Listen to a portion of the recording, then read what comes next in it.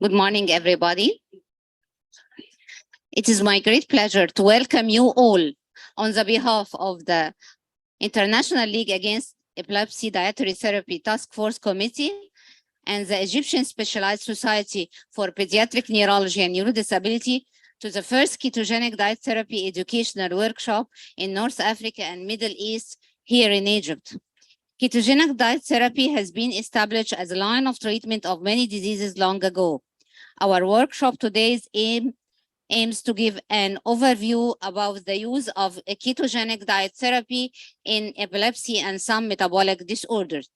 I would like to thank and welcome all our eminent speakers and guests from different countries, and you have come here to share your knowledge and vast experience. First of all, I want to thank Professor Dr. Anita Devlin.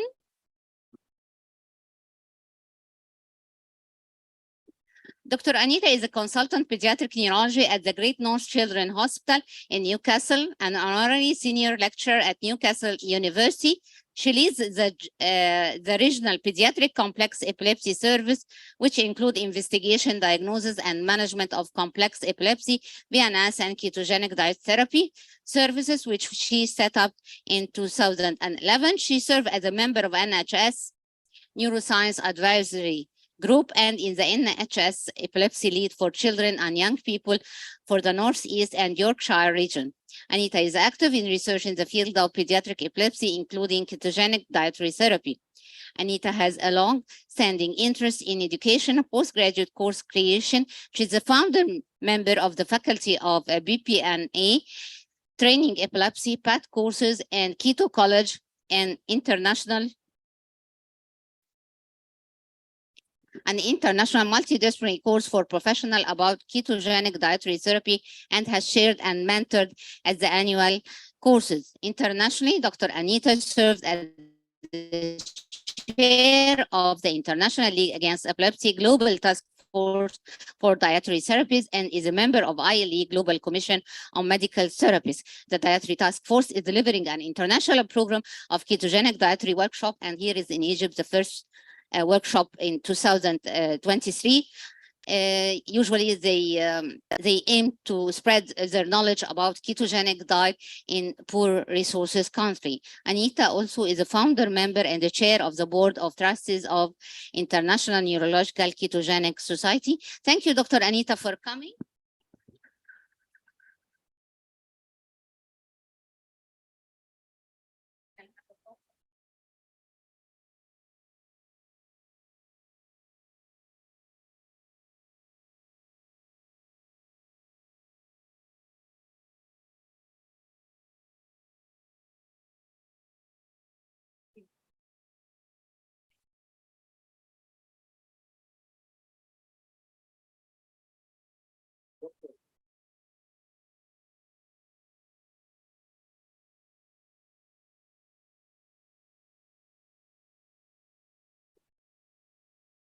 I was also to welcome Dr. Janak Nathan.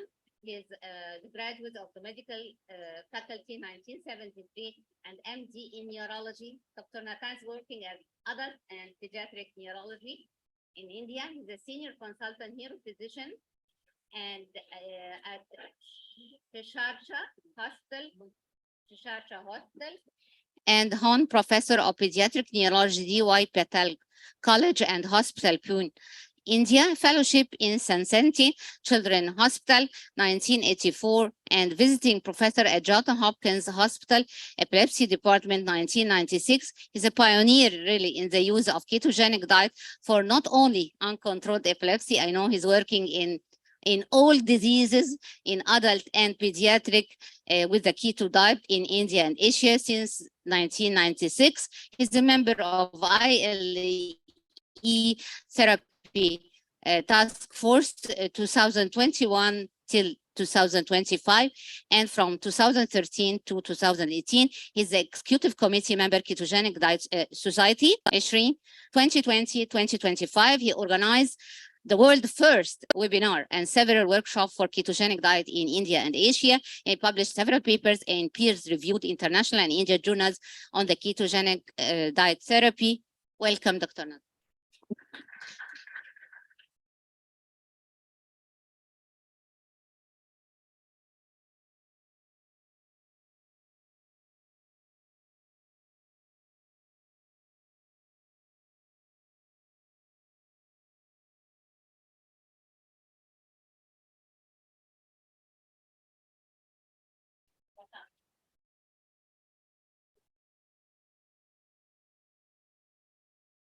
It's a great pleasure really for me to welcome and greet my professor, Professor Sana Yusuf, Professor of Pediatrics and Clinical Nutrition, Faculty of Medicine, Ain Shams University, Egypt. She's the president of the Arab Society of Pediatric Clinical Nutrition. She's the founder and head of the Nutritional Rehabilitation Children Hospital 1997, and she's the founder of the Clinical Nutrition Rehabilitation Unit at ILAE Hospital. She's instructor of the Clinical Nutrition Therapy Diploma in AUC. She's teaching nutrition and clinical nutrition for under and postgraduate diploma and master degree in the Faculty of Medicine and in the Institute of Childhood Study Ain Shams University. She has supervised more than 300 master degree and PhD degree, and she has a lot of publication, more than 100 publications in the national and international field. Welcome, Dr. Sana.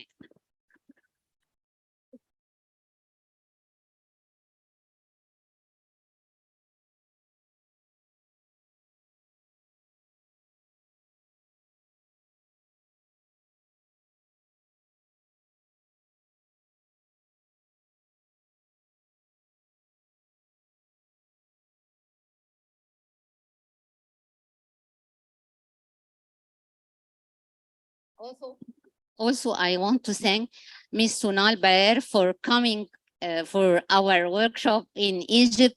She one of the eminent dietitians all over the world, I think. Sonal, she's the chief clinical dietitian, Dr. Nathan Keto Clinic. She has a master in clinical nutrition and dietetics, and she's a diabetes educator in Mumbai, India. She has been interested in ketogenic diet therapy since Feb 2012. Welcome.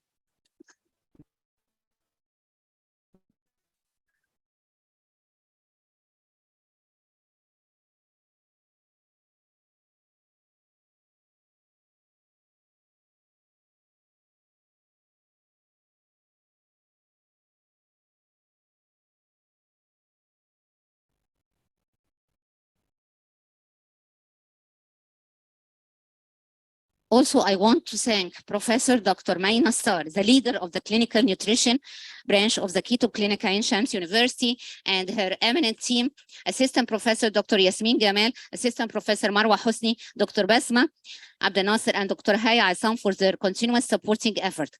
Last and not the least, I want to thank the attendees, whether online or face-to-face, and I hope the workshop today would provide the basic comprehensive knowledge about ketogenic diet therapy. And let's start. Dr. Jonathan, you can start. You can start with Dr. Kanai. Program. The program.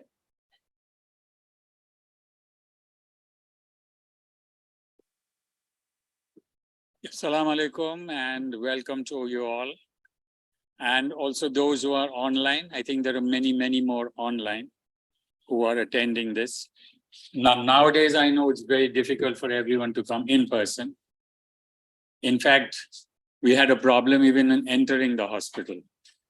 Things in the world have changed and everyone is, security conscious, which wasn't there some years ago.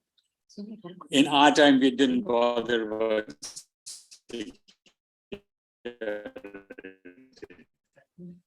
so, ketogenic diet, I think, is a labor of love. You have to love diet first. You have to love cooking, and then you have to love the children and the adults who have uncontrolled epilepsy. So right away, Professor Sana, now what do you say? She's led the way for so many who have come behind her, and it's always the person who leads the way who has the most difficulty. I follow Dr. John Freeman. So I had his expertise behind me. But Professor Sana has shown the way to all of the neurologists here, the child neurologists. And for that, really, I must say, welcome. It's always difficult to start something. It's easier to build on it. So thank you, Professor Sana, and over to you. Thank you, Professor Basma. Good morning, everybody. It's a pleasure to be among you all. And I would like to start with thank my dear Professor Dr. Omnia Rashidi. Omnia is actually a beautiful person. Apart from the scientific work, on the social level, she's much more than a beautiful person. She's very supportive. She's very kind. She's very sweet. And she is actually very dedicated to her work, and she does a lot in her work from her heart, not expecting anything. So I do congratulate her for this prestigious event. It's really a credit for us in Shams University to have the ILAE. It's a we feel that this is an upstaging for us. And I would like, of course, to welcome our eminent guest, Dr. Anita. It's a pleasure to have you in Egypt. I hope it's not your first time, and it won't be the last. Thank you. And Dr. Nathan, Professor Nathan, I'm very happy to see you. It's really a pleasure. And so, okay, although it's, I watch Indian films too much, so this is a common name. So also, Professor Omnia has a big leading team, and they are all working in the field of the ketogenic diet, starting from Professor May, Professor Yasmin Gamal, and Professor Marwa, and other doctors, and they are a very strong team to lead the way for the ketogenic diet. Okay, my talk would be very short. It's simply about the ketogenic diet. What is the ketogenic diet? This diet started, actually, we had Wilder in 21, and he realized that fasting has interfered and decreases the seizure incidence in infants and children. And between 41 and 80, it was the child epilepsy textbooks, they all spoke about the ketogenic diet. But with the advance of the industry and the pressure of the industry, this diet was put aside, and medications were on vogue, and they took the upper hand, and they started to vanish, or they have completely buried the ketogenic diet. Until came the movie, if you all know it, of course, Do No Harm, for Meryl Streep. She did this movie, and it was about a number of children who were treated with the ketogenic diet and their success story. So ketosis might be a modern concept, but fasting is not. Fasting is there for 1,400 years. And usually all ancient civilization, if you go through the literature, they are associating the fasting with the curing the seizures. So unveiling the ketogenic diet, if what is about, it is very simple, 90% fat and only 10%, including the protein as well as the carb, very low carb. The keto diet, it's a diet which is a little bit meticulous, and it is not that easy because you use strictly weighed portions, fixed number of calories per day, and the composition of all meals whenever the time is, it is set by the ratio of 90% fat and 10% carbs and protein. We have now, it is either the count of carb content, also the count carb, which is present sometimes on application, but you have also to count the carbs wherever they come from, medication, vitamin, toothpaste, lip balm, everything. So this diet mimics the aspects of starvation and changes the body metabolism to burn the fat instead of the carbs, and it induces a continuous state of ketosis. This is what we call the ketogenic. Ketogenic, it is keto generating. So from here came the name, or it means that you generate ketone bodies. And this is the pyramid of the, I love it. It is very easy, very simplified. You never forget what is in it. And what should be excluded, all what you see in red, what mainly the sugars, of course, the excess carbs, and this is very important. Then we come to the difference between the ketosis and the ketoacidosis. You should have the sharp demarcation between both of them. The ketosis which we produce by the ketogenic diet is a normal metabolic state, and the ketone bodies in the blood, they are usually 1 to 1.5 millimole, and it uses fat for energy. On the other hand, the ketoacidosis is a dangerous metabolic state, and here the ketone bodies in the blood would exceed triple that load of ketosis, and it is usually associated with the type 1 diabetics. There are many types of ketogenic diet. We have the standard, the targeted, the cyclical, and the restricted ketogenic diet. Each one has its specific use and adaptation according to the condition or the case you are dealing with. Now, there are 5 versions of the ketogenic diet which you use in the clinical practice.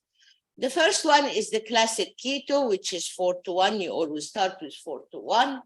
Or sometimes the modified keto, 3-to-1 up to 1-to-1, which gives you more space, more freedom.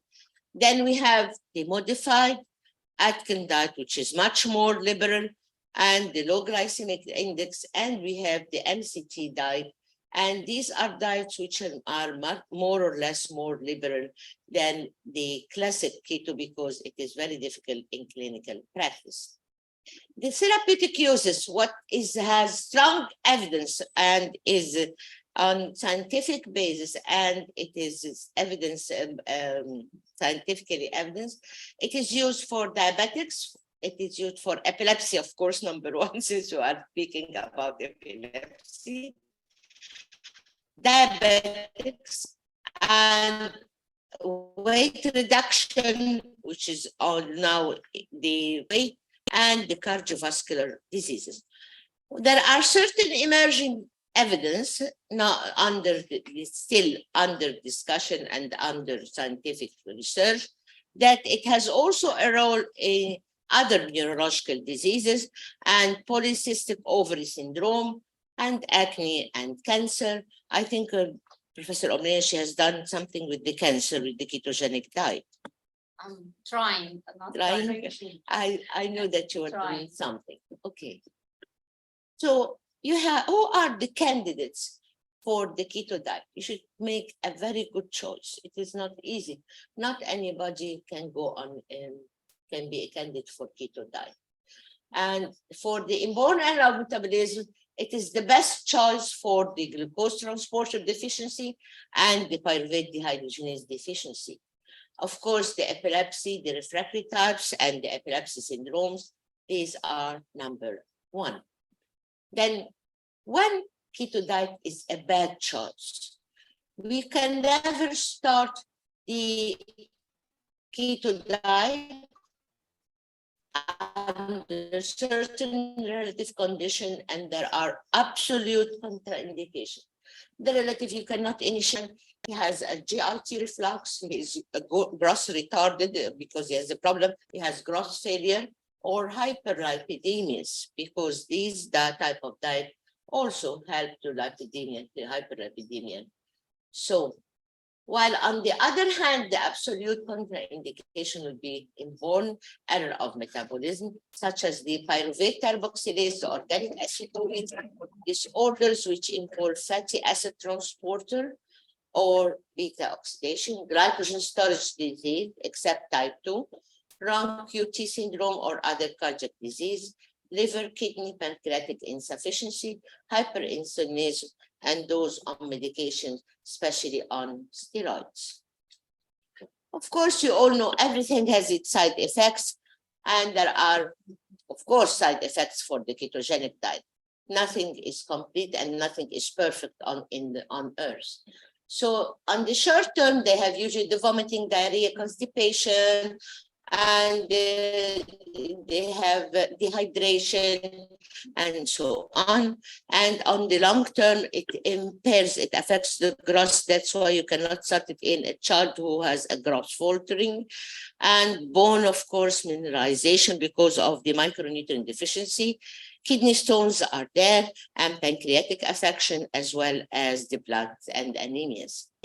What we are tackling, we need to tackle and to highlight very well is the gross, because we are dealing with a certain age group where you can never accept gross failure in such patients, in such young children. The gross is crucial to them for the long life consequences. So the ketogenic diet, you should know that it lacks fibers for the feeding of the microbiota of the GIT and to decrease the constipation, to have a balanced GIT microbiota. It lacks vitamins and minerals, so these should be supplemented when you go on ketogenic diet. And this is to avoid that children to become stunted. This is really serious. You should not allow it. We should fight it as much as you can. So the gross of these children should be highlighted, and it should be monitored very closely, and the diet adjusted periodically to assist the gross. This is our main target. How to establish a proper nutritional care process? You have developing the calculated dietary requirements, which are based on the pre-diet evaluation, and then you do the intervention. You communicate the precision required for success, possible risks and side effects. This should be told to the parents, to the family, even to the child or to the adolescent. If he is grown up, he can understand and cooperate. And you should determine from the very start the appropriate supplements needed, and teach parents. This is part where this is diet where parents play a major role, how to cook, calculate, and watch for hidden carbs in all foods and medication. And your main goal is to regularly check and follow the gross and avoid the hypoglycemia. And this is my last slide. Keto is like marriage. It does not just work when you cheat. Thank you very much. Thank you, Professor Sana. I especially like the last one. It doesn't work if you cheat. Come, please. Now, of course, Professor Omnia, who all of you know, and even those who are online, but she is an ardent follower or an ardent lover of the ketogenic diet. I don't think she follows it, but she's been doing this for a fair number of years, and I've known her since several years, and she is very dedicated, not just to the keto diet, but to those who are on the keto diet. She does so much service for them, gives them so much of help, and it's amazing what is her social responsibility. That's one of the hallmarks of Omnia. Professor Omnia. Thank you so much, Professor Nathan, for this more than enough. Or more than me. Thank you so much. Want to welcome all the speakers and the attendees online and face-to-face here. My talk today will be an overview on ketogenic diet in epileptic children. It will be very rapid overview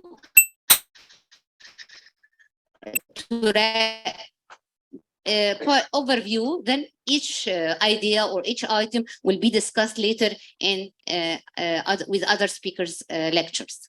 My agenda include what is ketogenic diet's mechanism of action, what's drug-resistant epilepsy, indication and contraindication rapidly, the algorithm of selection of patient in Ain Shams University Keto Clinic, evaluation of patient before initiation of diet, side effect, diet failure, and diet cessation. As Dr. Sana said in her introduction, it is a very high fat, low carbohydrate, which proven efficacy in drug epilepsy syndrome and special types of epilepsy, as well as some metabolic disorder. We have the 4 types: the classic ketogenic diet, the modified Atkins diet, the medium chain triglyceride, and the low glycemic diet. Of course, if you look at the yellowish part, the typical diet we eat is that the first one, in which we have the yellow part only 30 to 35%, while in the classic, which on the right side, around 85% of carbohydrates, of the fat, sorry. So it's very high fat of content of the classic ketogenic diet. Really, we are using more the modified Atkins diets in Egypt, and Professor Dr. Maina Sar have a very nice publication about the change from classic to modified, how it affects the patient and improve the outcome and the compliance of the patient. Ketogenic diet improves seizure control, as we said, from the ketones generation. If we eat a high fat, it go to the liver, the ketone bodies are generated, which are mainly the acetoacetate and the hydroxybutyrate, which can pass to the circulation and cross the blood-brain barrier. So ketones became the primary fuel of the brain. The mechanism of action, we can take many lectures, how ketogenic diet is really no one knows, but it can have a direct anti-epileptogenic effect, anti-apoptosis, antioxidant, anti-inflammatory, neuroprotective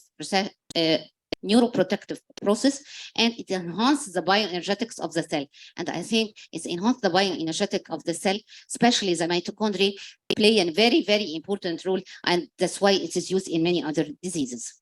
How to select the right child for ketogenic diet?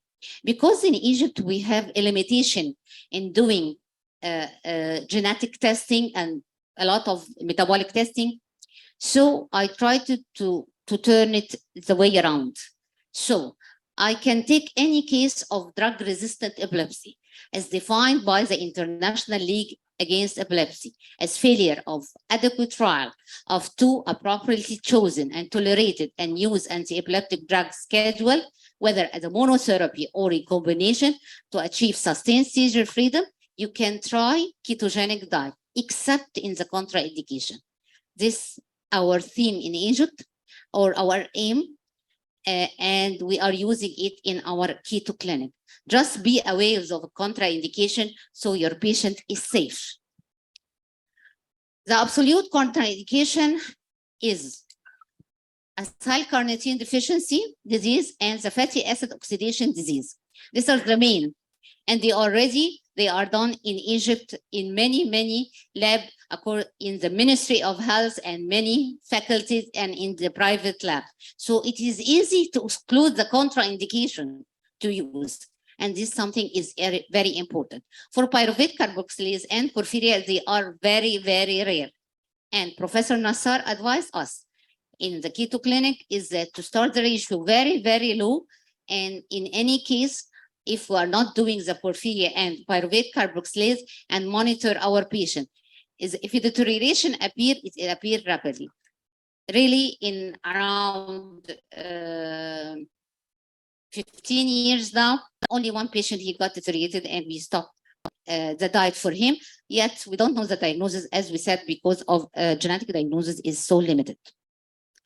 Relative contraindication, as Professor Dr. Sana said, is inability to maintain adequate nutrition. And I think with our eminent clinical nutrition, I have never been in this situation.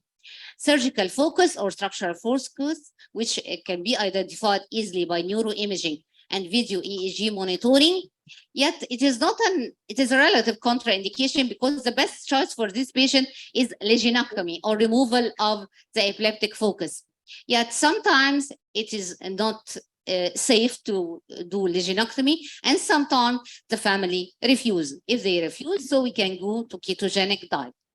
Parent or caregiver non-compliance, and this I think is the main relative contraindication all over the world for the use of ketogenic diet.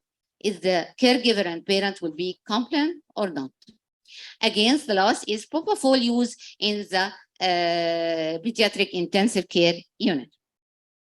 So again, the indication written in the books with the ILAE in any case of drug-resistant epilepsy in disorders, special disorders of metabolic, and this will be discussed in later lectures, GLUT1 deficiency and pyruvate dehydrogenase deficiency, specific seizure disorder, specifically Angelman syndrome, some mitochondrial disorder in the Douze-Dravet fires in infantile spasm, Otohara syndrome, which is known now as neurodevelopmental disorders or syndrome, epileptic syndrome, neurodevelopmental epileptic syndrome, super refractory status, and in TS.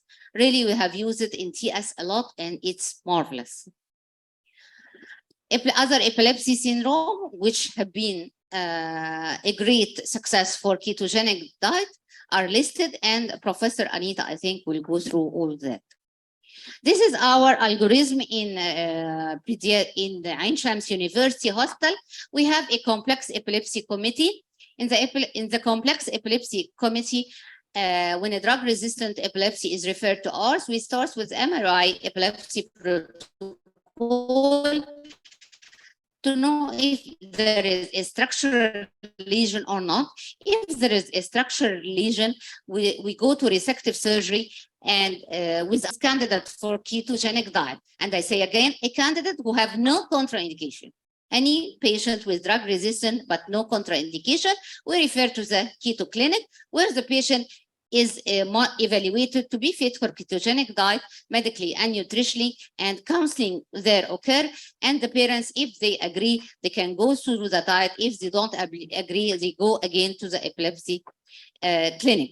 If the patient is not fit for ketogenic diet, we can go through VNS or palliative neurosurgical intervention. Pre-diet evaluation and counseling in children. Implementation of the ketogenic diet is difficult, and success is depend on the number of the core staff with multidisciplinary approach with this children. Nutritionist, special nurse, nutritional educator, and keto chef, and a social worker. However, in poor resources countries, as in Egypt, we have the neurologist, the clinical nutritionist, special nurse. She's not so specialized. She's the only can do the keto tests for us, the keto in blood. She can do nothing more than that. We don't have an epilepsy nurse in Egypt. Nutritional educator already we have, and a keto chef we have, but the main one is the social worker. We don't have social worker. So we have to do the counseling by ourselves, by the neurologist and the clinical nutritionists. We are the main social workers for our patients. The goal of Keto Clinic team is to assist and advise patients when they encounter possible complications that are either caused or exacerbated by being on diet. We are 24/7. How this we can go this by a WhatsApp group.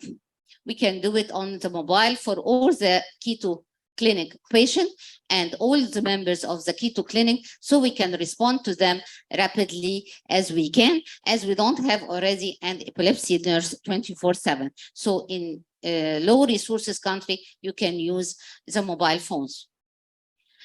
It's important to do, first of all, when you are going to implement ketogenic diet, to change all the drugs to tablets or sugar-free, to rule out metabolic disorder, dyslipidemia, mild hyperlipidemia. Also our very active and clever clinical nutritionist can deal with mild hyperlipidemia and monitor the patient until he is ready for ketogenic diet implementation. Liver disease, faltering growth, again, they can adjust this for us, and gastroesophageal reflux, they adjust it also. Poor oral intake, we already have an oromotor specialist in our clinic, which is doing this maneuver to all patients when there is a poor oral intake, and again they can deal with constipation very good. Adequate information should be provided. Strict adherence to the diet, the needs for vitamins and minerals, tolerability, including potential side effects, what to be expected during the hospital and outside the hospital, what the requirement for ongoing ketone monitoring. Usually the family is monitoring ketones with urinary sticks, and they come every month to the clinic to do blood ketones level. Parental expectation, and this is the main. High parental expectation is a great obstacle to us. So don't do a high ceiling. You are going to try to control the convulsion, to improve the quality of life, to decrease the number of admission to hospital. So let's discuss seizure reduction, medication, cognitive expectation that when epilepsy is gone, this doesn't mean that the child will be neurodevelopmentally normal. It's not related, but just to be epilepsy-free, you have a better quality of life. Identify potential psychosocial barrier to the use of ketogenic diet. And again, this I think is one of the main obstacles in the use of ketogenic diets. Review the anticonvulsant medication, and especially for the carbohydrate content. And as usual, all pediatric neurology must use seizure diary for frequency and severity and duration of seizure. Video monitoring is now very, very easy using smartphones. Medication. If the patient regimen contains carbonic anhydrase inhibitor as topiramate and zonisamide, there is increased risk of a kidney stone, and they may worsen metabolic acidosis. Really, metabolic acidosis, we have been encountered once, not more than that. For the increased risk of kidney stone, against Dr. Mai and me have conducted a research, and we found that there is increased calcium creatinine ratio. So all our patients were put on potassium citrate for prevention of occurrence of renal stones, especially in our hot weather. So all our patients on potassium citrate. If the ketogenic found is to be successful 100%, I put a question mark on this. We never reach 100%. If it's easy to have convulsion-free with ketogenic diet, VNS, or even surgery, it's not an easy. But for ketogenic diet, you're never 100%. So anticonvulsant medication may be weaned. For me, or for my practice, we accept one drug. We have many patients on keto diet and on monotherapy now, and not on triple therapy. I think is good enough with better control of seizures, around 90% to 95%. We have some cases 100%, but it is very rare. Along my 15 years experience, only 1 or 2 becomes completely free. Most of them 90 to 95 and on monotherapy. This is preparing the child medically and nutritionally. Nutrition will be discussed in the later, but the baseline epilepsy and the seizure frequency and severity, the psychosocioeconomic status, the cultural, the type of food of diet, you must take care. You are in Egypt, you are in India, you are in UK, you must change according the environment and the culture of your patient. And monitoring of blood glucose must be educated for the parent or the caregiver. Lab investigation, this is the ordinary or routine lab investigation, complete blood counts, electrolytes, liver and kidney function. And as I said, acyl carnitine is mandatory from the start to exclude contraindication. Plasma amino acid and urine amino acid and organic acids are done routinely in all patients before start to exclude metabolic disorder that respond to better type of dietary therapy. Urine calcium and creatine, we have done it on research only. Vitamin D supplementation is usually routine in our patient, and we do renal ultrasound in our patients yearly. Diet initiation, whether outpatient or inpatient, most of our patients as outpatient except patients below 1 year. How to titrate the ketogenic diet, fasting or non-fasting, hydration restriction or no hydration, slow titration or rapid titration. This our eminent clinical nutritionists will go through this item. The specific ketogenic diet therapy chosen should be individualized or tailored based on the family and the child situation rather than the perceived efficacy. It's not always the classic, which is more efficient because of more ketones. Not always. Maybe in our publication, the modified Atkins was proved to be better for the patient compliance and better to use.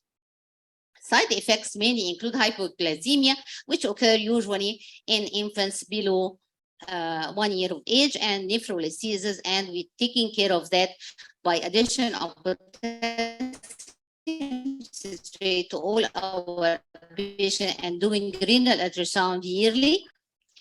Dehydration, especially when the patient have vomiting and diarrhea. Professor Dr. Yasmin Gamal has done a lot in this IV or TPN ketogenic diet patient. We have done many patients in the emergency and the intensive care unit. Hyperlipidemia usually is transient. Never to be afraid of hyperlipidemia. It occurs in the first months or maximum 2 months and it will return to normal. Don't be afraid. On initiation of ketogenic diets tends to work rapidly within 14 days in 75% of cases, complete seizure freedom after several months. But as I said, it's very, very difficult in drug resistance epilepsy to have freedom, but we can, in all our publication, we reach around 50 to 60% by 6 months. The caregiver should monitor the child ketones daily in the first few weeks, then according to the clinical nutrition advice.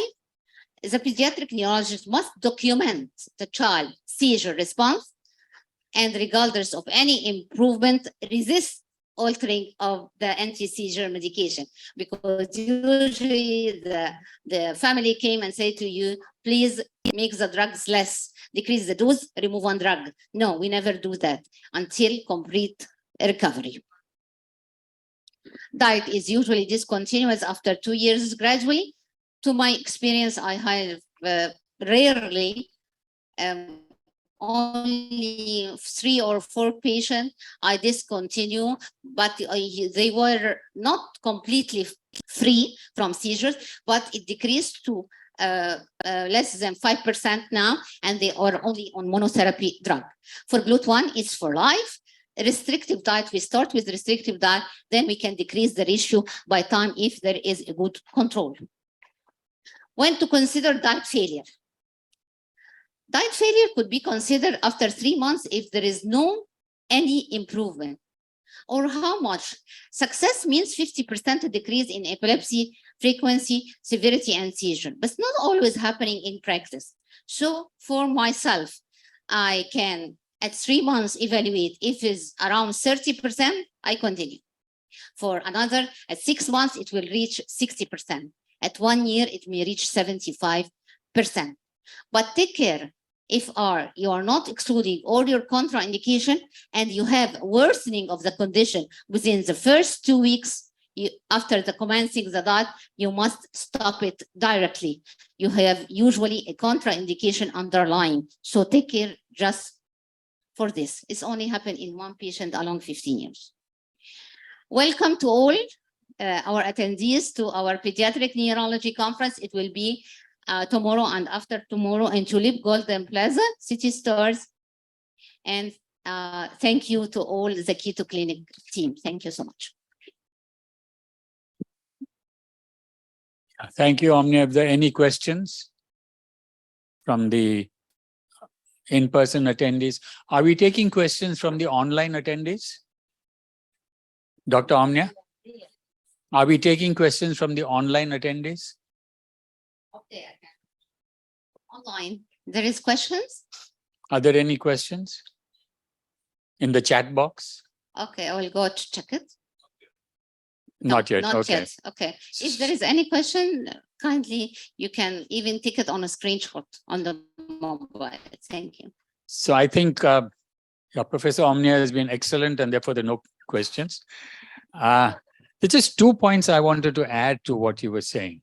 First is I think all of us here should not use the word anti-epileptic drugs, because I think we understand these are not anti-epileptic drugs. They're all anti-seizure drugs. Tomorrow, all those who are coming, I'm going to talk a little bit on that.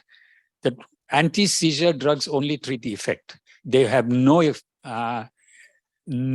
relation to the cause, and they're not able to reduce the reasons why you get epilepsy, and therefore they're not anti-epileptic at all. The other is about this: the ketone bodies are the preferred fuel of the brain. It's when we change our diet that it is changed. So an infant who has the breast milk gets its ketones from the MCT oil in the breast milk. And even if that ketone is a very small, 0.6, 0.8 up to 1, it's adequate. And I think some time ago, maybe 20, 25 years ago, they realized there's a difference in the neurodevelopment of those who are breastfed and those who have the artificial feeds or the top feeds or whatever you want to call them. And therefore, they started adding MCT oil into the powders. So that was the other thing I wanted to talk to you about. That I think we should not accept that ketones are not the preferred fuel. No, they are the preferred fuel. It's because we changed our diet in the last 80,000 years that now, after infancy, the whole thing has changed. There's another very good study that the children who are fed on breast milk for 6 to 8 months, they maintain the ketones for a much longer period. I don't know how. They're not able to come to a decision as to how it maintains in the blood. And that feeds the brain for the first 2 years, maybe. So ketones are the preferred fuel of the brain. And if you give ketone and glucose, it will go for the ketone. And I think 75% of energy during ketosis would come from there. And the other professor I wanted to talk to you about, and I had a little disagreement with your ketoacidosis. Oh, it comes after a ketone level of about 12 to 14. Higher. It's at a much higher level. We have many of our patients on a ketogenic diet who have a ketone of 4 and 6. And the cancer patients up to 8, because they really need much more ketones. And they're doing perfectly well. And we have kids with a blood sugar of 25 and 30. And they're perfect. They are doing everything because the brain, the heart muscle, and the muscles of the body are not using glucose. They're using ketones. And therefore, they really don't need the glucose. So they don't have any symptoms of hypoglycemia. So sorry, I went a little off track. So let's get back up. Professor Mai. Now,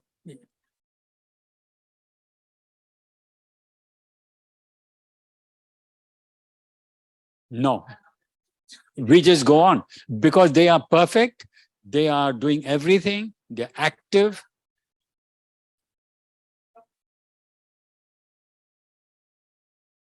No, we don't do it because they maintain this for some time and they're fine. They're absolutely fine. I will. Have to give it a clinical trial. Yes. So I think there was there was a trial on. So there was a trial a long time back on normal people who they pushed into ketosis with fasting for prolonged periods, and they found the blood sugar didn't matter much to them. They were absolutely active. We don't know. We don't know. Of course, it's very rare that they go down to 25. There's just few of the patients, I think maybe 3, 4. Most of them were around 50, 60, and 70. So they're very, very rare. But I was surprised that they were 25, 30, and they were perfect. But of course, we do that, the ketone blood sugar is measured rarely. And occasionally when they come to us, it's not that they're not doing it at home.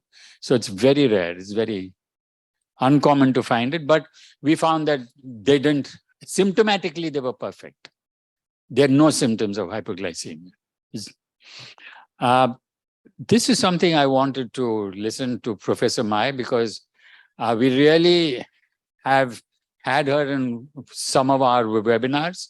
And Professor Mai is a fantastic nutritionist, a PhD. And I mean, she's Dr. Mai Nasser. We all just call ourselves doctors. She's the real doctor. She's the PhD doctor in nutrition. And what she's done with the diet is excellent because she has brought out certain foods. And we know 90% of the efficacy of the ketogenic diet is food. And if you have someone like Professor Mai, Dr. Mai on your team, you're very lucky.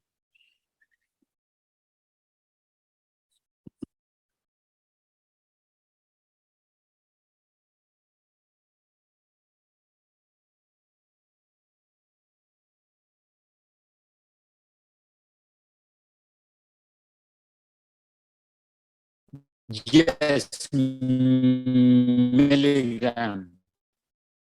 We are using milligram percent. I was. That as well. Millimoles per liter. You use So, millimoles. yeah. So I We just don't. wondered if there was a bit of. No, well, yes. You would think so. You would think so.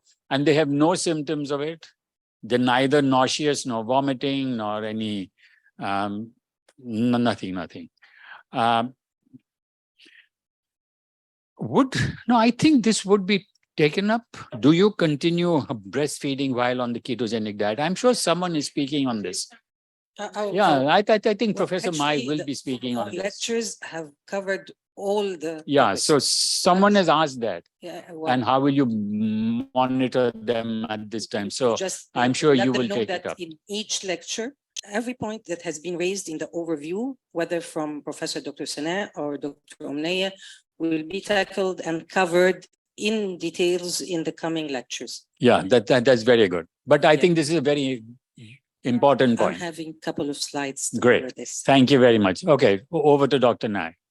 Okay, so Assalamu alaikum. Hello, everybody. It's an honor and pleasure to be with you. And I can't tell you how lucky we are to be here, just celebrating the use of the ketogenic diet with all the international figures. Thank you, Professor Nathan, for the introduction. I do have an MD degree, a doctorate degree, and master's in pediatrics and another master's in clinical nutrition. So it's passion and science, both. Professor Dr. Sana and Dr. Omneya have actually covered the main framework that we work with. We'll start now getting some details concerning the diet. From my side and my team, it's the nutrition applications. And of course, from Professor Omneya's team, it's the neurological aspects. So let me take you through the few coming slides in which I'm gonna discuss the ketogenic diet therapy choice and initiation. So now we're gonna highlight the principles, talk about the types, know how to choose, and then how to initiate. For the introduction, it's just because of the slides, it has to be a complete lecture, but of course, Professor Dr. Omneya has covered the issue about history behind the use of ketogenic diet. We're not gonna go through this again. It's been known in the past and in the present, it's now prevailing, not only in seizure control, but beyond that. And the future actually is an unstoppable trend from the medical community to the fitness world, not to mention a potential cure for real issues that has no answer at the moment, like a cancer field. And of course, there are also many other indications still awaiting the evidence-based medicine verification. So how about the ketogenic diet journey? Where does it start and how does it end? Because in this particular presentation, I'm gonna speak about the choice and initiation. I'll just let you know that this is step 3 in the journey. Patient selection comes first, the pre-diet counseling comes before that, evaluation of the patient, of course, comes before that, and then we choose the diet and initiate it. The journey doesn't stop there. There is the evaluation, the monitoring after initiation, then the management of ketones and dietary issues. We do the follow-up later, and then the discontinuation is a separate issue because we have to convince patients that even if they choose not to continue, it's still a doctor's choice with them, and it's still by the rules, and it still needs a meticulous follow-up, and it is as dangerous as, I mean, I don't like to frighten them, but it's not as easy as it seems. Even to get out of it should be by the rules, and it shouldn't be just the choice which comes overnight for a mom or a dad, and then next day they're gonna go and walk in the park and get their ice cream and do everything they want for the baby. It's as hard to get out as it is hard to get in, and sometimes it's harder because we have some restrictions which can be as long as a year, ya Dr. Omneya, year or even more with some food items. Even if they go out of the diet, they do not take these foods for some time. So Professor Dr. Omneya just went through the steps that we follow in our unit, and it has been published in the Scientific Reports 2023, and she took you through the whole algorithm part, but actually from the nutrition point of view, we do get a saying in the patient choice in the committee, and then we actually start preparing the patient and ordering the lab with the neurologist. The choices for the patient to continue or go ahead from one step to another, we usually take this decision together. And once the patient is already confirmed that being eligible for the ketogenic diet, from this point onwards, we take the lead, we take the patient, we prepare everything for him. And in the follow-up visits, we usually notify the neurologist with any, patients usually give us an insight to what's happening in everyday struggle for meals and everyday issues when the baby is accepting or maybe perhaps not accepting the food.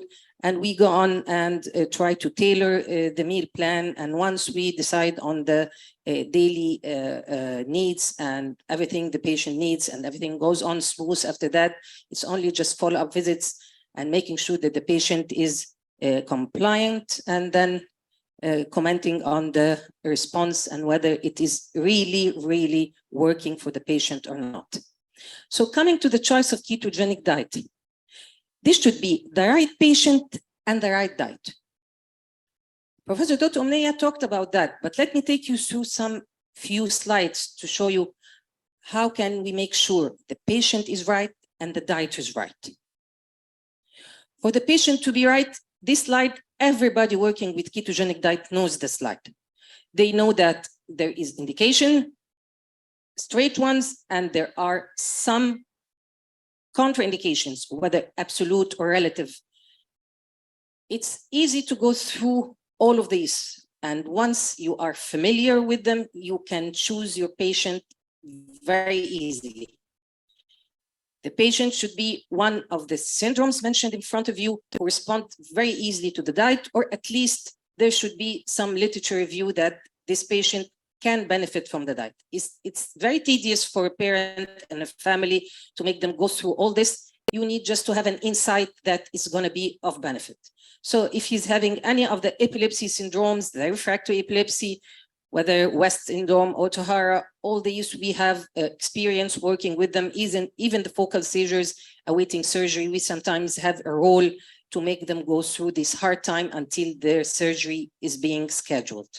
Of course, for the metabolic disease patient, these are easier to deal with. GLUT1 have got no other solution on earth, so they are ours forever, and they do not stop. Maybe they go out of the classic into less severe forms, but they are into it for life. And so is the pyruvate dehydrogenase deficiency and the mitochondrial disease. Maybe the mitochondrial is the least of them in being tedious, because they get all the benefit, like from ratio 2 to 1, even 1 to 1 can do miracles for some of them. So the choice of patient is important. Yes, there should be no contraindication. We should exclude all this once the patient has been introduced to our committee. We usually, the fatty acid oxidation deficiencies are on the top. And when we do the extended metabolic screen, actually it solves most of the dilemma. We have to make sure that patient doesn't have porphyria, for instance, or prolonged QT. All these are important. The liver and kidney function tests, the pancreatic insufficiency, all these are issues to be cleared before the patient is introduced to the diet. Of course, for the relative contraindications, these are debatable. We can still deal with the parents and deal with the issue and try again. For instance, those with the reflux, we can give them time and start to just make the condition under control. And from there, we can do a trial later on. For the familiar hypercholesterolemia, Professor Omneya and myself have many patients that we are thinking now of publishing them, because actually she knows that I'm one of the few ones who can work with the patients with elevated, or we can call it dyslipidemia. It needs meticulous follow-up. The patients are very, it's like a ticking bomb, but you have to work with them. So we did work with some of them, and we have results probably about to publish them soon. Okay, so from this nice table, we can go on and talk about the choice of the patient. The talk would never end, but out of experience, we usually pick those who are fit and try to make sure no contraindications, especially the absolute ones, are there. Are there any other indications? Actually, in the slides of Professor Dr. Sana and with Dr. Omnea's introduction, we now know that it's not only the issue of seizures and controlling the seizures, and not only even the metabolic disease. Now publications are booming about Alzheimer's disease, about type 2 diabetes, about cancer therapy. I'll show you some of the publications that I found in 2019. This is a publication about ketogenic diet in Alzheimer's disease. It's published in the International Journal of, I guess it's medicine. Let me take you to the conclusion. They said that the ketogenic diet has beneficial effects for enhancing mitochondrial function and cellular metabolism. That we do know. And since this is an issue in Alzheimer's, it's expected to give benefit, which did in this particular publication.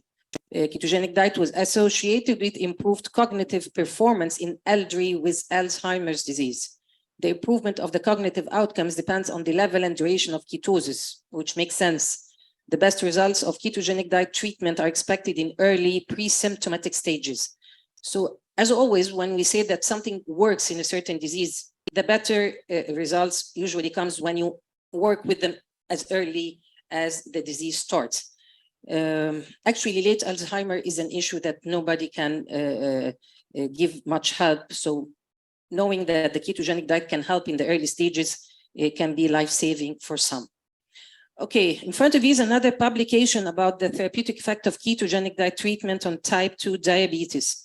And in this particular publication, which I guess is in 2022, they said that the ketogenic diet treatment can improve diabetes. Most physiological factors indicate that the patients are in more health conditions, and ketogenic diet shows positive treating efficacy.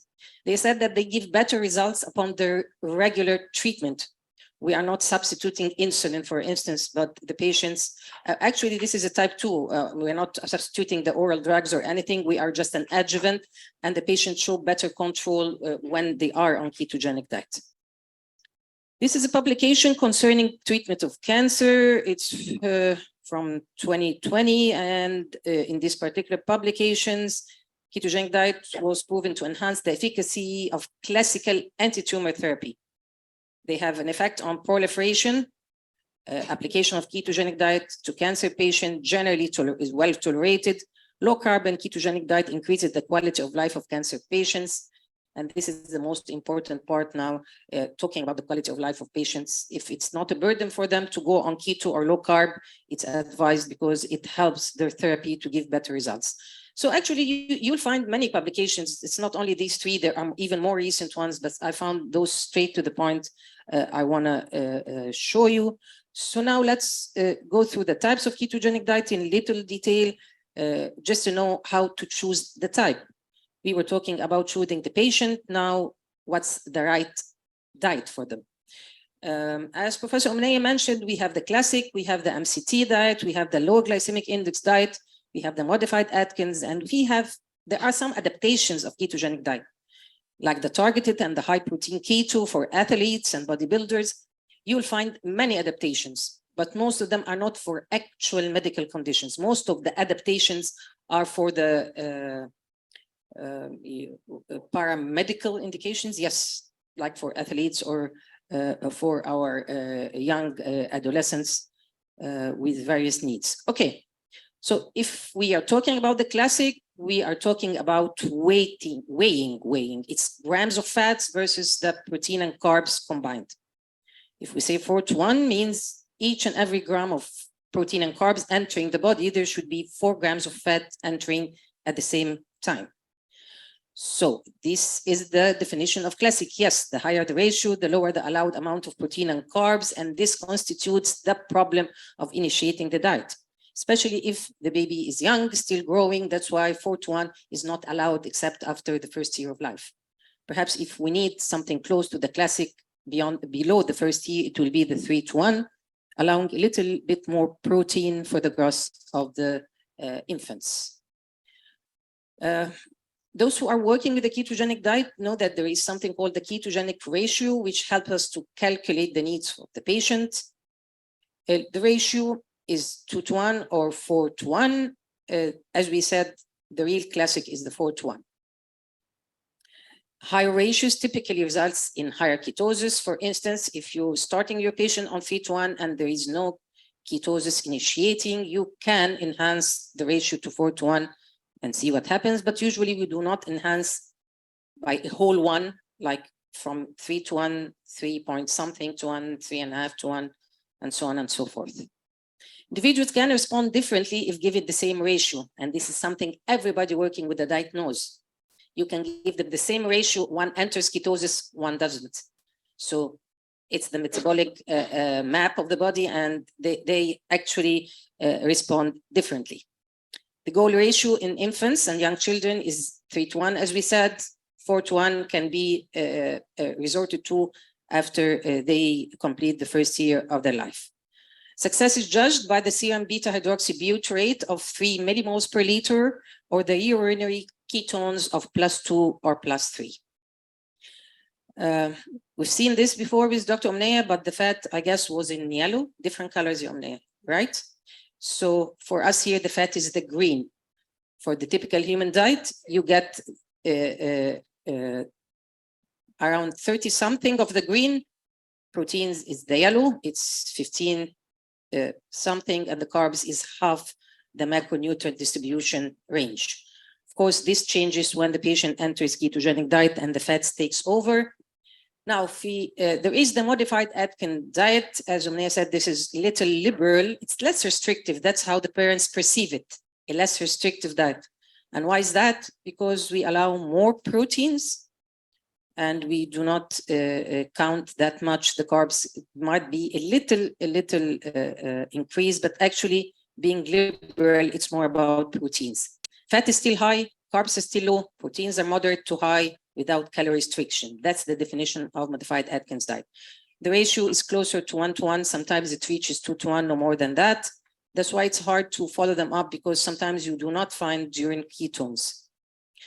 Many research report that success rate close to the classic, more tolerable, especially in children. And this is how it looks. The modified is in between the standard and the ketogenic. You still get too much fat, but now the proteins are a little bit in an open range, which makes the food choices more applicable. Okay, this is the publication Professor Omneya was referring to, experience with modified Atkins diet on children with epilepsy after the classic ketogenic diet failure. And in this particular publication, we had to see the response. I mean, we started with classic, but it failed. The patients could not comply to the classic, and we shifted them to the modified Atkins diet. After 9 months of modified Atkins diets, the growth and seizure parameters significantly improved in the DRE patients, as well as their mothers' quality of life. Modified Atkins diet is thus recommended as a more flexible alternative in drug-resistant epilepsy patients who cannot tolerate the classic one. It's been published in the Acta Neurologica, and it actually has many citations, and I believe too many people believe now that the MAD is a very good choice in case they cannot convince the parents with the classic. Now let's go to the low glycemic index diet. Its ratio is 1:1. It's 60% fat, higher carb intake of 40 to 60, but of course not any carb can be allowed in such a diet. Only carbohydrates with glycemic index of less than 50 are allowed. Glycemic index is food effect on blood sugar.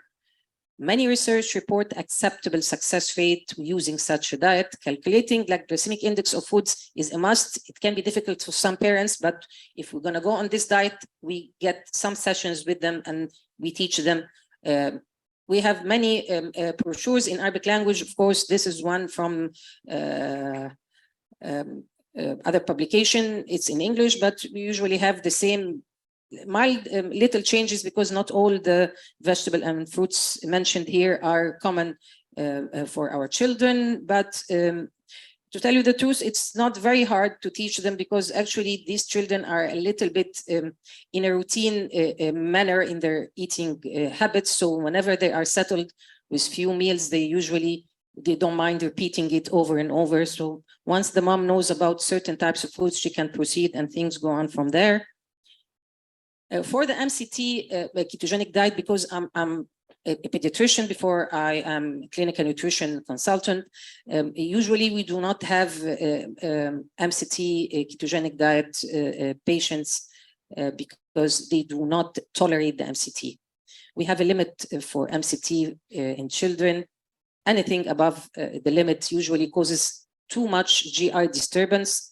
They cannot complete on it. So we do use the MCT, but not with the levels of the MCT ketogenic diet. Professor Amnei has got a very nice saying when a patient fails the ketogenic diet: little ketogenic diet is better than no ketogenic diet. So sometimes we add the MCT, but not with the ratios that classifies it to be an MCT ketogenic diet. And it does help, by the way. So how about diet initiation, which is the last part of this presentation? We have two methods to introduce the ketogenic diet. We have the initial fasting and we have the non-fasting gradual technique. The non-fasting gradual is the one used in the OPDs, and actually it's the one we're using in our unit.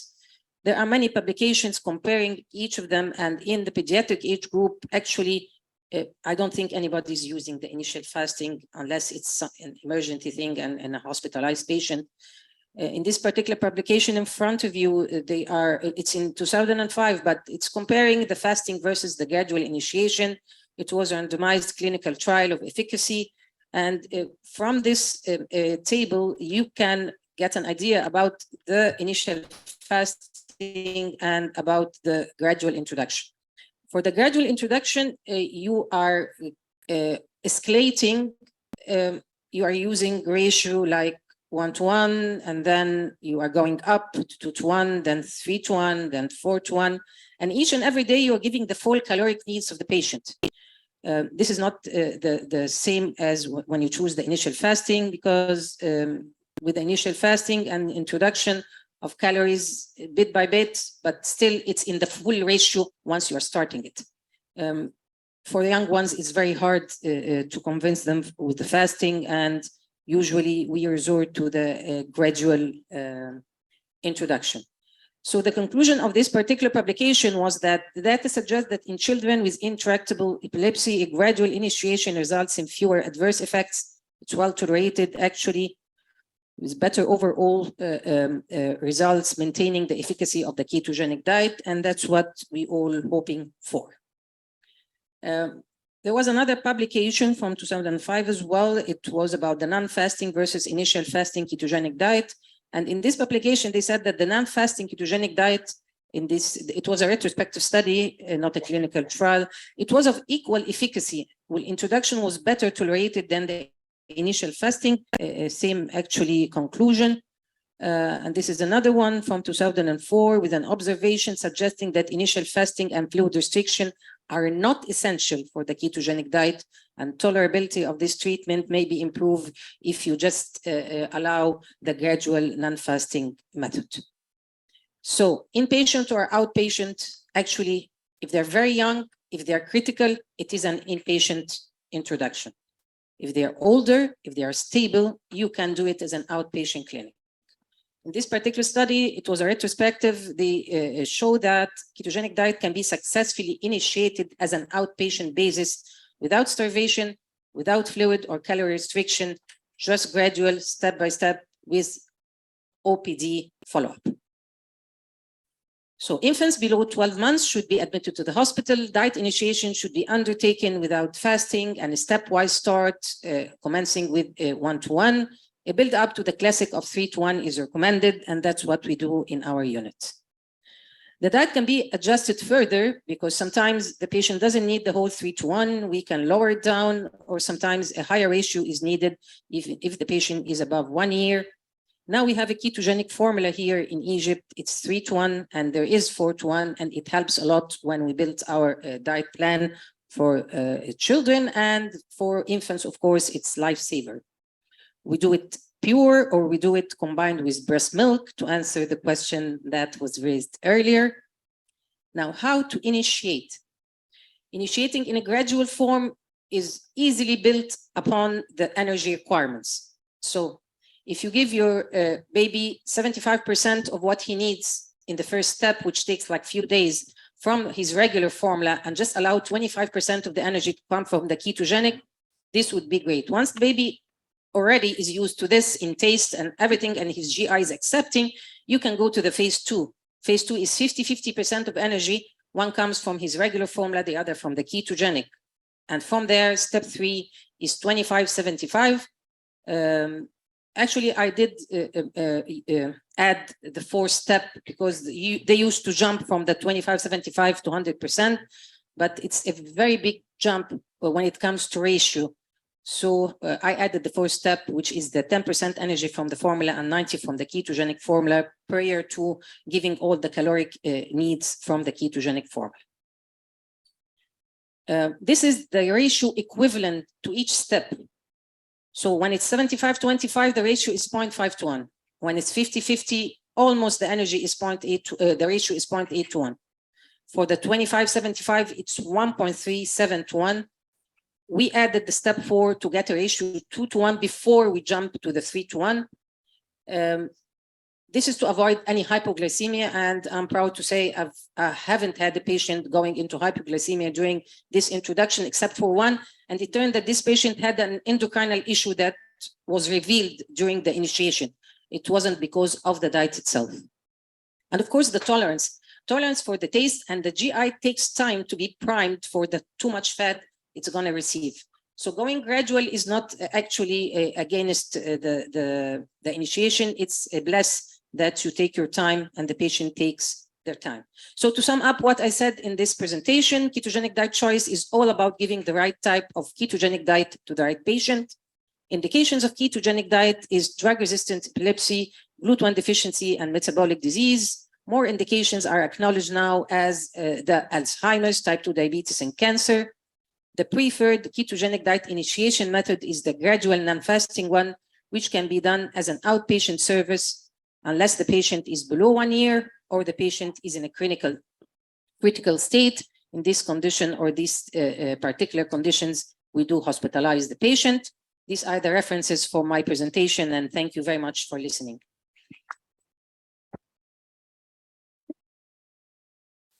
Thank you, Dr. Professor, my pediatric neurologist, nutritionist, and now you're the creator of great keto foods.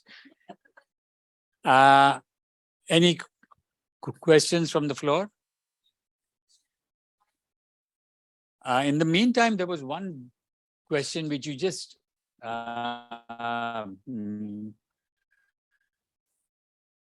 did not expand on it, and that is the breastfeeding. Breastfeeding. In the second presentation, it will come. there will be a couple. No, Oh, I've mentioned it here, fine. but I have a couple of slides. Fine. On how to yes, Okay. how to start it when she's breastfeeding. What is the question online? Question online. Okay, you can start until we get the online one, please.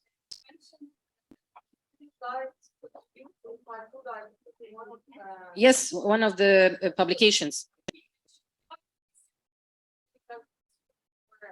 What do you think? Yes. No, actually, if they do that, they start with the low glycemic index diet. But sometimes people can ask for more.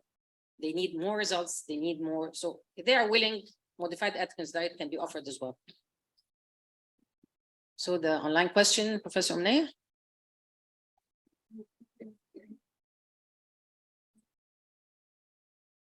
Yes.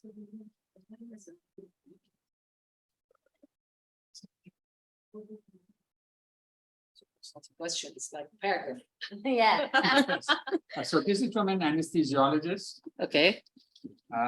Reference material for KD patients who require surgery, focusing on maintenance of ketosis during anesthesia surgery. Yes, well, actually, we have a Stop. couple of presentations on the emergency conditions and complications, and I guess this will be covered as well. Okay, so So all of I this think is, the audience can be patient till the end of the day. yes. We will. I would request be. all of you to be patient, and there's another about how long is it safe to continue the ketogenic diet. That too will be answered. So I think we should keep this probably for the end of the day. But to tell you the truth, part of the answer for his question, there is no paper to cover all this in one sentence. It should be tailored. I can't tell him what to do during anesthesia. It has to be patient by patient. There should be a team in that hospital. If the team is present, if they're going to cover the surgery time with him and support everything, I guess they can go for long periods. But if there's no team, no papers can help him cover this critical situation. So I don't advise any team to go through ketogenic diet for emergency situation or for like for surgery or something without a team present to answer any issue that would arise during this particular period. So I guess next. Yes. So now it's a privilege to introduce Dr. Anita Devlin, who is at present the chairperson of the ILAE task force. And I've been very fortunate to be a member with her. And she's always been very, very cooperative and very helpful. So under her tutelage, we have already organized some ketogenic diet conferences in countries who really have a very little, but the diet has a very little presence. One of them was, so Anita, I think the ILAE task force under your care has been doing good work, and I hope we'll be doing much more work in the years to come. The ILAE, unfortunately, has cut a little bit of our money that they're going to use to support us. No, they haven't. Oh, good, good, good. So I think we need all of it, because really the ketogenic diet, I think, is a fantastic diet when you see that 25% of all patients with epilepsy are going to be uncontrolled. And if the ILAE doesn't look after them really well, I don't know who will. They have the funds, they have the resources, and Anita has the chairmanship, and I think she'll take it far, far ahead. Thank you. Thank you, Janek, for your warm welcome, and thank you, Omnia, for inviting me. I'm very honoured to participate in this workshop. So, ketogenic dietary therapy in specific epilepsy and metabolic syndromes. First of all, what does the ILAE mean when we talk about drug-resistant epilepsy? And I'm sure that many of you are very familiar with this, but I thought it was worth reiterating that drug-resistant epilepsy may be defined as a failure of adequate trials of two tolerated and appropriately chosen anti-seizure medication schedules, this should now say, whether as monotherapies or in combination. And in fact, the figure, which is from Chen's paper in 2018, very nicely shows the diminishing returns that you get through the addition of 1, 2, 3, then 4 anticonvulsant, anti-seizure medication drug regimens. And we can see, therefore, that there is a residual population of patients for whom further drug medications and medications don't seem to be effective. And what do we do then?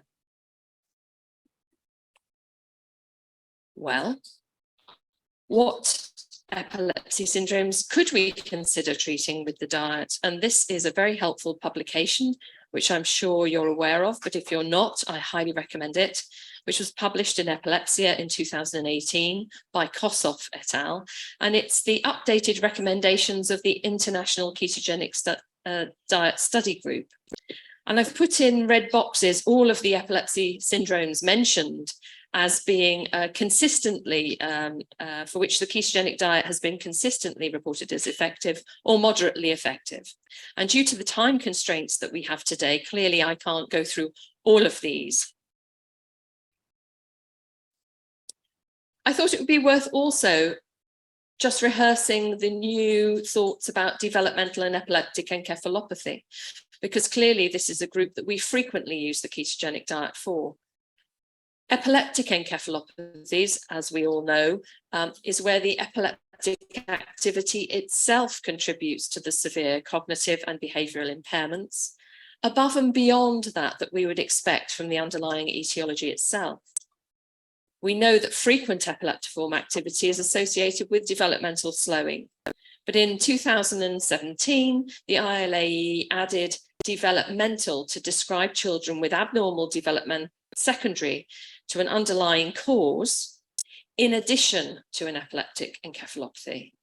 We know that many of the pathogenic genes that have been identified cause developmental impairment, and that in addition to that, we have an epileptic encephalopathy superimposed upon that, which further impacts developmental progress. This figure is from a recent paper by Wirral et al., which is published on behalf of the ILAE committees, and it nicely shows the age and then the different types of developmental and epileptic encephalopathy, their age of onset and duration. The focus of today's talk is going to be on infantile epileptic spasm syndrome, West syndrome in old money, but this is the new terminology. And the other focus is going to be epilepsy with myoclonic atonic seizures. So infantile epileptic spasm syndrome, and I'm still getting my head and terminology around that, as I'm sure many of us are who for decades have been using the term West syndrome. I'm delighted when my colleagues in training correct me and say, oh, it's not called that anymore, you know, this is what it's called, and keep me right. But what is an epilepsy syndrome after all? Well, it's a characteristic cluster of clinical and EEG features, so it's an electroclinical description supported by etiological findings. And they can be structural, they can be genetic, metabolic. But why is it important? Well, it's important because the diagnosis of a syndrome in an individual carries prognostic and treatment implications. They often have age-dependent presentations and an expected range of comorbidities. And this information is very important for families, and it can help you move together in partnership and as a team in terms of managing expectations. So what about infantile epileptic spasm syndrome then? Well, the publication, again, on behalf of the ILAE, a position statement on nosology and definitions helps us there. As I'm sure this audience is well aware, the seizures can be flexor, extensor, or mixed epileptic spasms. There's a particular characteristic EEG appearance of hypsarrhythmia, but various moderations or variations might be seen. I've been cloned. The age of onset we're familiar with, be careful under the age of 2 months. And the comorbidities I'm sure we're all familiar with the developmental slowing, etc. Looking at it in a bit more detail then, when does this occur? Usually between 3 to 12 months. There are many etiologies. The incidence is between 2 to 3 per 1,000 live births. And unfortunately, it frequently evolves to other epilepsy types or syndromes. Perhaps the most common one that we're aware of is Lennox-Gastaut syndrome, with about a third of children who experience infantile epileptic spasms evolving to Lennox-Gastaut syndrome. Steroids, be that ACTH or prednisolone, and vigabatrin are the first-line treatments, and between them, they get 72% spasm-free rates in combination. Well, at least that's in the short term. And at the moment, there's no established evidence for a third-line treatment for infantile epileptic spasms. People turn to a variety of their next favoured, best last experience anti-seizure medication when it comes to what to do next.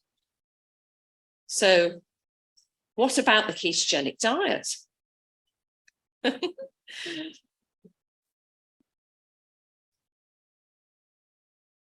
Ketogenic diet for infants? Goodness me.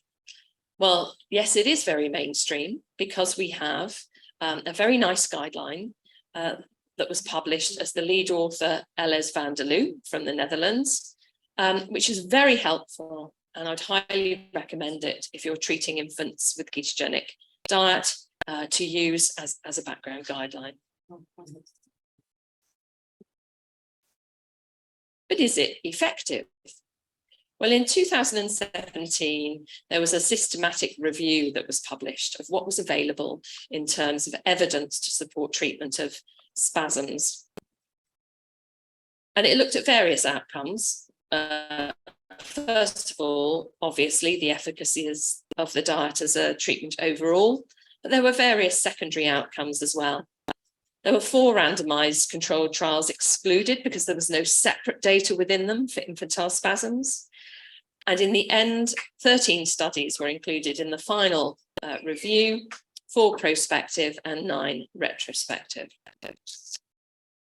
And it's rotated my table nicely, but the table just lists them and we were not going to go through them all anyway. What this pooled data showed, and the reason the numerators and denominators change, which can be quite misleading, and you might wonder what's going on with the numerators and denominators changing, is because different studies looked at different outcomes. So they pooled together studies that looked at the same outcomes. And what they found was that over half the children showed a greater than 50% improvement in spasm frequency within 6 months. When you looked at the prospective studies only, 94 out of the 141 children had a reduction in spasm frequency. 116 out of 345 were spasm-free within 6 months. And the 3-month data was available in some studies, very few, but you can see the wide range of outcomes there. So we need caution in anticipating what the outcome data might be. In the prospective studies only, 41 out of 142 were spasm-free. There was no effect in gender, and the unknown etiology group was associated with an increased probability of spasm freedom. But some of these things are in any case true, and we have to be careful with studies on spasms because the longer you follow them up, the more likely they are to have evolved. And although they may be spasm-free, they are not seizure-free. And that's important to consider. But this data was, the data was good enough in 2010 for the Infantile Spasms Working Group, which was a US consensus report, to say that the diet could be considered as an alternative when first-line treatments fail or are deemed inappropriate. And then a colleague called Anastasia Dressler from Austria did a study more recently in 2019 where she looked at the ketogenic diet versus high-dose steroids for infantile spasms, which was a single-center parallel cohort study. The figures haven't shown well on here, but there are Yes, it's very difficult for you to see the figures, but it would be important to interpret these results knowing that there is significant difference between the randomized controlled group and the parallel cohort group. The disease duration prior to the study enrollment, the median time was only 30 days in the randomized control group, but was 230 days in the parallel cohort. So that has spasms for a lot longer. And prior vigabatrin use was 25% in the randomized control group versus 62% in the parallel cohort. So far more in the parallel cohort had failed to respond to previous treatment, which makes them a more drug-resistant cohort, and you have to take that into account. However,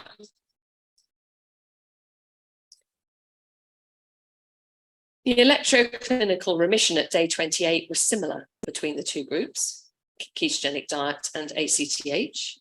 The randomized control group, it was 62% on the diet and 69% on ACTH. And in the parallel cohort, similar. And when you combined the cohorts, they were very similar. And that was time to remission at 14 days. Relapse rates on the diet were lower than ACTH for the last follow-up, and seizure freedom at last follow-up was better in the dietary group. Adverse effects were in fact more common in the ACTH group, and to those of us who've used steroids or ACTH, that's not entirely surprising. We know that there can be significant side effects. The age-appropriate psychomotor development was similar. If they hadn't had vigabatrin before, the remission at day 28 was 47% in keto and 80% in ACTH. And the relapse rates were still lower. But this study is underpowered, and I couldn't show you the numbers, but it's a single center experience. So we have to be a bit cautious. And we have to conclude from other international studies that ACTH, or high-dose prednisolone, is the first choice to achieve short-term remission. But ketogenic diet is as effective as ACTH in the long term and is also better tolerated. So that could change our thinking about perhaps how we go about treating and the order of treatment, and perhaps what maintenance treatment there should be. If they'd had vigabatrin before, i.e. they're a more resistant group, ketogenic diet was as effective as ACTH in the short term with lower relapse rates. So I think all of this reinforces the diet as an appropriate third-line treatment. And I don't think there's necessarily any better evidence after vigabatrin, ACTH, and prednisolone. Then Sharma in 2021 tried the modified Atkins diet for the treatment of epileptic spasms. So these were, there was an older group of children were included who were having epileptic spasms, but they had had them for at least 4 weeks, hypsarrhythmia or its variants. And this group was they continued to have this despite ACTH or oral prednisolone and at least one other anti-seizure medication. The commonest etiologies were challenging. Perinatal asphyxia, neonatal hypoglycemia, and all the children showing comorbid global developmental delay. And we know that that's can be a very difficult group of children to treat in terms of seizures. The median baseline spasm frequency was similar in the groups. And what you can see from the results is that the number of spasm-free at 4 weeks and the proportion of children who are responders, i.e. greater than 50% reduction, were all significantly better in the diet group. And this was a sustained improvement. So the conclusion from that study was that the modified Atkins was as effective, and Dr. Sharma has published several studies on the modified Atkins diet, And it's also well tolerated in young children with spasms who failed hormonal treatment and other anti-seizure medications. There are limitations, as always, with studies. There was a lack of blinding and a relatively short follow-up in this study.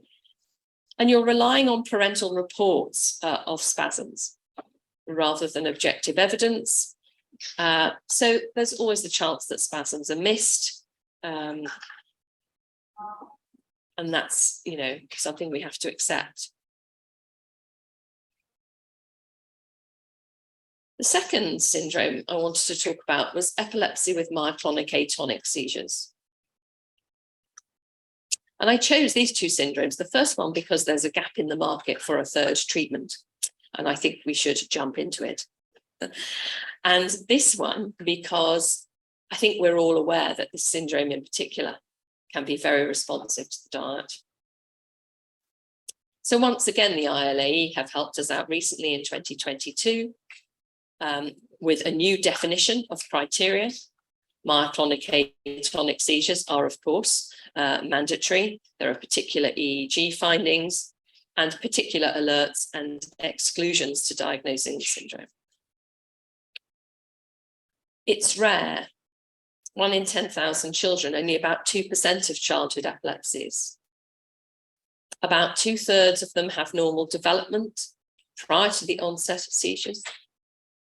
But frequently, sadly, there is developmental stagnation or regression during the active, stormy phase of this syndrome, which for those of you who've managed it, very well aware, once it comes on, it can really escalate very quickly. And it's a very stormy phase with very distressed families. Non-convulsive status is common. But the good news is that 2/3 can remit within 3 years and come off anti-seizure medication. But the remaining third sadly continue to have seizures with cognitive impairment and challenging behavior aspects. It usually has complex polygenic inheritance, but increasingly we are finding variants that are being reported in this syndrome. I've starred the issue at the bottom, which is a reminder to me and to all of us that about 5% of the children with this syndrome have GLUT1. So we must make sure that we look for GLUT1 in children who present with this syndrome. So this publication in 2020 was a multi-center retrospective chart review of 166 patients. Now, the time span is 19 years, and this came from 3 large institutions in the United States. And I think therein lies the problem in terms of doing trials in this syndrome. It's so rare that it's difficult to get enough children together to do prospective studies. In this retrospective study, however, only 17 responded to a first treatment. A worsening of the existing seizures occurred in nearly half of them. 24% of them only responded to a second treatment. The time to the second treatment was less than 3 months after starting the first, so we can anticipate we're in the stormy phase here. And a third treatment was tried in 151 of them, and 36% responded, none seizure-free. The time to the third treatment was also less than 3 months after starting the second. And I don't think that's a surprise to any of us. Ketogenic diet was not the first therapy used for any of them, but it was the second or third therapy used in 19% of the children and ultimately in 57% of the children.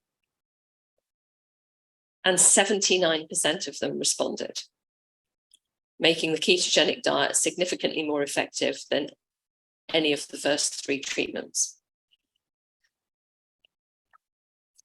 And what were the factors associated with outcome? Well, the ones with the asterisks are the significant ones. And looking at seizure comes first. It's no surprise that, if you were extremely developmentally delayed, you tended to be in the group with the worst seizure outcome. Also, if you continued to have seizures demonstrated on EEG, you tended to have a worse seizure outcome. In terms of the developmental outcome, if you were developmentally delayed before or had there was a significant negative impact on your development with this syndrome, you were more likely to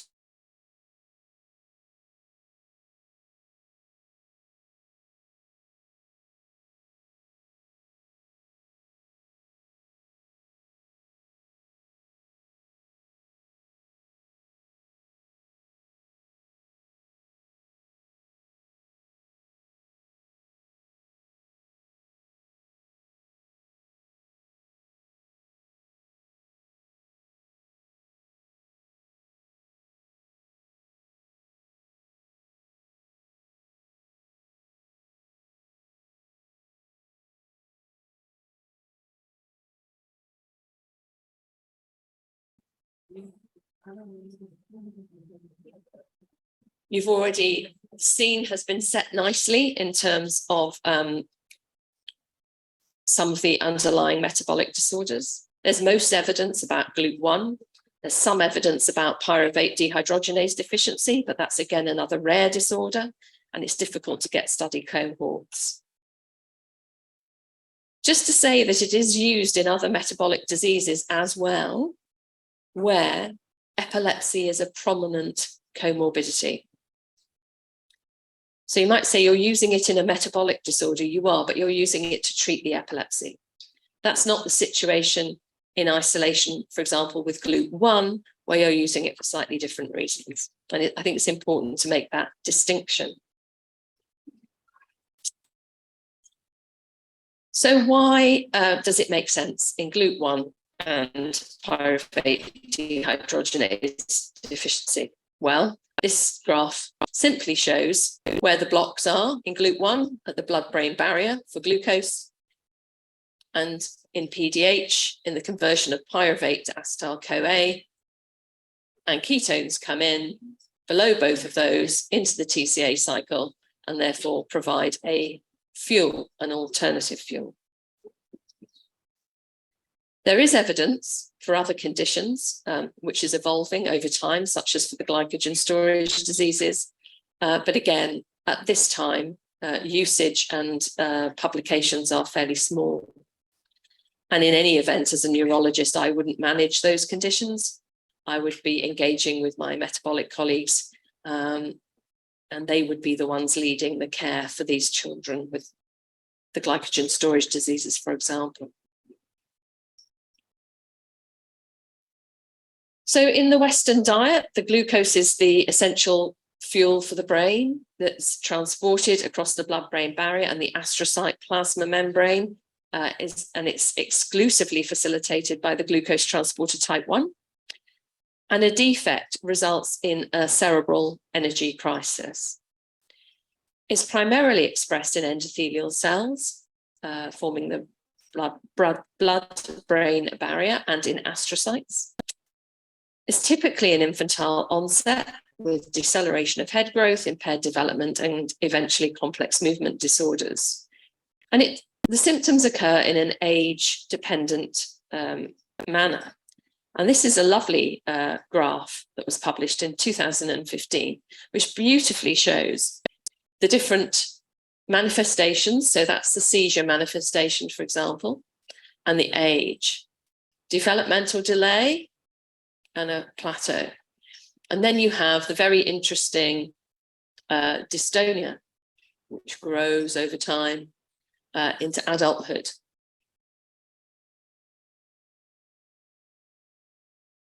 And we are greatly assisted by a publication by Klepper et al. In 2020, which is the recommendations of the International GLUT1 study group. And they help us with diagnostic issues and treatment issues. So I would highly recommend that publication if you're caring for these children. There was agreement in that group that for a definite diagnosis of GLUT1, You needed the characteristic clinical features, hypoglycemia, so low CSF glucose, and a pathogenic variant in the SLC2A1. In the presence of characteristic features, most experts agreed that 2 out of the 3 criteria are sufficient for the diagnosis. And that would be extremely important in resource-poor settings, for example, where easy access to SLC2A1 genetic diagnosis is not straightforward or simply unavailable. If you have an asymptomatic family member, the diagnosis is only justified in the setting of low CSF glucose and a gene variant inconsistent with the family. So the treatment should be initiated as early as possible, and I'm going to show you a graph that supports that, but it kind of makes sense and is biologically plausible. Seizure control with a classic KDT or MAD is good. One survey showed that 80% of patients with more than 90% seizure had 80% of patients with more than 90% seizure reduction, and included 64% of patients who no longer required anti-seizure medication. Classical diet does provide high levels of ketosis, and that is the preferred diet in the younger children, especially those under 3, for obvious reasons. Blood ketones are targeted at 2 to 5 for blood beta-hydroxybutyrate, and it's recommended that the diet is continued into adolescence and adulthood. But in adolescence and adulthood, that rapid neurodevelopmental phase, proliferative and pruning and network formation phase is a bit less important. So the modified Atkins may be more feasible, both for quality of life and adherence. It's thought by this group that the low glycemic index treatment diet provides very low ketones and there's no evidence for benefit. But I think if you have someone who really can't cope with the classic diet and can't cope with the modified Atkins diet, especially as an adult, then, as was said earlier, some ketones are better than none. Here's the graphs I was talking about, which the first one shows the developmental trajectory versus age at which the diet started. And the second one is the 6-minute walk test.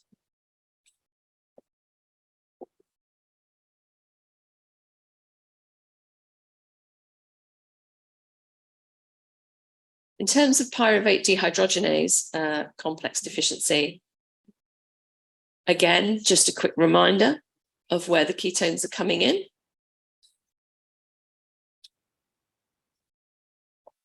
It's rare. It has a variable phenotype. It's quite tricky to diagnose because of that, and it probably isn't looked for as often as it could be. A complete loss of the enzyme is incompatible with life. If you have less than 15% activity, you're more likely to present as a neonate and unfortunately have a poor outcome. If you have more than 25% of the enzyme activity, you generally have a milder presentation with developmental delay and some ataxia. 80% of the cases are due to a change in one particular gene, which is the E1 alpha subunit of the enzyme.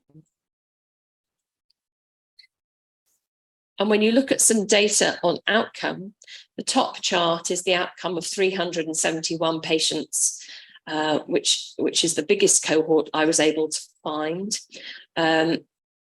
with PDC. And you can see that rather sadly, for the patients who are known, the blue is the number who are alive over time.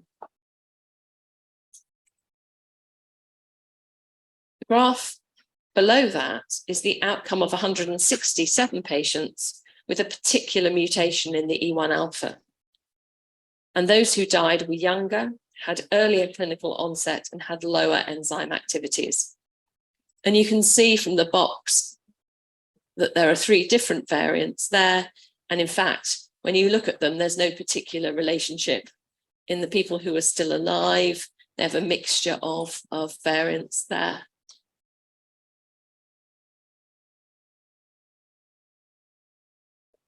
So the clinical signs are listed on the left, but regardless of the defective component of the PDH complex, most present within the first few months of life with clinical and biochemical evidence of the disease. There's impairment of neurological and motor function. You can get structural brain abnormalities, particularly ventricular megaly, and you can get the Lee syndrome phenotype presenting as well with very high lactates. This was published in 2017, and it looked at how the ketogenic diet, what the outcomes were in PDH, short and long term. The most positive treatment outcomes, understandably, were in infantile or childhood disease, less beneficial in patients with prenatal onset and minimal functioning. The structural abnormalities in that group began in utero. The damage to some extent has already been done. And that group have profound mental disability and spasticity. All patients, however, with epileptic seizures at baseline improved during dietary treatment. And in half, seizures disappeared within a year after diet initiation. And seizure management is a big problem for families. This is very, very good symptom management. Although it may appear from the graph that some patients, 17, 18, and 19, if you were able to see the numbers more clearly, may have deteriorated, they didn't in fact lose previously acquired skills. So these are quotients, which means that they didn't lose skills, but they developed at a slower rate. So treatment with the ketogenic diet in this group does counteract the concept of this being a progressive neurodegenerative disease. So in conclusion, there are specific syndromes and conditions where particular consideration to ketogenic dietary treatment should be given. In infantile spasms, there's no proven third-line therapy, and there is some evidence that dietary therapy is effective. In epilepsy with myoclonic atonic seizures, there's evidence that it's perhaps more effective.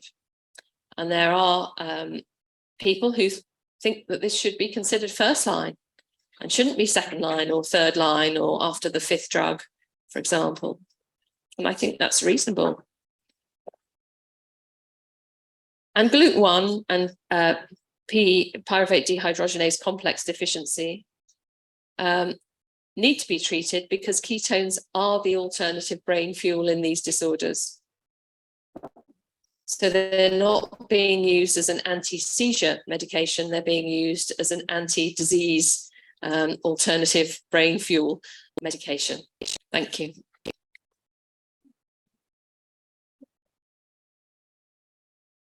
Thank you, Dr. Anita. You made a very difficult topic easy.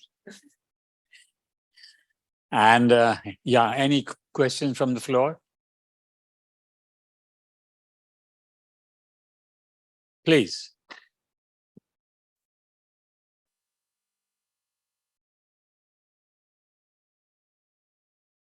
Dr. Anita, I want to know how your practice in infantile spasm ketogenic diet practically in UK. Do you use it as a third line, or you can use it as a second line? Because I know you don't have vigabatrin, I think, or you do have. We have vigabatrin. It's not a problem. We did one of the first UKISS study, if you remember, which compared vigabatrin with steroids. I used the royal we. Sadly, I wasn't the person doing that lovely study, but it was done by Finbarrow, Callahan and group. So I would say usually now in the UK, there are a few people who do things slightly differently, but usually first line would be vigabatrin and steroid together, because you can capture both of the populations that are likely to respond without delay. There may be exceptions to that. In my practice, if a child is very impaired, clearly it's due to structural brain abnormalities, they're very vulnerable, and immunosuppressing them at that time doesn't seem like a very good idea. I might just try the vigabatrin first, because actually it is more likely in that group to be effective than in the idiopathic group. Then I suppose if you take that combination as first line, then I would use the diet as second line, because that would be the next thing that I would reach for. But I'm lucky enough to have a team, and I'm lucky enough to be able to do that quickly. Of course, if you don't have that, and then there's a referral pathway that you have to go through and so on, most people would reach for their next best choice of anticonvulsant drug while they wait for the ketogenic diet. But I would use it as second line to the combination. Yes, we're already using the most combination now of steroid and vigabatrin. And did you ever combine ketogenic diet with steroids? Not to treat spasms, but I have been in some, difficult situations in PICU with encephalopathies, and the old teaching was pointless. If you're weaning the steroids, pointless to start ketogenic diet because you won't get ketones. But in fact, I think there is some evidence that it can be effective. Yes. So in acute encephalopathy, if you are using steroids to treat them, it wouldn't stop me from using ketogenic diet as well, and I have under those circumstances. The ketones can be more tricky to get, that is true. But as we all know, it's not all about the ketones in the ketogenic diet. The mechanisms of action are multiple, and getting blood ketones is only one of them. And in fact, for the low glycemic index diet to work, for all the data that we see about the modified Atkins diet being comparable in terms of efficacy with the classical diet, it isn't all about the ketones, because if it was, you'd have a dose response curve. Yes. With blood ketones, and you don't have a dose response curve with blood ketones. Okay, because I do try both together, steroids and clinical nutrition. Dr. Mahid, that usually don't use steroids. I told her I want to control the seizure as soon as possible. So steroid has a very rapid action. So it's vigabatrin here is very restricted in Egypt, and it's expensive. So sometimes I can use both, but I think we have to do a publication soon for this, especially in many types, even in drug-resistant epilepsy. I do use steroids sometimes. Yes. So I think it's not a contraindication, because it's not only the glucose level that affects the keto. Thank you. Yes, thank you very much, Dr. Anita. My concern was that epileptic spasm, as you mentioned, is more or less of an emergency. So when we fail with ACH or vigabatrin, what concerns us is that ketogenic diet usually takes some time to kick in. So that's why we don't think of it, or at least myself don't think of it as a first line or even a second line treatment. I usually go to it when I am struck with really refractory seizures. So what do you think regarding the fact that it takes time? Well, there's some evidence it doesn't take that much time. So in the study I showed, the 4-week response rate was already there. So I don't think it takes that long to be effective in the group for whom it's going to be effective. However, if that's a concern, or that's from the start date that it takes 4 weeks, but you have a pathway before you even get to the start dates in terms of referral. There's not there's no evidence that it's going to affect the response to the diet in the end. So, we do what we have to do, but I would get it in the pipeline. I would get the referral in the pipeline, or I would start the diet and wait for my response. And if it is, because you're always going to, in the responders, you can afford to rationalize treatment afterwards. I'm not a fan of, Wednesday, one drug, Friday, add another, Sunday, add another. And by next Wednesday, you've got 7 drugs on your list. I don't think that's particularly effective. But there's nothing to stop you doing something else in the interim, and it's not going to affect response. But sorry, but if one worked, which one is it? Because ketogenic diet, at least is in Egypt, is not very easy. It's not, there is no very a huge number of options in diets and so forth. Dr. Omneh and Dr. Mai make a lot of effort to provide suitable food. So if I put a drug and a ketogenic diet and one did work, which one? Well, as I said, there's no RCT evidence that would support a decision on that. So what you end up with is, and I appreciate that in resource poor settings or big countries where it's only in tertiary centres, it's easy to say, oh, do the diet next, as if that's like reaching off the shelf. And clearly it isn't. And, I appreciate that. Usually the next drug choice is, the pyramid of decision making that we all have, which is, is there any evidence out there? No. Okay. What do my colleagues do? Okay.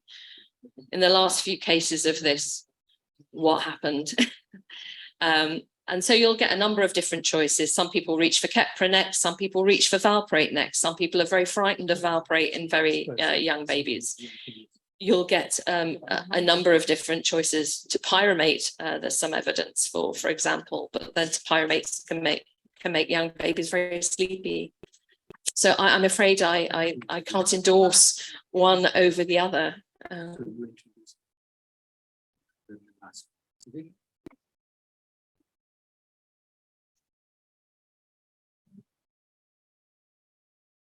Is there any online?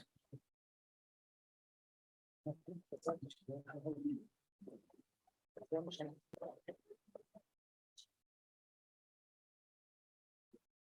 there any question?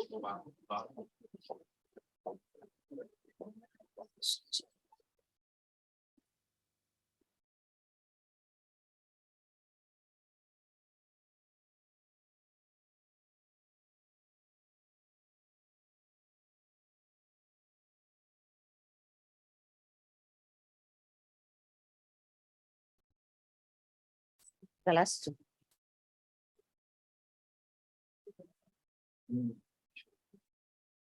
What is the lowest age we are allowed to start KD in?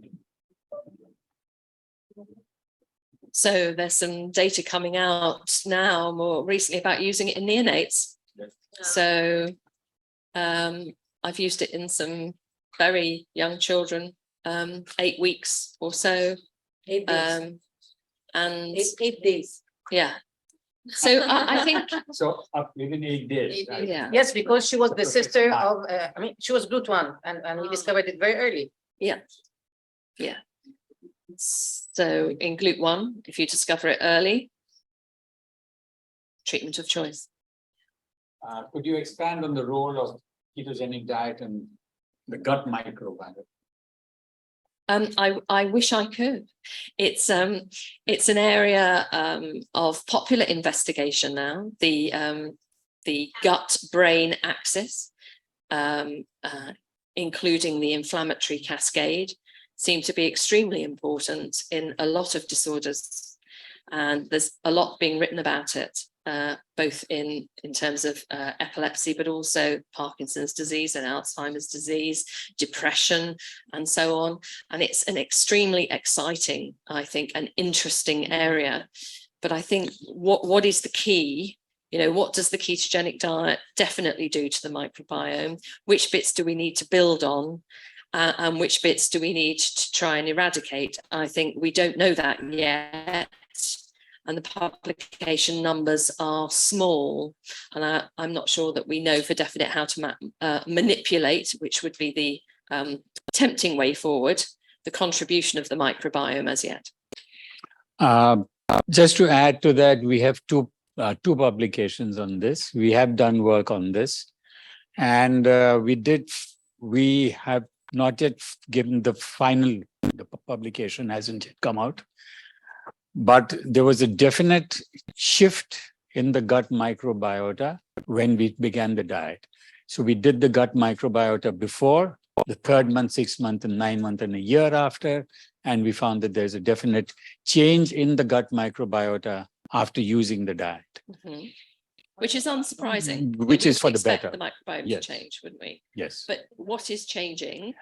And That- then what you put your Yes. finger on as being the thing that you want to change. Yes, Have that you, is have you done very, that for us, Dr. Uh, Nathan? I'm all ears. that is very difficult to come to a final conclusion. We hope within the 6 months we will give you a final conclusion. But I think my feeling is at the end we're going to say we don't know exactly which genus of my microbes are the best or not so good, or which are bad. It's going to be very, very difficult. It is. Fibers undoubtedly important, I think. I do have a comment. When you had Dr. Nassim a change in the microbiota, on which side, for the better or for the worse? Because microbiota do not rely on fat as food. They need fibers. So, and its main diet is mainly fat. So how was the change? It's very interesting to know. So the change was for the better. But We had better microbes when they were on the ketogenic diet as compared to earlier. As we all know that persons with epilepsy, their gut microbiota are different from those who don't have epilepsy. definitely. And number 2, those who have drug-resistant epilepsy, their microbes are different from those who have drug-sensitive epilepsy. Amazing. So that again is the difference. And probably there's some sort of shift towards better microbes. There's only one real study out from Spain where they did find some improvement. And they could link it to two of the genus. But it was a very small number. It was for a very short period. You know, in these things, you need a longer follow-up. There are Oh, a couple yes. in children. So But we, it depends what you mean by better. More variety or more proportion of Yes, this is what I was going to ask. the different ones, and you know what is better out of those. It's very tricky, and I think something in evolution. And you know, when you start looking at drug resistant populations, for example, comorbidity levels are high, tube feeding is higher, restricted diets due to autism and learning disability are higher. You know, you start to get lots of confounders that come in to the microbiome change, which kind of confounds cause and effect. yeah, I don't think there's going to be a final answer anytime soon. Okay. You're not going to get it. Yeah, sure. Thank you. But we had begun a small study on those who don't respond well to the ketogenic diet, add a probiotic after healing the gut. So you first heal the gut because we believe most of them have a leaky gut. And once you have healed that leaky gut, then you begin the probiotic. And maybe in another few months, we will be able to tell you whether it helped them.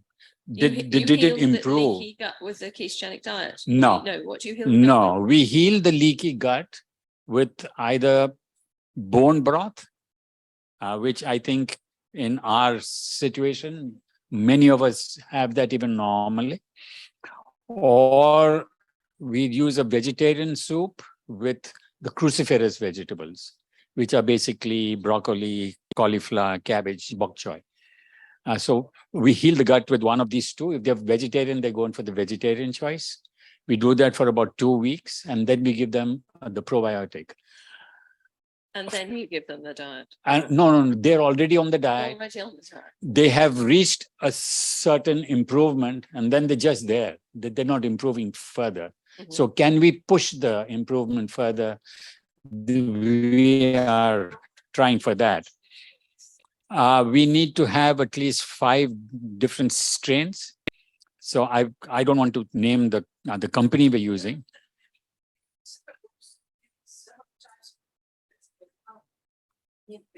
Oh, we won't know which one of them is working. That is very difficult to say.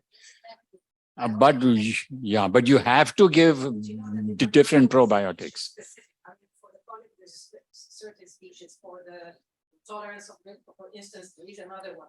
So what should be the one which would help your patients? This would be a very hard choice. Very difficult choice.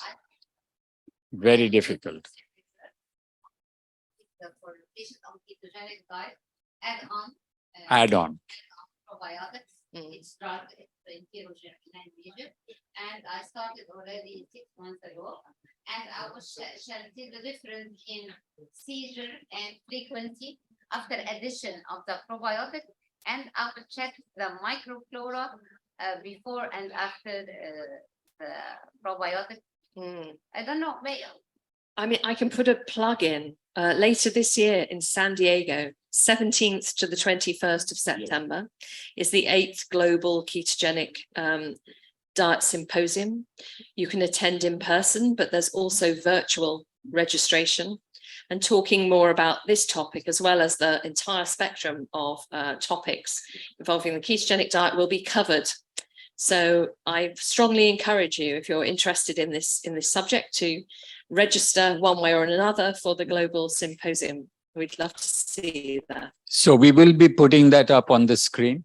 All of you, even if you can't come to San Diego, it's a very expensive place. Yeah. Even just the airfare there is, I mean, it's a bomb.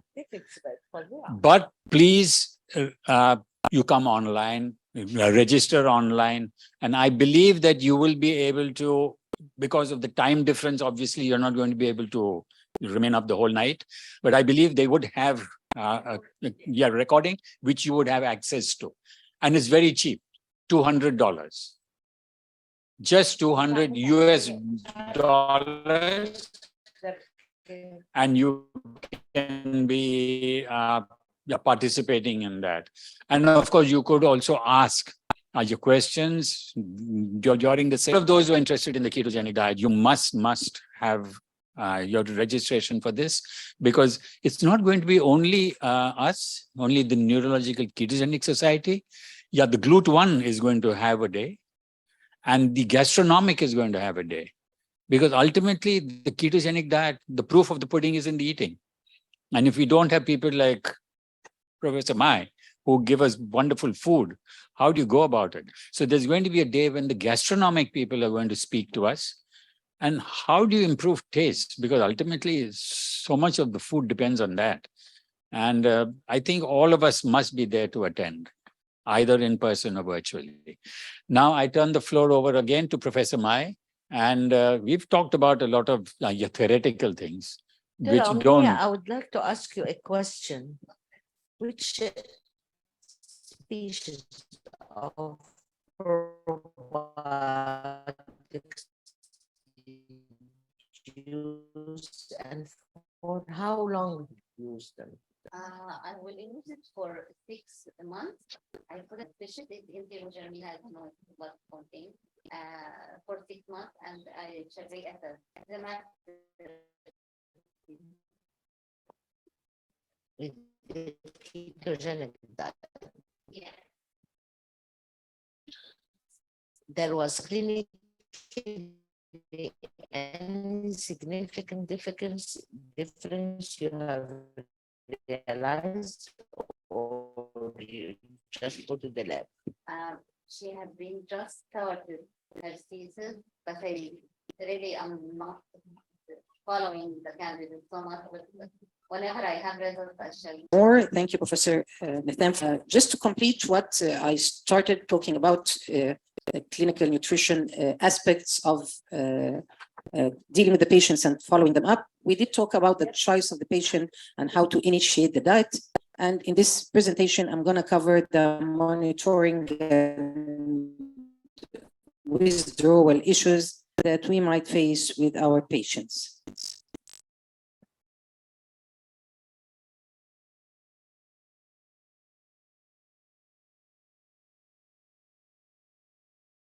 So in this presentation, I will cover the diet implementation, the protocol application, the fine-tuning challenges and emergency plans, together with the monitoring and withdrawal.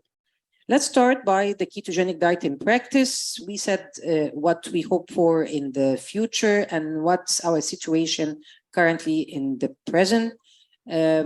Again, we are starting as young as it takes, as I was just mentioning, a few days old, and we did start. It's not an issue anymore. We are not afraid. We have the formula. They can enter ketosis, and it's possible to maintain ketosis in their condition. So what's the timeline frame for ketogenic diet management plan? We usually start by preparation, in which we counsel the patient and make sure our choice is right, whether in the patient or in the diet. We start the initiation, and that was covered as well. And this now is the third phase, the treatment phase, in which we start implementing the diet and following it up. We fine-tune it a little. We see how further we can reach with the patient. And in a 3-month period, we have a decision to take where the patient would benefit, and we could continue for a couple of years, same as any anti-seizure medication.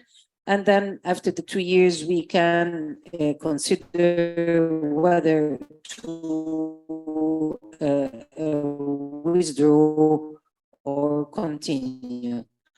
So again, it's 7 steps, and right now we are in step 4, discontinuation in this talk. So we did choose the patient, we know the indications, we know the contraindications, we went through them, we chose our patient, and we did initiate. We said before, if the patient is less than 1 year of age, we would hospitalize. If not, we can do it as an outpatient. We do the gradual non-fasting method. We do not have a certain ratio to reach. The patient's condition is the judge. If the patient is better, less than the 3-to-1 ratio, it's okay. If the patient needs further, we can discuss this as well. So the initiation based on the caloric intake can be done very gradually. Each and every step, we can do it for a day or 2, even more than that, until we reach the required ratio, or the patient's condition makes us stop. Now, the treatment phase, we start by the baseline monitoring of the patient. What do we do for each patient who's been enrolled actually for starting ketogenic diet? We start by the blood workup, from a full blood count to the renal profile, to the liver profile, calcium, phosphorus, magnesium, glucose, vitamin D, lipid profile, of course. And if available, we can do the free and acyl carnitine.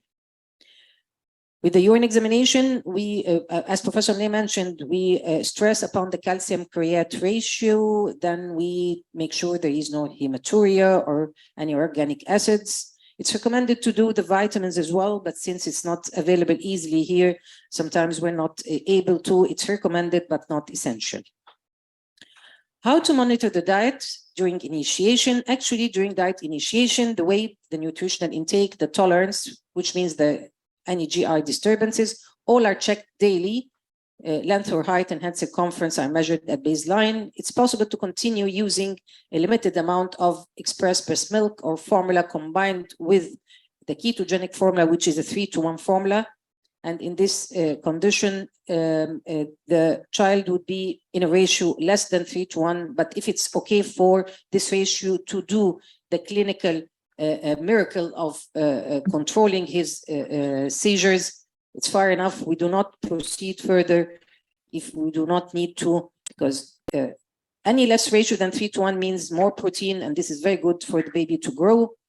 And as we said, in some of the cases, we can go higher up to the 4-to-1. There is a formula for the 4-to-1, and even if there isn't a formula, we can add fats to the 3-to-1 and get the ratio we need. Now, for the glucose and ketones during initiation, the blood glucose and ketones should be checked at least twice daily.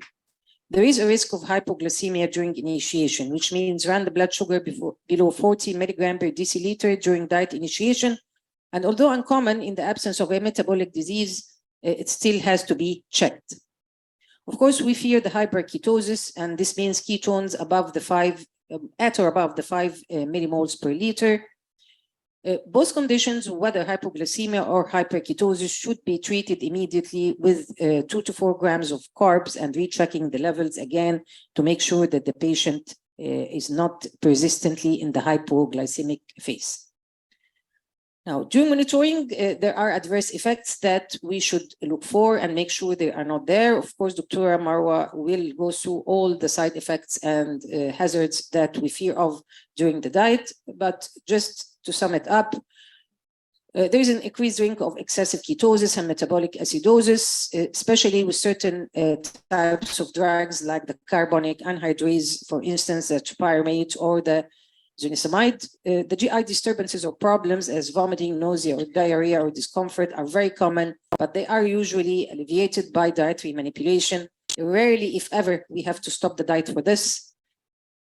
Prescribed protein to energy ratio of at least 1.5 gram per 100 kcals has been suggested, and this would prevent the growth faulting, which is again one of the issues that is in our minds. We fear of its happening if the child, especially if the baby is young. So monitoring and adverse side effects during follow-up, again, the children with DRE are at risk of insufficient vitamin D. So the status has got to be estimated prior to starting the diet. Selenium deficiency has been reported. Hypomagnesemia has been reported as well. Vitamin C deficiency, but all these are very rare. Status of children and young adults during the first few months of ketogenic diet has been reported as well. And I guess we are studying this extensively at the moment. Studies suggest that while arterial stiffness may increase initially, the change in arterial function observed within the first year of ketogenic diet treatment are not significant. And actually after 24 months, even after 24 months, it's not, and it appears to be reversible, which is very reassuring. The use of ketogenic diet in infants might increase the risk of kidney stones, and that's what Professor Omnia said. We do alkalinize the urine and solubilize the urine calcium. Routinely, we give our patients the polycetra preparation, and this helps a lot in this domain. Rarely, side effects of the ketogenic diet are increased infection risk, bruising, serum uric acid gets raised. All these Dr. Marwa will tackle in details. So most common side effects now are GI, and as I said, they do not necessitate that we end the diet. On the contrary, we manage and the patient can continue. So what do we do on the follow-up visits? Actually, clinical examination is done, including anthropometry. KD efficacy and tolerance is assessed in each and every visit. We do repeat the CBC, liver, kidney function, serum calcium, blood glucose, urine calcium correct ratio after 6 weeks, after 3 months, and then at the 6 months, and then after each 6 months. Vitamin D and lipid profile and carnitine after 3 and 6 months. Optional, of course, as we said, is measuring the vitamins and the minerals. When clinically indicated, patient might need an EEG or ECG or sometimes renal ultrasound. Dual X-ray absorptiometry is not indicated in infants, and actually even in children, if you do not have the standard values, it's not of use to make it because you have nothing to compare it with, which happened in several patients I was following. They do it for fear of issues regarding the bone health with the ketogenic diet. But when it comes to comparing the results to reference values, it's not valid. So it's like kind of useless. So this is summed up in this table, all the investigations. When we usually keep this in each file and we tick whenever we do it, because sometimes the patients get lost. They do not come in the follow-up visit routinely. And we fear of missing one of the dates of the lab follow-up. Usually each and every time we do the lab, we tell the patient when would be the coming time for his lab. As for the fine-tuning, it means that you already started the diet, initiation has been completed, patient is on the diet, and it needs a little bit of some changes. Sometimes the ketosis does not reach the adequate range. So there is ketone bodies, but it's not in the favorable range. Favorable range is between 2 and 5 millimoles per liter in blood. And if this doesn't happen within 2 weeks after diet initiation, you should start fine-tuning the diet a little. It's also important to exclude carb loads of any medication, even the IV fluids that is given in the emergency. Sometimes the young doctors, they do not, they give carbs in the IV fluids. They do not know that the patient is on ketogenic. That's why the bracelet is very important for each patient on ketogenic diet to be recognized at once. Nevertheless, fine-tuning is not that simple, and nothing is when it comes to ketogenic diet, actually. The implemented ketogenic diet often needs this fine-tuning, and with a therapy as diverse and complex as the ketogenic diet, there are so many conceivable changes that can happen and help. And since the alternative is adding drugs or adding doses or escalating the high dose that the patient is already getting, parents can accept any change if you do them in the diet. So what's the common changes that we can do in the fine-tuning? We can increase the ratio, we can decrease the ratio. We can increase the calories or decrease them. We can space the meals, we can remove artificial sweeteners, we can add carnitine, we can add MCT, we can shift to intermittent fasting or fast and restart again. Sometimes we change the medication dose and add a new medication, and this is the last resort that we go to.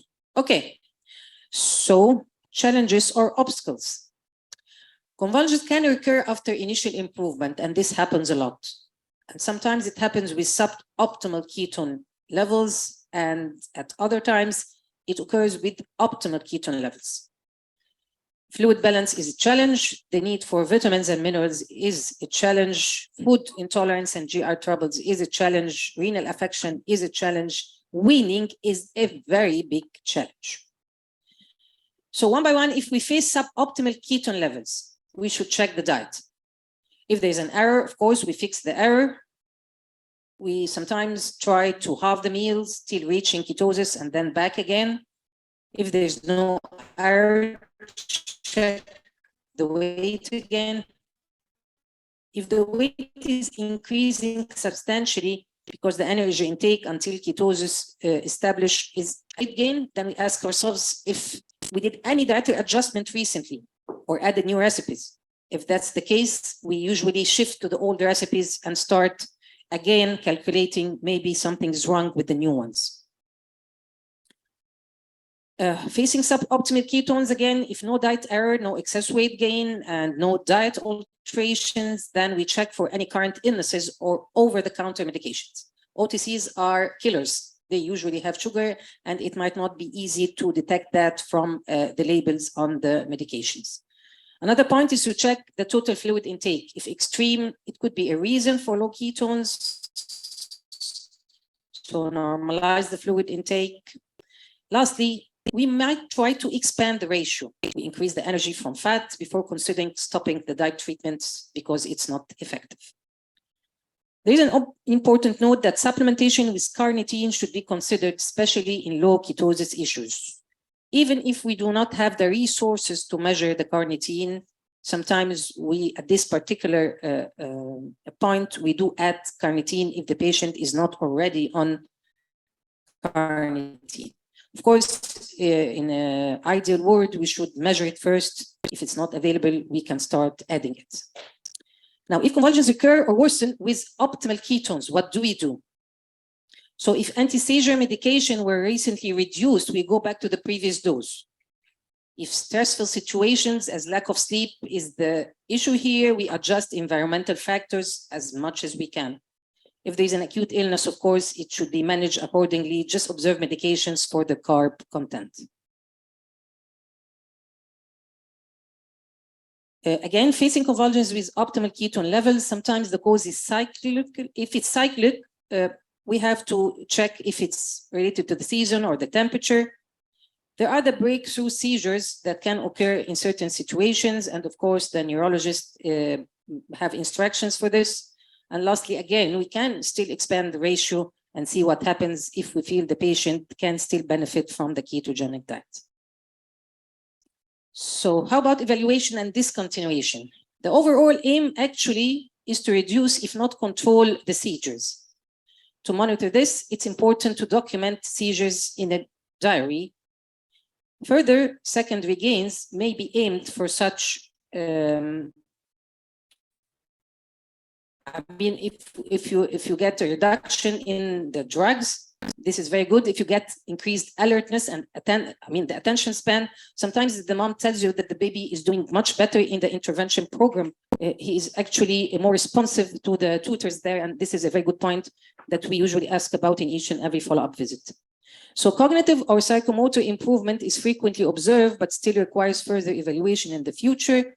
And that's the title of the latest publication I had with Professor Omneya and Dr. Yasmin. Actually, we found enhancement in the adaptive behavior. This is published 2023 in Scientific Briefs. It's still a small number, but it's a very promising point that we are very proud to publish, and we are gonna increase the number of patients and do other aspects of psychomotor and cognitive assessment to make sure that this is a real point, because we noticed it too much in too much of the cases, and it's worth following up. So the ketogenic diet should be maintained for 2 to 3 months to undoubtedly evaluate efficacy. You cannot judge before that. Ketogenic diet is continued for at least 2 years in those in which the diet is effective in controlling seizures. Gradual discontinuation is advised. Seizure control can be maintained after a return to the normal diet, and this has been reported in some publications.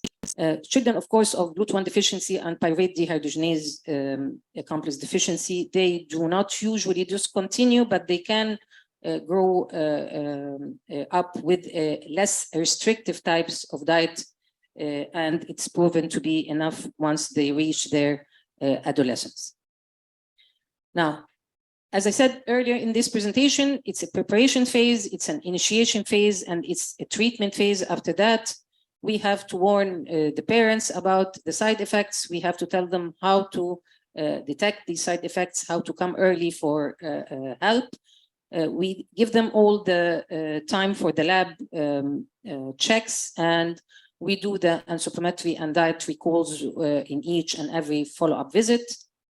Our protocol is still in press, but we have the recent publication in which we mentioned how we get a cognitive enhancement. The clinical nutrition team has got too many points in the algorithm of management.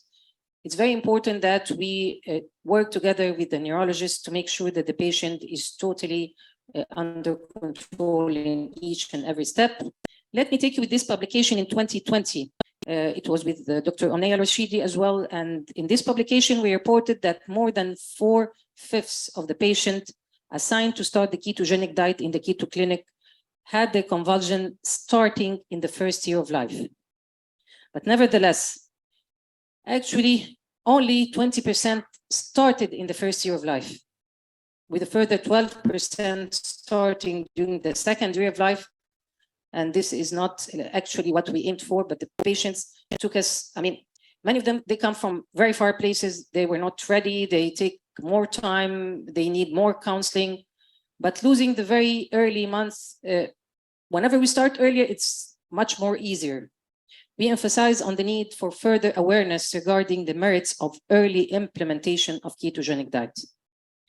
Let me take you through these merits and tell you that by starting early, it was a publication in 2015 where Dressler et al. Reported that more infants can become seizure-free compared to children when they compared the initiation of ketogenic diet in infancy to childhood initiation. So it would give you better results. In addition, the latter authors found a significantly higher number of infants remaining seizure-free on the long term when they start early. So there are merits for early implementation. And of course, initiating the diet is much easier at infancy. The younger the age, the easier for the patient to accept the taste of milk. The younger the age, the easier for them to accept new weaning foods. Of course, they have no taste in their memory to compare with, and it's very easy for them to accept the food. It's easier to deal with fewer drugs and their side effects than with many of them. And in some disease, as a GLUT1 deficiency, it means saving the brain with its higher brain functions when it comes to early implementation. I will go through a very interesting case with you in a few minutes. The patient is a 4-month infant diagnosed by pediatric neurologists as a case of infantile spasm. he was referred to the keto clinic at the Children's Hospital to start ketogenic diet as a management line for his condition. After assuring the suitability for the ketogenic diet, parents counseling was done and essential lab tests were done. Important tips while calculating the daily needs and nutrient needs were done as well. We decided on the weight we're going to feed. We decided on the percent of energy. We took good dietary history. We made sure that of the enteral feeding is feasible or not, because there are other routes to feed the patient and give ketogenic diet, whether by tube feeding or by parenteral. We asked if there is any GI issues that we should take it into consideration. And we usually take good history and see what formula the patient is on and how much calories it's providing. And then we put a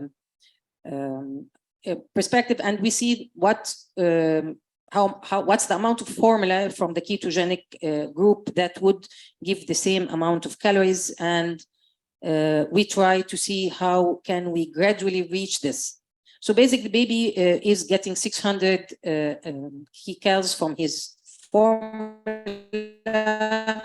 in 900 ml of milk. And of course, there is no ketogenic ratio because this is regular formula. And we started calculating what we hope he would reach with the ketogenic formula. Again, we needed to give him the same 600 kilocalories in 900 ml of milk, but in this particular ratio. And this was the fat, carbs, and protein amounts that he should receive. And from these two calculations, we started escalating up. The energy content he gets from the regular formula should decrease, while that from the ketogenic increase gradually, as the table that I showed you in the first presentation. So it's in the form of steps. Each and every one of them would take around a few days. To start with, he's on his own formula. To step up, the baby is getting only 25% of the energy from the ketogenic, 75% from his current formula. Again, second day, we can increase the energy content from ketogenic formula to be 50% of his needs. A day or two, and then comes the third step, where only 25% of the energy is from the current formula, 75% from the ketogenic. Step 4, where only 10% from the baby's own formula to 90% from the ketogenic. At this particular step, we can remain for a longer period because many infants get controlled at this particular level. We do not need to enhance further than this. But if they do not get controlled, we still have the full ketogenic formula as a final step, giving the same amount of calories that the patient needs. Of course, these are detailed calculations. We go through them in details when we are doing hands-on training, perhaps with Dr. Haya and Dr. Basma at the end of this marvelous day. We can go further into details. So to answer a question that has been posed early, online question, how would we initiate ketogenic diet for breastfed infants? Actually, they are the same steps and the same calculations. We use the express breast milk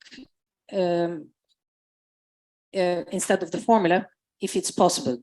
And actually, we can still allow the breastfeeding practice. We provide the calculated amounts from the ketogenic formula according to the day of the initiation, and it should be taken first. Then the baby is allowed to breastfeed to complete his caloric needs and reach satiety when he would stop. Trying to adjust the duration of breastfeeding can help keeping this within the required amounts. It's not exact science, but it works. So if it's express breast milk, it is by the book and you can do the calculations. Just substitute the formula with the express breast milk and go on with the steps. If not, you can give the formula, ketogenic formula assigned for the day first and then allow the baby to breastfeed. He's not supposed to breastfeed beyond his satiety. If you are giving like 75% of the energy needs from this bottle, he's supposed only to take like 25%, the remaining part of his needs. He's supposed to reach satiety by then, and most of them actually do. I'm going to go through weaning as well, because this is a very important question. When the mom comes early, all what she cares for is not about the formula or the taste or anything. Will I be able to feed him like his sibs? So this is a very important question that we cannot miss. So tasting of new foods and introduction of weaning foods are encouraged at our keto clinic during the tasting phase, and up to this level, we do not include them in the daily calculations. Mixture of fruits and vegetables with butter or coconut oil make the perfect starting foods. Of course, not any fruit, because there are only some allowed fruits in the ketogenic diet, and we stick to that. Later at the infant grow, we can start allowing recipes from staple foods components with the right ratio that the baby is kept on. At the Ain Shams University Keto Clinic, the team has medical chefs. They prepare bread, they prepare cakes, they prepare biscuits, and we encourage the parents to use them for the compliance on the diet. I was thrilled when Professor Nathan asked me, when he saw me and Sunal, about the recipe of our bread. We did presented Professor Omnia and myself in one of the Asian meetings, and actually it's one of the pillars that's making the parents stick to the diet here. That's how our medical chefs prepare it, and that's how it looks before it's in the oven. The medical chefs prepare the bread, which is close to the peanut coconut butter cookies, but softer and in the right ratio. Strawberry syrup can be added from heating up a cup of water with 5 to 7 mashed strawberries and 10 grams of sucralose or stevia. You can get a paste to put inside the bread loaf, and a nice stuffed bread or a cupcake like dessert is now ready. Minor change in the recipe and adding almonds and bitter cocoa can give us some nicer, even chocolate cookies. All are accepted by the children. If they cannot eat it in the hard form, the cookies, they just put it in the milk, and it's a very nice dip. It makes the day easier for the mothers when the babies refuse the meal. She can shift to these cookies and bread with their milk, or even soaked in water. It can also help. So to conclude up, ketogenic diet is as safe and effective in infancy as it's for older children. Initiation in pediatric age group can be done gradually by stepwise increase in ketogenic ratio. After initiation, fine-tuning of ketogenic diet is needed to increase the diet efficacy. Manipulating calories and ketogenic ratio, as well as using supplements as carnitine and MCT oil, can be done. Adjusting the dose of the anti-seizure medication can also help. And with this slide, and no, there is another conclusion. Challenges during ketogenic diet as decreased ketosis, recurrence of convulsions, new diet regimen in weaning, GI or kidney vulnerability, all these, and the need of micronutrient supplements. Of course, all these are real obstacles. Fortunately, they have management plans to follow, and we do not need to stop the diet. Critical care plans help patients on ketogenic diet overcome emergency situations. Ain Shams University Keto Clinic protocol development and implementation is the fruit of 12 years hard work, which we are proud to share with everyone. These are the references, and thank you very much. Thank you, Dr. Professor Mai. Any questions from the floor? And any online?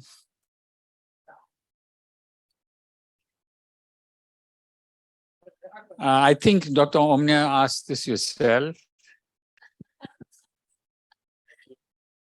As he was asking, not nutrition, is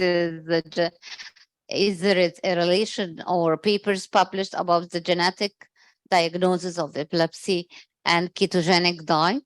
And I think Professor Dr. Anita mentioned in that certain epilepsy syndrome, genetically diagnosed, have been thought to be beneficial as Dravet syndrome and Drew syndrome, and infantile spasms sometimes, and in pyruvate dehydrogenase and GLUT1. And but not all the genetics epilepsy, according to my knowledge. But is there a big correlation between epilepsy genetics and ketogenic diet? I don't know. Is there any publication relating this? I don't know. You can Google it up in the break.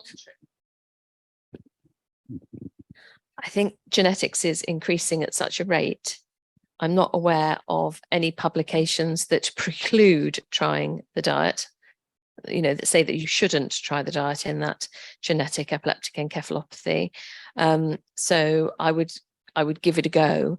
I think over time, people will publish more and more about having tried it in, SYNGAP1 and LG13. And I struggle to remember now, it's a new week, 10 more genes, isn't it? So but I think it's important that we're not put off trying it.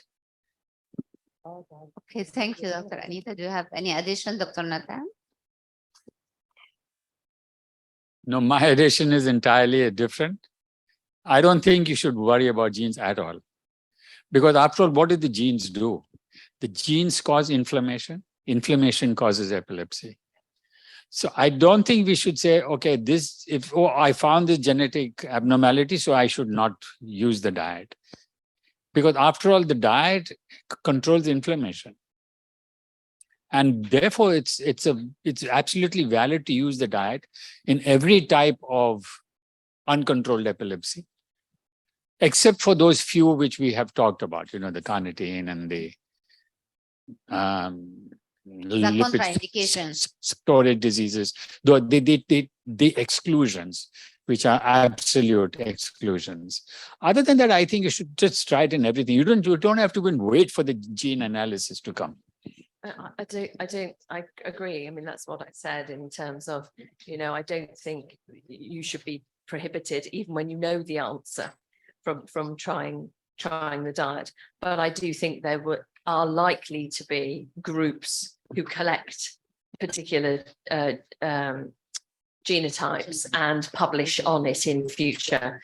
And whether or not there will turn out to be specific syndromes such as myoclonic atonic seizures that are tending to be more responsive than, say, groups of children, we will see, and it may guide us ultimately in the hierarchy when we know. But each genetic epilepsy is so rare, it's very difficult to collect them together and make sense of the data to reach significance in terms of effect for each gene is going to be very difficult. And given that, it isn't contraindicated, give it a go. Why not? Thank you. Thank you. So, thank you for great presentations. I was really interested in sharing the experiences with Professor Nathan and Professor Anita about your experience regarding the NKH patient and the Ohtahara, because we had a subset of these patients with really difficult control. But is this something that we faced in our center, or this is something that is global? These children are really difficult to control. Yes, NKH are difficult to control. Okay. We'll not quit trying, but yeah, they were difficult. Very difficult. Yeah, and we were wondering if we can add something or do something more for these children. Again, the control appears to be globally not that effective.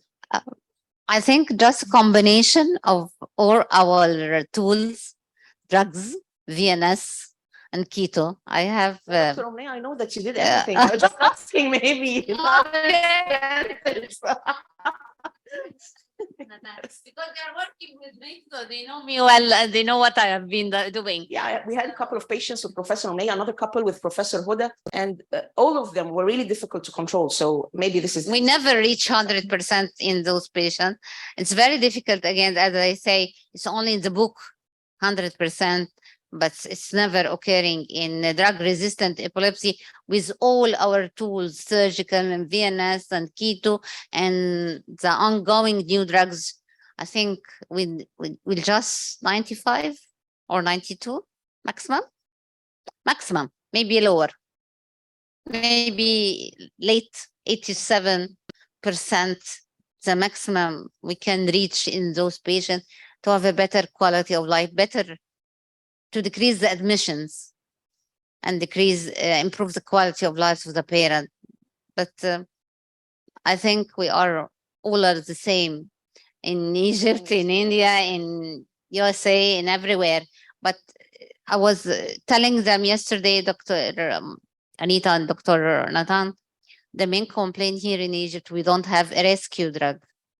So if we have a rescue drug, and that's what I have been doing the last few 2 years in an MD thesis to allow a rescue drug in Egypt. Rescue drug will help a lot, will decrease, will improve the quality more and more. To my opinion, I usually say that epileptic focus is like a fire. Whenever you go and put it off early, it's safe. But if you left it to continue firing, you will never control. That's my own opinion. Yeah, that's called, kindling. So that's how epilepsy occurs.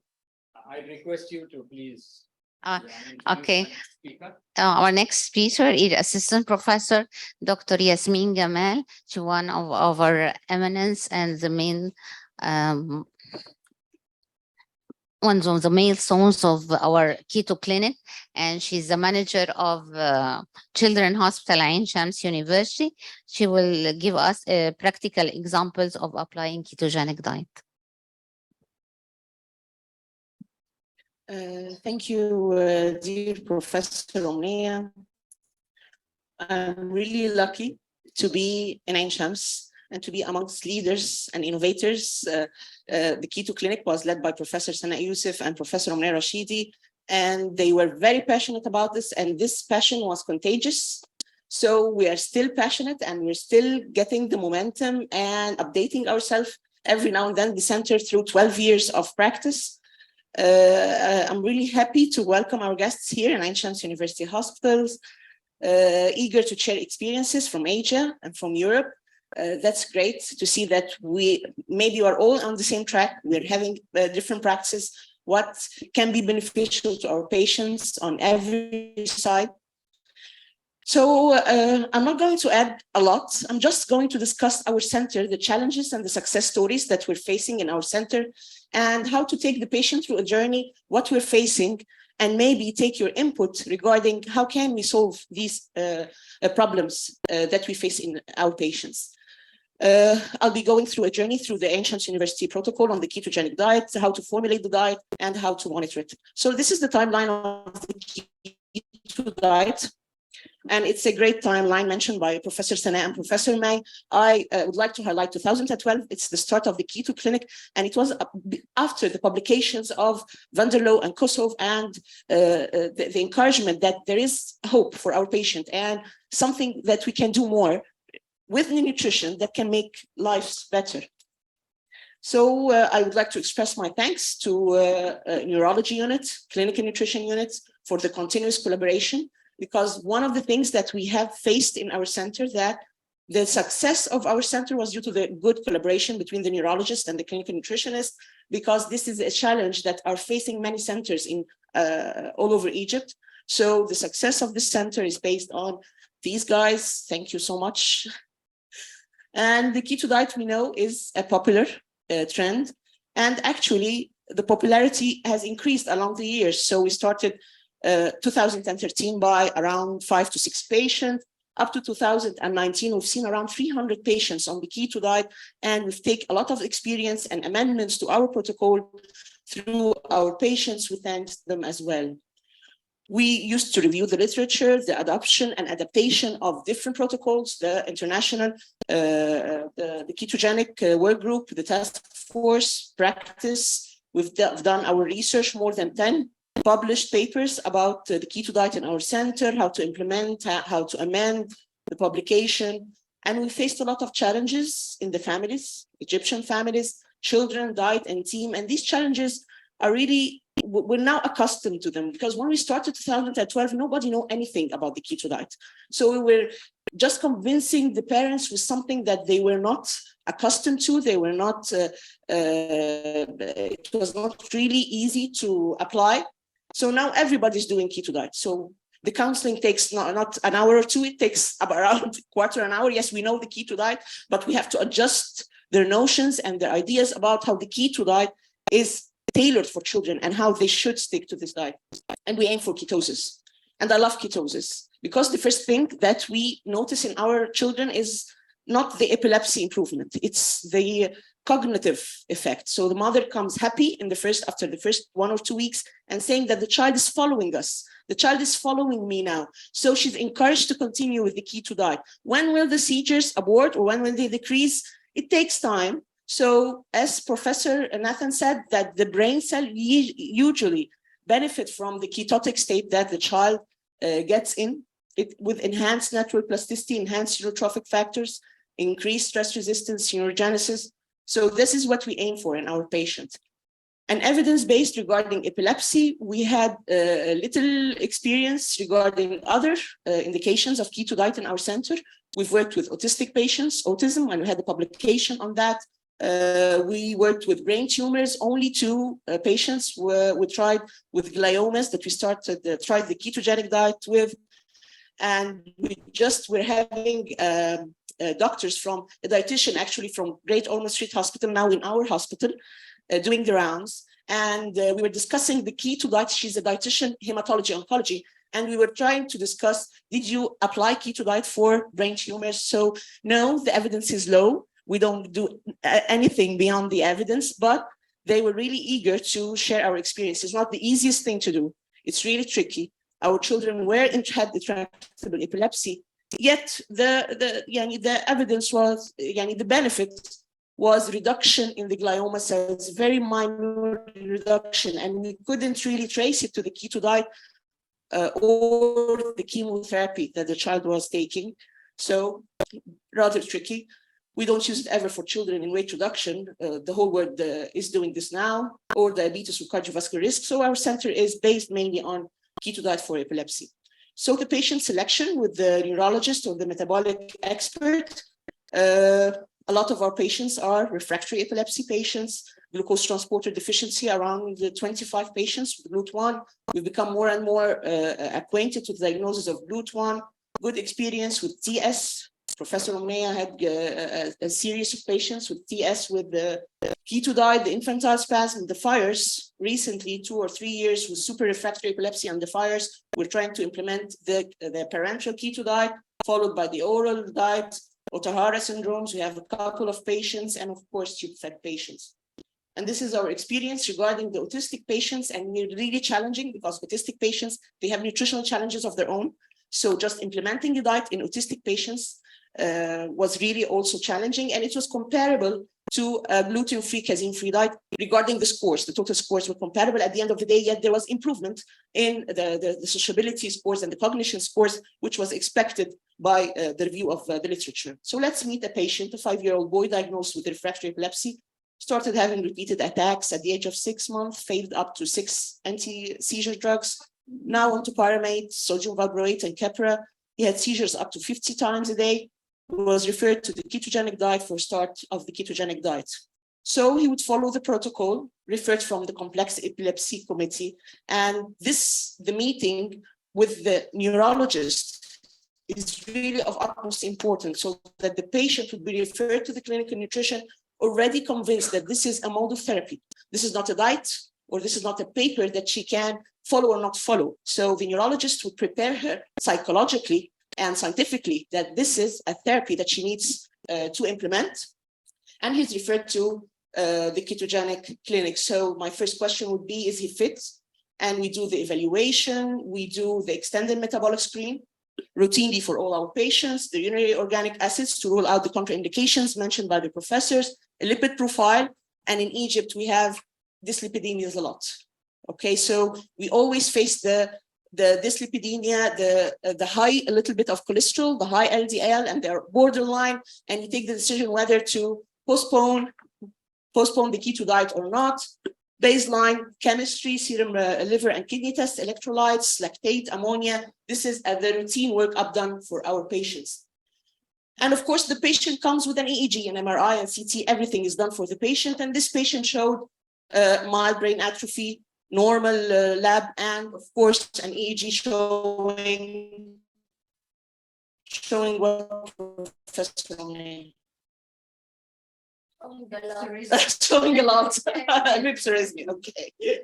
This patient is anemic, and we're having high burden of iron deficiency anemia and stunting in Egypt. This is a challenge that we're facing doing a restricted diet for our patient to start with. He was anemic, he had crystals in his urine, severe vitamin D deficiency. So to start or to correct these and then start, what do you think?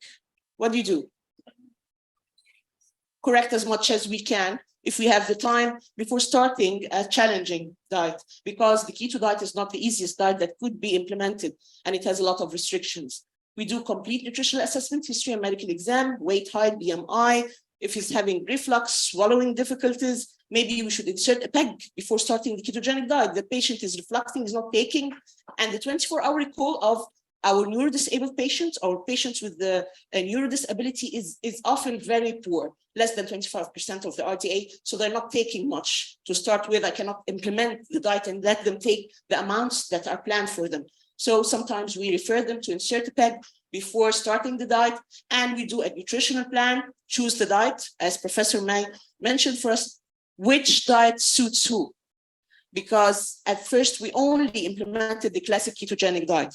Then the varieties were more, and the compliance was better with other types of diet. The age, whether the patient is an infant, he will probably in our center be on a classic keto diet. Above the age of 1 or 2 years, according to the patient, we would probably put him on a modified Atkins diet combined with the ketogenic formula. And we calculate the plan and establish supplementation. Show us like constipation, very common in these patients. 24-hour report, very poor. 2 cups of yogurt, 2 cups of rice. Rice is already based on high carb diet. So I cannot give him, I tell him, yeah, we have to eliminate all the carbs and we'll start the diet tomorrow. No, they take time just to accommodate and introduce the ketogenic options to these patients over 1 or 2 weeks so that we can implement ketogenic diet later on.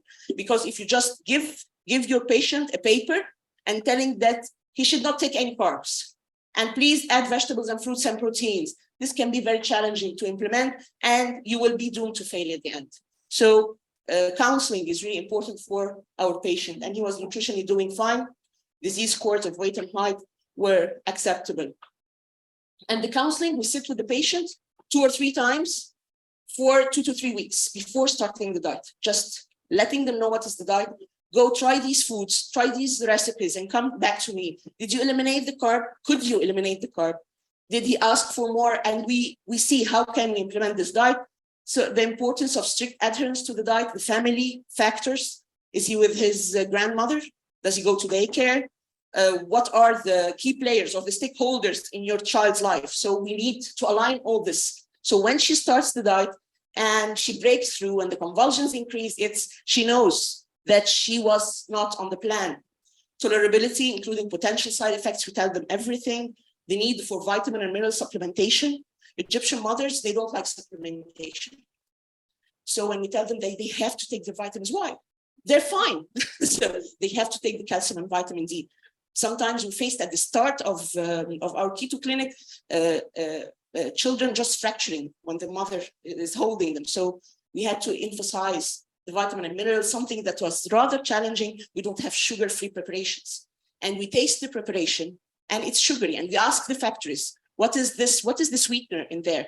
And there was no data if they are locally produced. So this was a challenge. We had to analyze sweets in these vitamins. At first, Dr. Omnea used to import from us from the UK sugar-free supplements, but now we have established through trial and error what is suitable for our patient. We ensure that the family is committed to the trial of the diet, and of course the socioeconomic factor, because it's not a cheap diet. It's an expensive diet. Eggs, cream, butter, all these cost money nowadays. And after the devaluation, a lot more money. And the Ministry of Health gave us the ketogenic formula, which had made the life of our patients a lot easier. In these 2 or 3 weeks, we had the opportunity to shift the medication. So the neurologist would probably shift the medication to another form, which is a tablet form, a sugar-free form, as much as we can. And they need to establish a level before starting the keto diet. We cannot do all the things at the same time. So the switch will take a week or 2 weeks to reach a level. And then we would start the diet. We cannot do both at the same time. Drug-nutrient interaction, steroids. And this was a debate always with my professor. Professor, I don't like topiramate. We are a hot country. So we've seen a lot of patients on topiramate with urinary gravels, stones, and repeatedly this is a problem. So Dr. Omnea, can you please withdraw the topiramate if you can? Okay, and probably she can't. Okay, so we've been struggling with the topiramate, the steroids.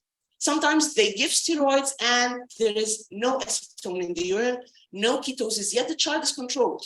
Or we don't know why. We measure it in blood, it's not that good. It's not detected in urine, but the patient is controlled. Sometimes we continue the keto diet, but steroids negates ketosis. Valproic acid, the BPA-induced carnitine deficiency, these patients have to be supplemented with carnitine. We give them the multivitamin preparation, the additional vitamin D, calcium, and phosphorus. We've done our research. We give them, all our patients take polycitrate from the start, maybe even elevate the dose if he's on topiramate. Selenium, we've tested selenium for all our patients, and in spite of being on multivitamin preparation, they were deficient in selenium and vitamin D, so we supplement them as well routinely to our patient. Therapeutic iron, of course, for this patient is anemic. Vitamin D deficiency supplementation was given to this patient. And this is our publication with Professor Rashidi about the selenium and antioxidant levels in children with the keto diet. And we've done another one with vitamin E that is not published, and another one with basal vitamins. In spite these children are already on supplementation, they are deficient. And we considered raising the RDA or the supplementation levels according to our patient, maybe because we have high rates of malnutrition in our country, maybe.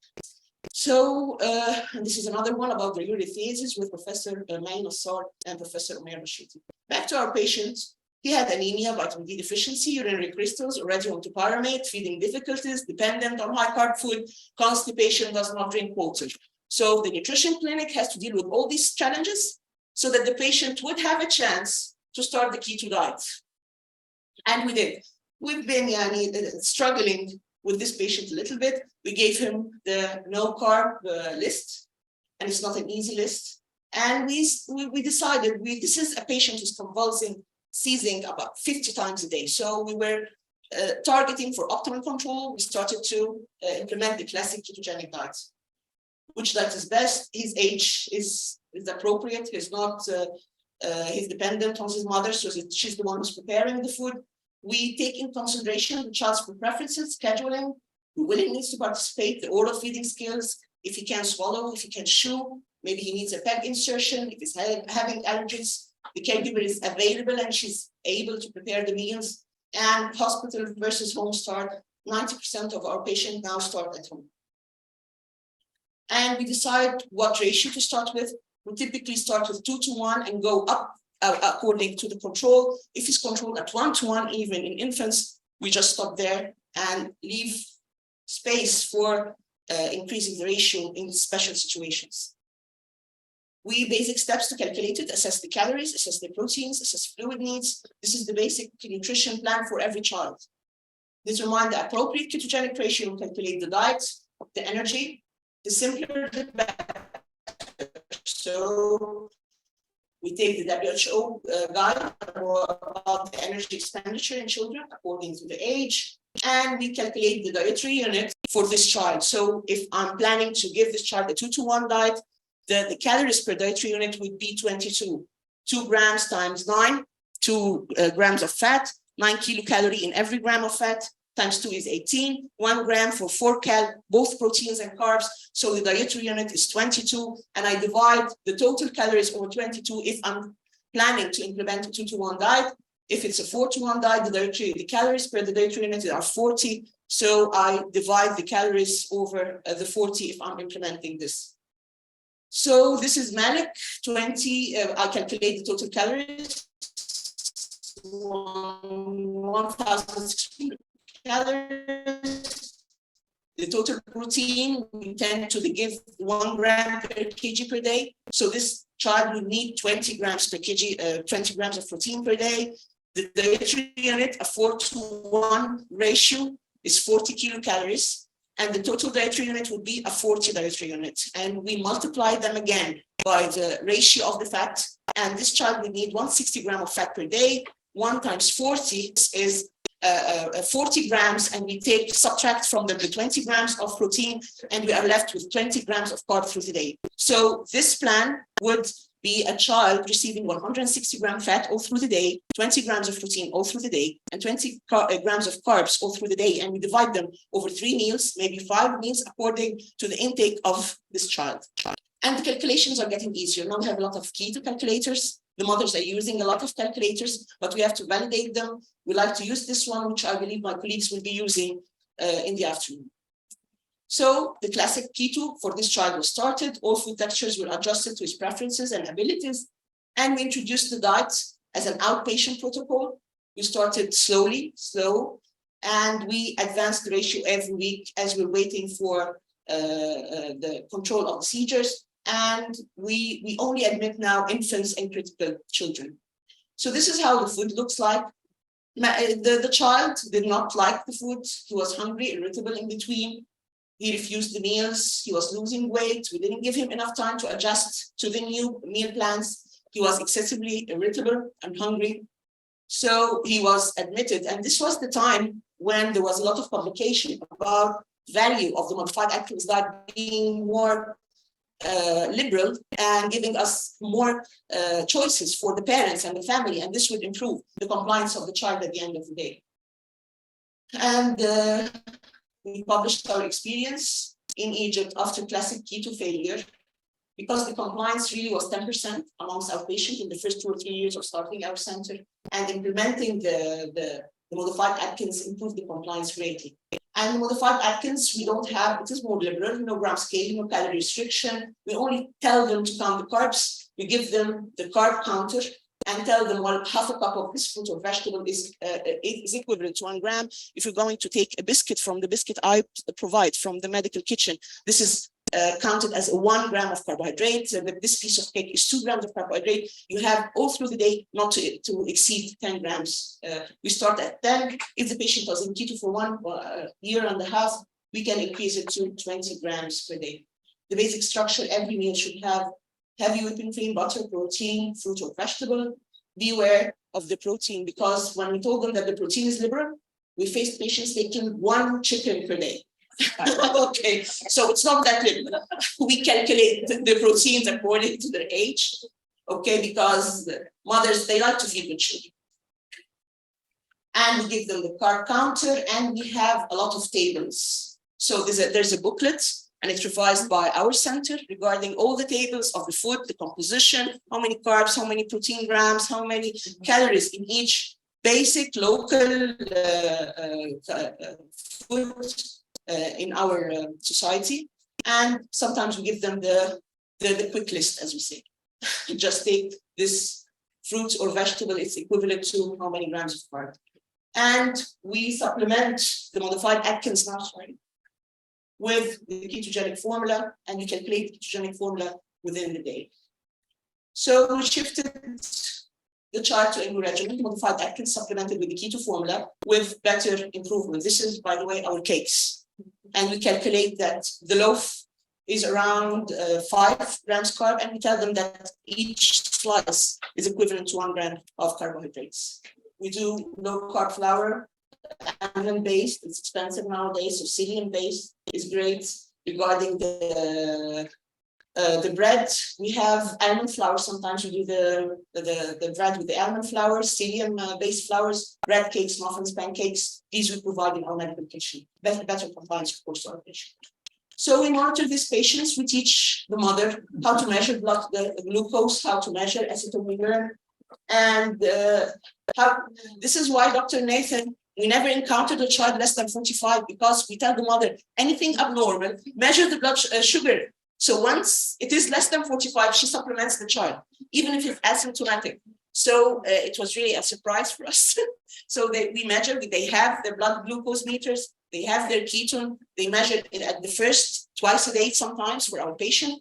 Then they tend to and we have very experienced mother now, they just smell the ketones from their children. We are in ketotic, doctor. We are ketotic. How would you know? I know. So we measure the urine sticks and we teach them how to remember, and they are in ketosis.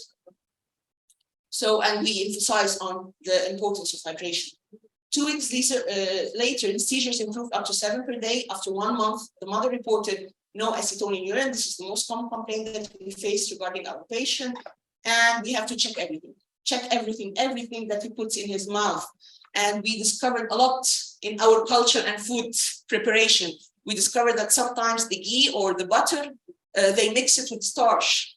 They cook it sometimes with starch. So we were telling her, are you giving enough butter? Are you giving enough? Yes, I'm doing all what you're telling us. I'm just revising what they are taking. Sometimes they don't consider the supplementation. She went to the pediatrician wrote for her something that is sugar-based. So we have to revise everything when there's no acetone, incorrect calculation or preparation of the food. The child is unwell sometimes. We revise all the foods, we check all the medication, and we ensure good, adequate intake. Sometimes we give carnitine, and once we give the carnitine, the fat metabolism is great, and there is acetone. Sometimes we add MCT. We have a very good experience regarding the MCT addition to the food, and the ketosis just is right. So we've worked through different types of diets.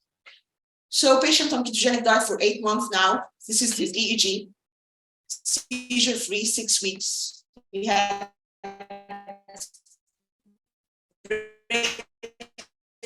seizures, of course. We do revise the diet. If he's in pain, he just has seizures. So we have to revise everything. Tapering anti-epileptic drugs or change in doses, illness or constipation. It happens, the breakthrough seizures. We have to revise the whole plan again. The follow-up, each visit. In the first month, they visit us weekly, then they visit us monthly in the first year of life, and they're experienced afterwards. So we're having now patients 8 to 10 years on keto diet. We tell them that you have to get off the diet. No, we don't. They're not necessarily glucose transporter patients, but they just want to complete the diet because they felt that the cognitive skills are better, that the attention is better. I think this diet is great, doctor. I want to continue. So it's their choice. And we do a routine nutritional assessment. Always the nutritional status of the Egyptian children is a challenge for us in our clinic. The medical evaluation doesn't meet the expectations. And we do realistic expectations to the parents because sometimes they think, well, if I started this diet, my child will be seizure-free. After a week or two, we have to tell them it is improving the quality of life. This child mother, she was tremendously happy. He was seizing 50 times a day. If he's seizing 7, she felt this is a miracle. The lab assessment we do every 6 months, the whole pre-evaluation assessment. It is a lifelong commitment. No, and this was mentioned by Professor May and Professor Omneya regarding our protocol. The keto team at Shams University, I love this team. All the members, all the neurology clinic, all the nutrition clinic, my colleagues, my dear colleagues, the keto educators, we have great keto educators in there. They help a lot, even with the WhatsApp group. The nurses, we do have a little bit of social workers, not an established system, but they can help. The metabolic kitchen staff is wonderful because they don't only do keto food, they do PQ food for other metabolic disorders. They have gluten-free foods. So it's a complete whole kitchen. This is one of my patients. She told me, please tell my name in the presentation if it's an international one. So this is Marwa, Fatima's mother. And she's a blogger. She's a food blogger, actually. And she did the recipes that were calculated for her. And she told me, I'm going to do it in a cinematic way. So she started photographing and doing the videos of preparing the recipes that we're going to share with our children, just putting the recipes in a nice place and letting the mothers know that it's achievable. You can do this. This is really easy. You can do it, and the food looks delicious. Okay. These are monthly meetings or sometimes bi-monthly. The COVID, we had them on Zoom and telemedicine about the awareness, and we're having good success stories. We're having our challenges, of course, but there are hope for these patients, and this is what makes us continue to improve our practice. So I'll leave you with this story of Malik, one of our success story patients.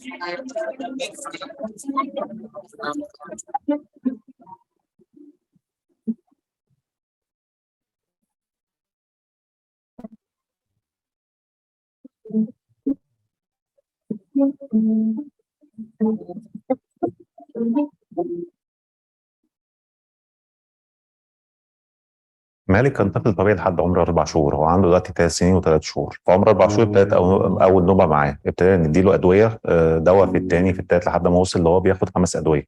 انا كنت قريت عن في حاجه اسمها حميه كيتونيه كانت بتستخدم كعلاج للكهرباء قبل اختراع الادويه، لحد ما حصلت نوبه كبيره في 1/9 30/8 بالظبط 2020، دخل فيها المستشفى وقعد في المستشفى فتره كبيره على جهاز تنفس صناعي. ساعتها الدكاتره قالوا اللي كانوا متابعينه قالوا لا، هنبتدي معاه حميه كيتونيه وهي اللي هتاثر معاه احسن من الادويه. وفعلا ابتدينا في الحميه الكيتونيه من 1/9/20. ابتدينا طبعا الحميه الكيتونيه تحت اشراف طبي، الدكاتره حددوا لنا الوصفات اللي هنمشي عليها وجرعات اللبن الكيتوكال اللي هنمشي عليها. احنا لما ابتدينا في الحميه كانت طبعا النوبات كانت كتير قبل ما نبتدي، مره مرتين في الاسبوع، قلت كتير جدا، بيتعب الولد ممكن. بس بعد شهور بنروح لدكاتره تاني بيعدلوا لنا النظام او بيظبطوا لنا الاكل بتاع الولد. انتباه مالك اتحسن على الاول. هو الصراحه كان في 3 صعوبات جوه البيت ومع الاهل وفي المجتمع. اول صعوبه اللي هي كانت في البيت، اللي الولد كان متعود على نظام اكل معين، كان بيحب مثلا البطاطس، كان بيحب الرز، كان بيحب المكرونه، كل الحاجات دي اتمنعت عنه. مع الوقت هو تقبل الوضع اللي انا حذرته يا مالك لا ده هيعمل لك وهو في بطنك، ده هيضرك، فابتدى يبعد عنه وخلاص تقبل الوضع دلوقتي وبقى خلاص نظام اكله وهو عارف اكله ايه. الموضوع الثاني اللي هي بتاعت الاهل، جدته من ناحيتي او من ناحيه مامتي، كان الاثنين معترضين بشده على نظام الاكل ده، بس لما لقوا مع الوقت لقوا حاله الولد مستقر. ثالث نقطه كنا بنواجهها في الصعوبات كانت المجتمع بره. يعني مثلا لو خرجت بمالك في مطعم هيقدم له الاكل بتاعه، حلها بسيط جدا. حلها اللي انا بقيت اخد اكل مالك معايا في ايس بوكس او اي حاجه. الحضانه كذلك برضو لو سمحتوا هو ليه نظام غذائي معين، وبرضو حلينا المشكله دي الحمد لله. كنا ماشيين على 5 ادويه، وكانت مره لمرتين في الاسبوع بنخش المستشفى. دلوقتي احنا ماشيين على الحميه ب3 ادويه والنتيجه افضل الحمد لله. فاحب اقول لهم ان حاله ابني اتحسنت على الحميه من كذا ناحيه، من ناحيه حركته، من ناحيه الطبيه بتاعته. بدل ما كنا بنخش المستشفى مرتين 3، لا دلوقتي قلت كل شهرين، كل 3 شهور، كل 4 شهور، بتبقى حاجات بسيطه مش زي الاول. بحب اقول لهم يعني الحمد لله اتحسن عليها اولادكم بطريقه تقدروا تنبهروا بيها ان شاء الله.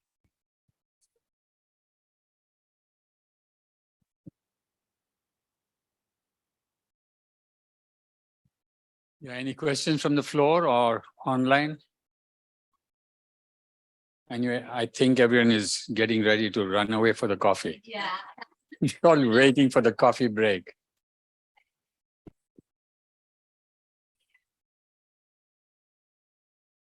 So it's 12:45, we come back at 1:15. Yeah.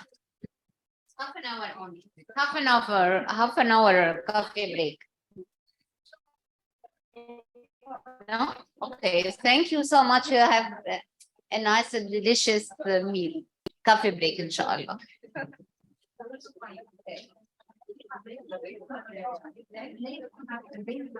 I hope you are enjoying. I hope you are enjoying. Delicious. Delicious.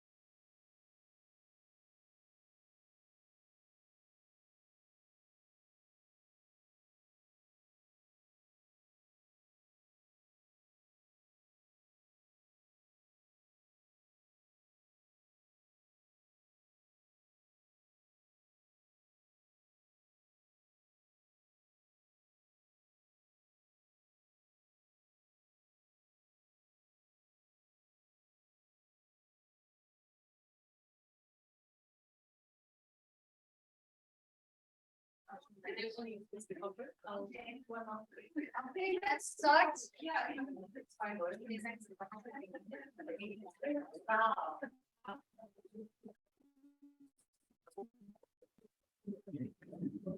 Bismillah ar-Rahman ar-Rahim. We'll start the second session. I think you are all fresh now. You take your coffee. It's my pleasure to introduce my dear friend, Professor Dr. Janak Nathan from India. He will speak about ketogenic diet in adolescents and adults. Okay.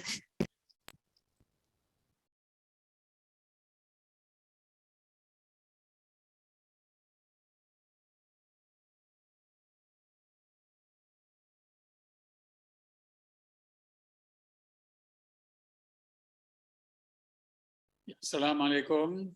Thank you very much. And I think after that wonderful snacks, I mean, that wasn't snacks, that was almost like a lunch. So we're all ready to start again. I've been very fortunate in that when I did neurology way back in the 70s, we basically did all of neurology, adult and child neurology. There was no such thing as child neurologists in India. So we looked after both. And therefore, when I began the ketogenic diet, we used it in everyone, adults, adolescents, all of them. So are adults just big babies?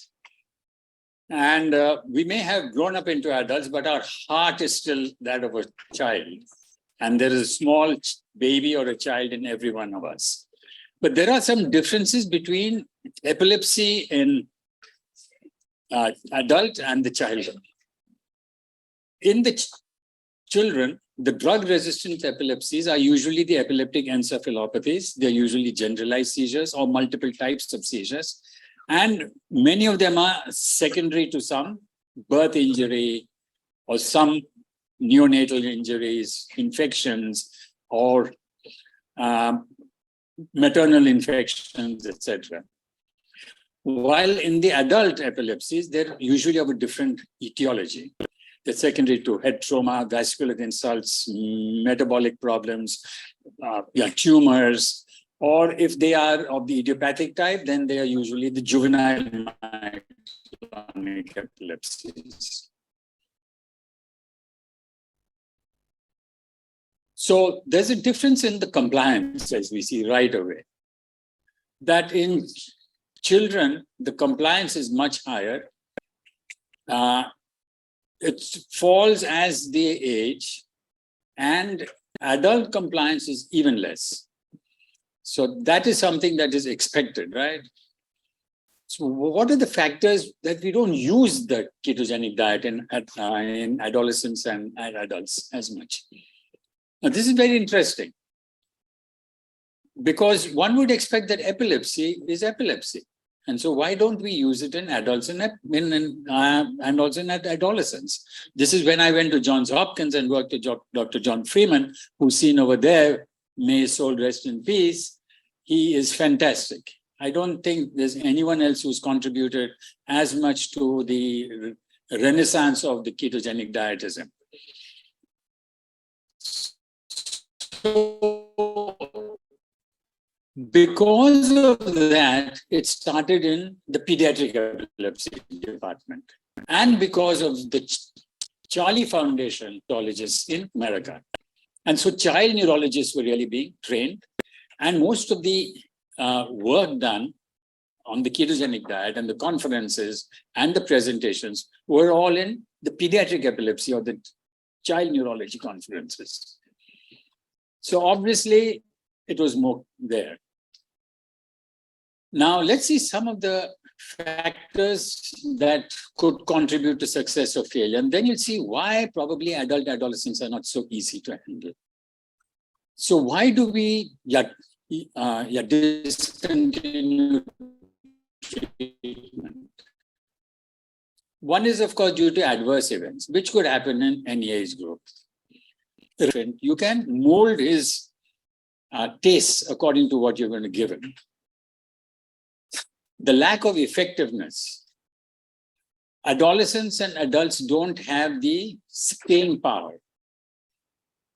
They want quick results, or I'm going to go to someone else or to do something else. Of course, the ketogenic diet, all across the board, there are financial problems. There's a higher cost of food. And because of some of these, the dietary treatments are not so easy in an adult as in a child. Now, this is not just in epilepsy. You'll find this even in others, that any dietary treatment is not as easy in an adult. They tend to cheat. They tend to get off the diet. Once they reach a certain goal, then they just give up everything. But in those, what are the factors that lead to this ketogenic diet being continued for a long period of time? And I think the first and most important is that if there's an initial good result, if initially your results are good, then you say, okay, great.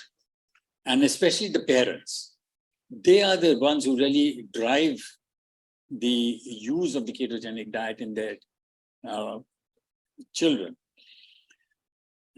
Also, you will find that the difference between a child epilepsy and adult epilepsy is in the high frequency of seizures in the children. Tens, scores, hundreds. While in an adult, you will not find that many. And therefore, they're reluctant to go on for something which they feel is difficult.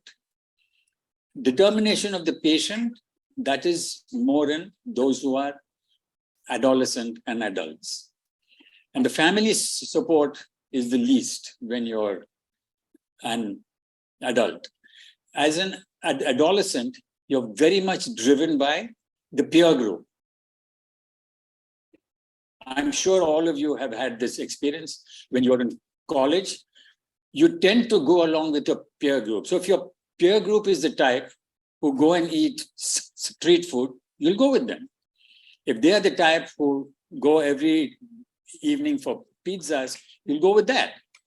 So therefore, it is very much driven by that. And these are the reasons why it's not so easy to use the diet in adolescents and adults. But let us see. If you see here, this is data in 2022, where 100% seizure control in this series was 33%, which is pretty high. In infants, 11% in children, adolescents, and 13% in adults. But if you see the seizure control over 50% was almost the same, 59%, 47%, 53%. So one of the reasons I think is that when an adult does not get a very high seizure control percentage, he's more likely to just go off.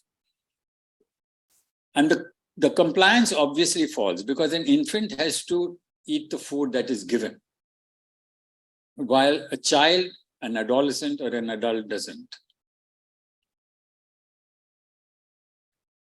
What about the difference between the classical ketogenic diet and the modified Atkins?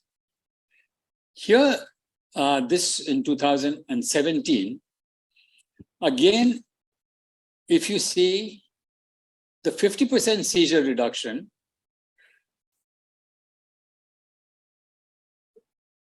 is 53, 52, and 34, right? So in the 52% for classical, 34% for modified Atkins. So modified Atkins is not doing as well. Let's see another review. This was a meta-analysis with 168 patients on the classical, 87 on the modified Atkins. And the efficacy rate of the classical was 52% as compared to the 34% there. Patients with more than 50% seizure reduction was almost the same. And patients with more than 90% seizure reduction was much less. The side effects in adults are also a little more. Weight loss is something that they may be happy with if they're overweight, but you do have a little bit of a problem with the high level of LDL and elevated total cholesterol. But as Professor Mai said, we too have not found that. That is pretty easily controlled if you can control their nutrition. The others are really not of much consequence. Let's go to another review where they looked at adolescents in 2011. 206 patients, 49% had more than 50% seizure reductions. So once again, it shows you that seizure reduction is not that different, whether you're adult, adolescent, or you're a child or an infant. 13% was seizure-free. Now, this is our center, we are publishing it soon. 394 patients, 100% on the classical KD. We had 24% of them had 100% control, and in the modified Atkins, 20%. But the numbers going in the modified Atkins were very, very much less. We don't use the modified Atkins frequently. And above 90% to 99%, it was around 28 and 33, but above 50% was almost the same. 88% on the classical KD and 80% on the modified Atkins.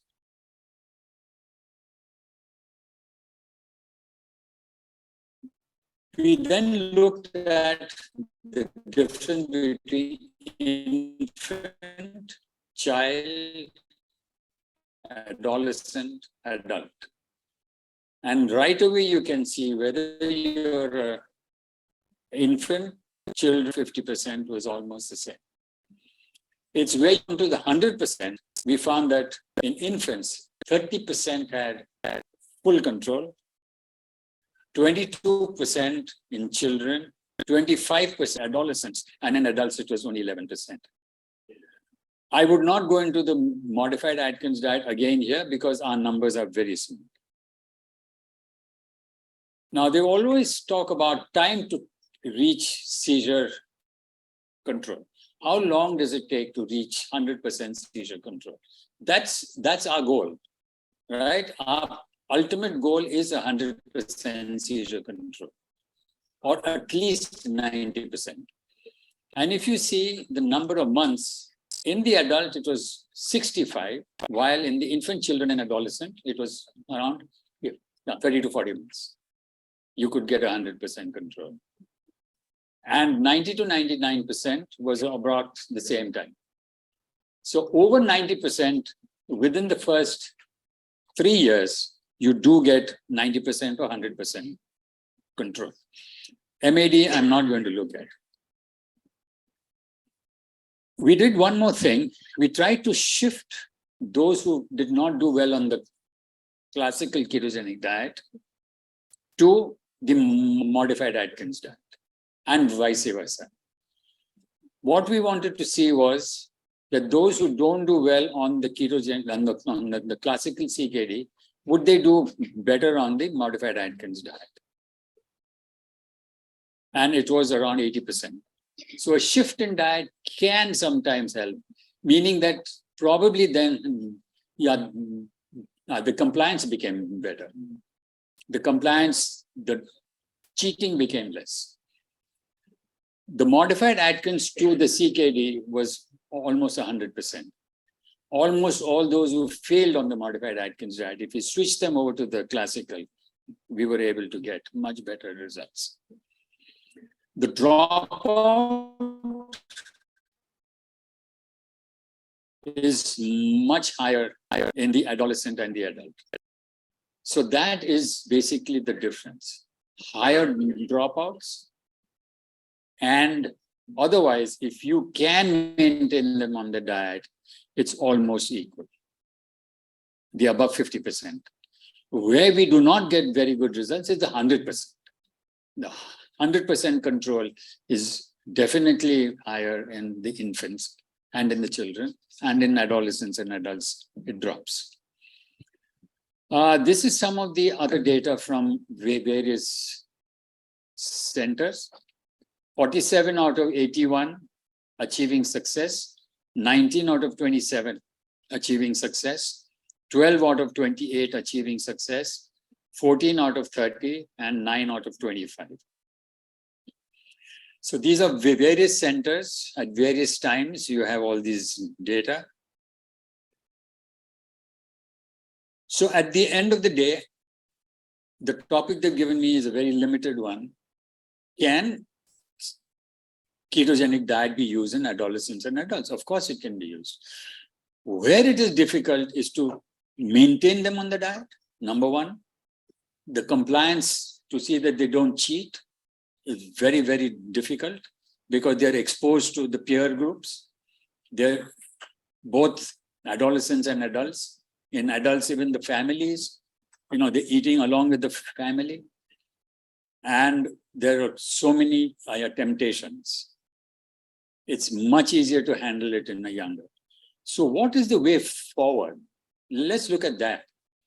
Just off the hat, I was thinking, what's the way forward? What do we do? Because obviously you've got this 25% who are going to be uncontrolled. Whether they're infant, child, adolescent, or adult, you're going to have 20 to 25% uncontrolled. In the adult, you're going to have out of that maybe 10% amenable to surgery. What happens to the other 15%?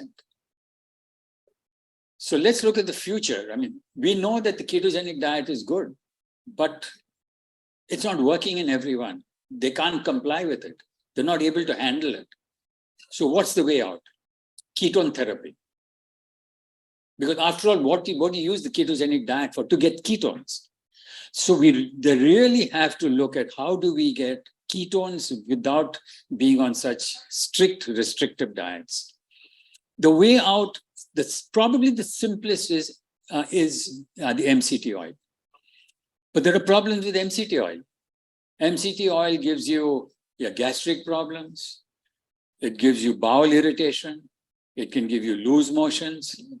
I have taken it myself. I cannot take more than 10 to 15 ml. I take 10 to 15 ml and I have to rush to the washroom, to the restroom. I have that. So what's the way out? So we are looking at something called as a liposomal MCT oil.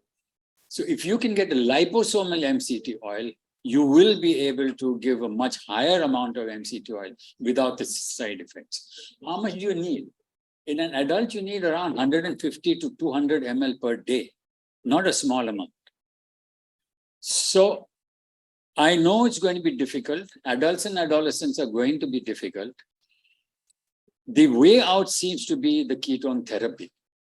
So what we are trying to marry between the two is a low carbohydrate diet, not even the modified Atkins, where the carbohydrates are really much lower, but a little lower carbohydrate, simple carbohydrates being removed entirely, low GI foods being used, because then, I mean, that's okay, whether you eat X fruit or Y fruit, X vegetable or Y vegetable, people don't mind that as long as I get the vegetable. So try and marry the low GI, low carbohydrate with MCT oil. And if we can do these three well, maybe we'll be able to help more. Ultimately, what is our aim? Our aim is to try and get uncontrolled epilepsy controlled. That's our aim.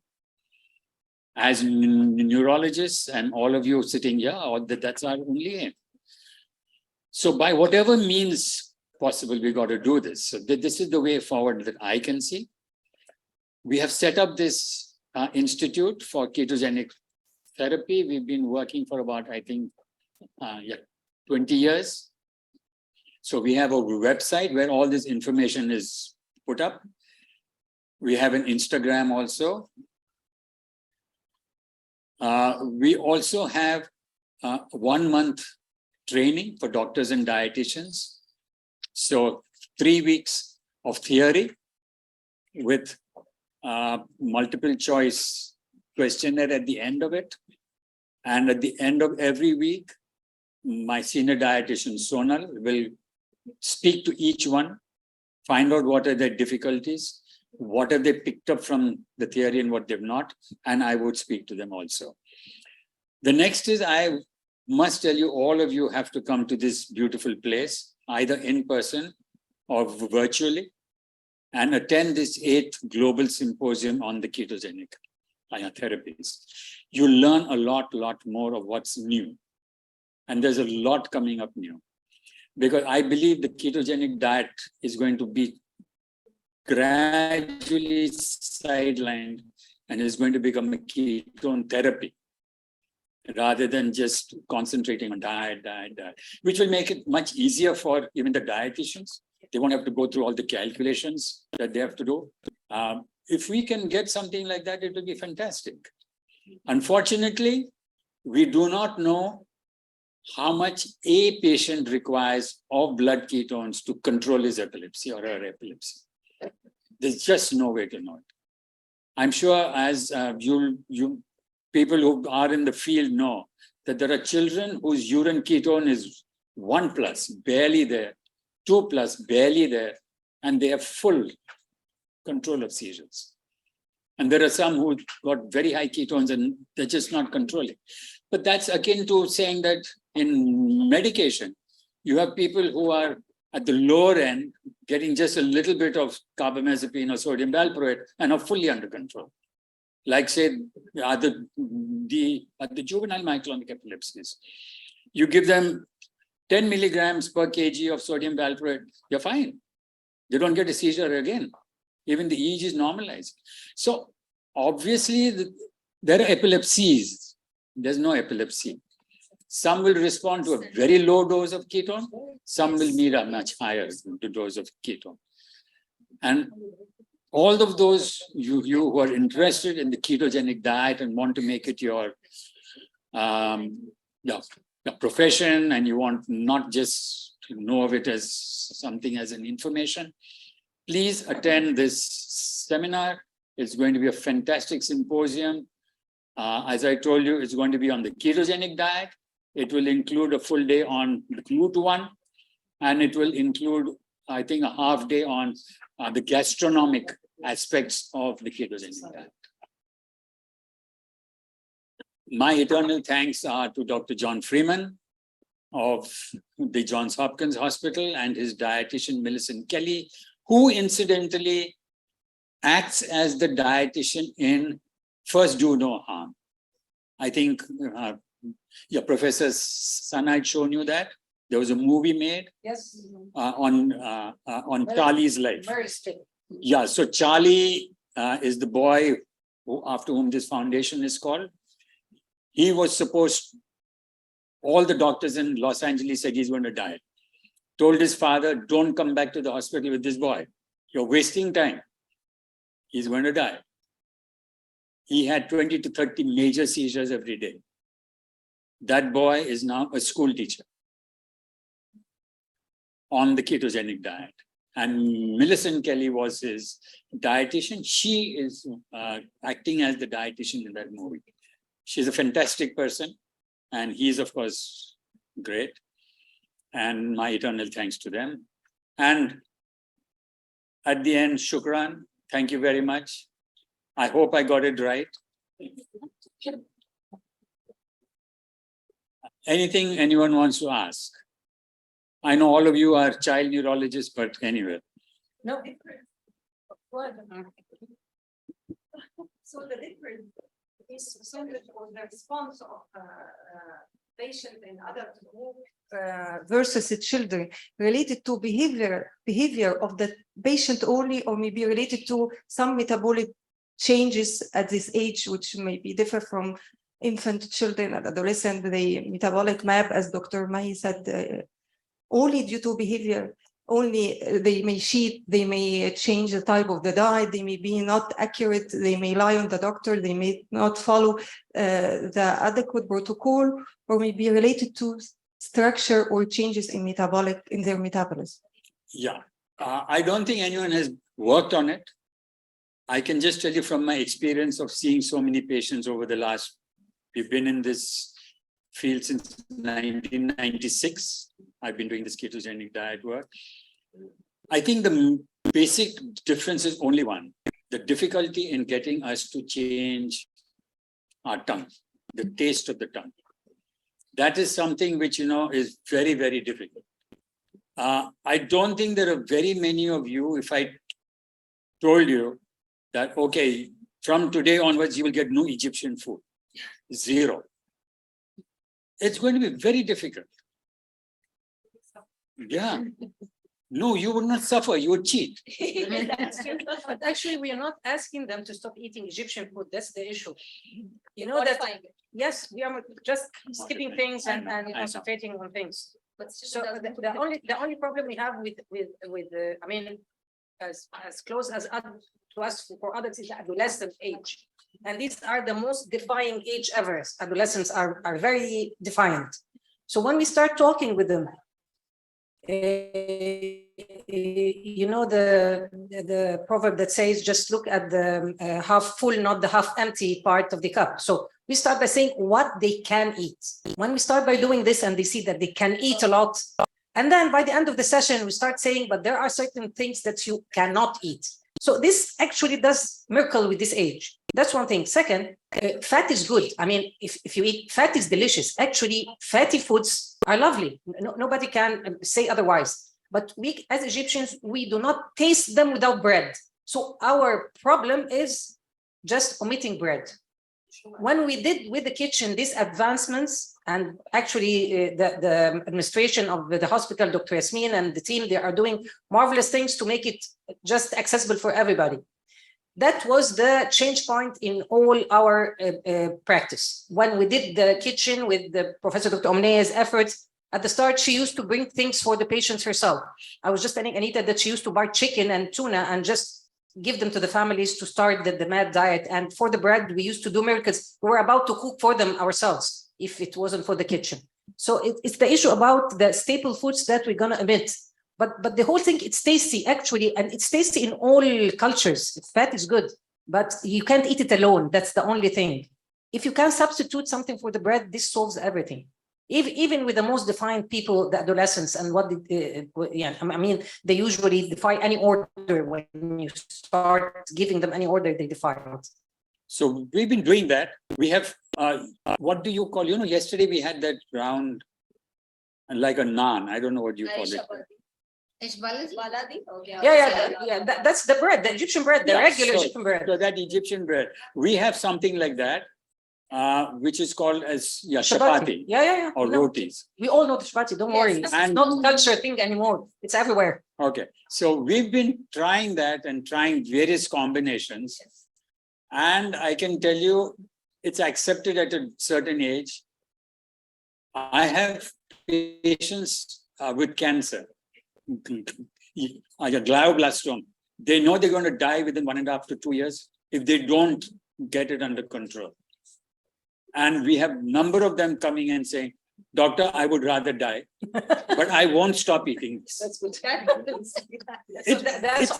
That's so be more persuasive. Yeah, it is so difficult to get people to change their minds about food. Yeah. Food is something which is, we live for food. Yeah. That is the problem. There are very few who are going to say, okay, if this is going to make me all right, I'll do it. Most of them will say, no, give up. So your whole population is defined, not only the adolescents. Okay. Thank you so much, Dr. Janakan. Really is very nice and interesting. And you have a lot of data from your research because the papers are few in this field. It's my great pleasure to welcome Ms. Sonal Baler. She's a dietitian and she's an expert in ketogenic diet working since 2012. And she will talk about fine-tuning in ketogenic diet therapy.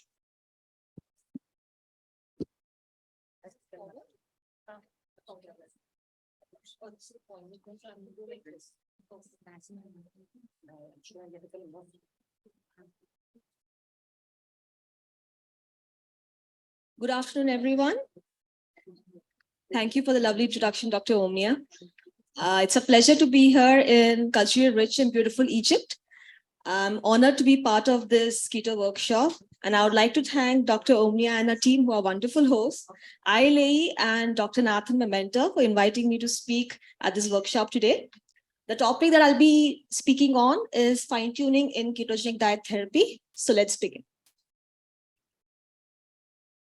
So what is the aim of fine-tuning ketogenic diet? First is to achieve 4+ to 4+ ketones and to maintain the weight of the patient at an ideal body weight. So this will help to reduce the seizures or bring about complete seizure freedom and even reduction in anti-seizure medications. So there is one rule that we follow, that is either make one change at a time in calories or the ratio. And we wait for 15 to 30 days for stabilization of urine ketone levels before we make the next change. Next, we talk about the importance of 4+ urine ketone levels. Now, at our center, we ask the patients and the caregivers to check the urine ketones daily, and they have to maintain a record of it, and they have to check 4 times in a day. And many a times, the caregivers ask us, why do we need to do that? So let's take on this case. So if the urine ketones are checked only once in a day, that is in the morning time. So what you can see here, so what you can see here is the urine ketone chart where the patients and the caregivers maintain their records. So if it is checked only once a day, you can see that it is 4+, okay, throughout the day, and yet the seizures are about 5 to 10, okay? So one would conclude that ketogenic diet is not working for this patient. But when they are actually checking it all the 4 times a day, that is including afternoon, evening, and nighttime, you can actually see that the ketones are dropping.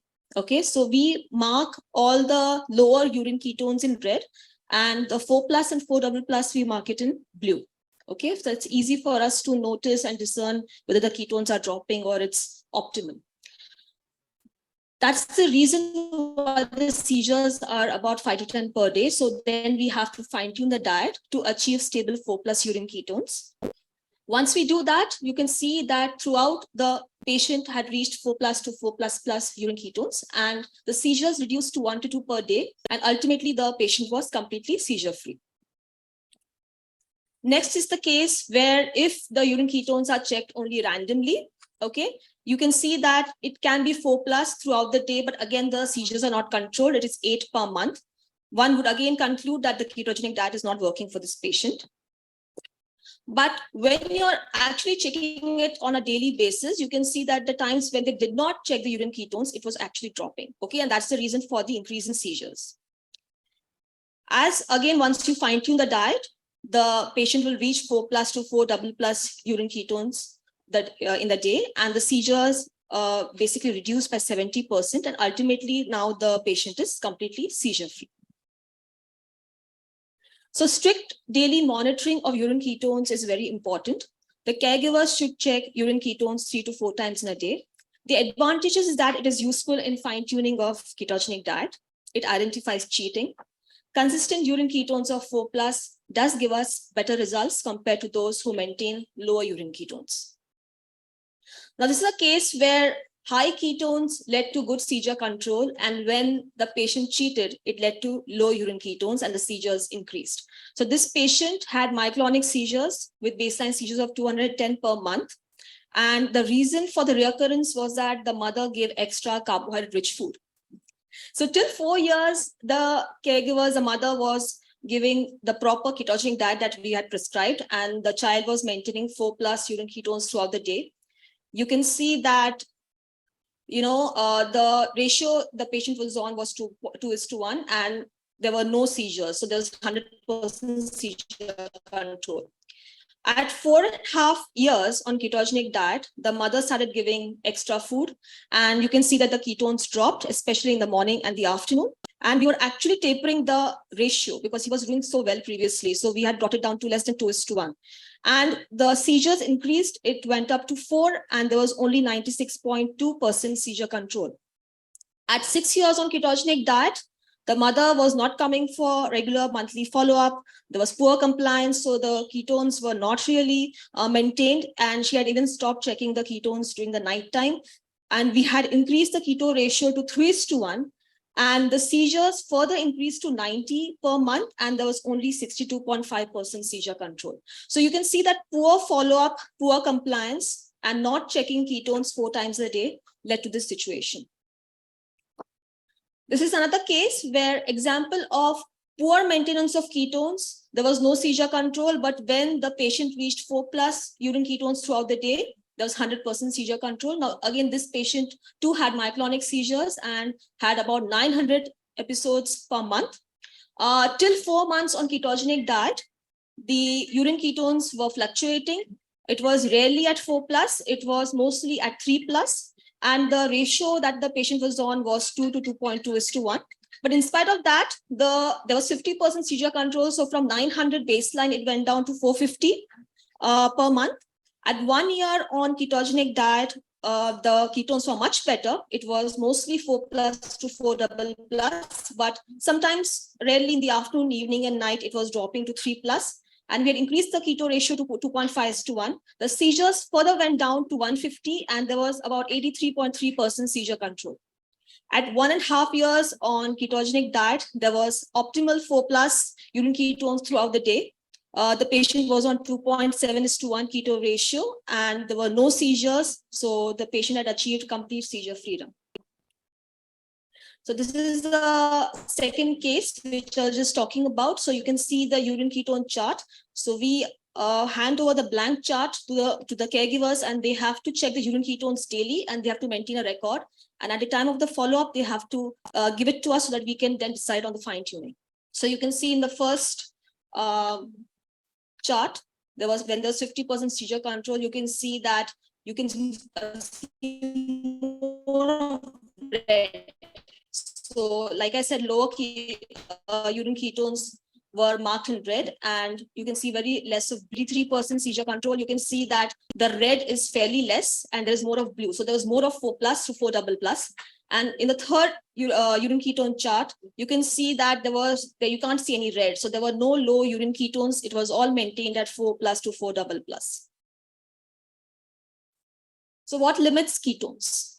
Inadequate or excessive calories, meals that are spaced too far apart, not consuming all of the meals, vomiting or diarrheal episodes, inadvertently eating food having hidden carbohydrates, or parents or patients cheat and they eat carbohydrate-rich foods without informing us.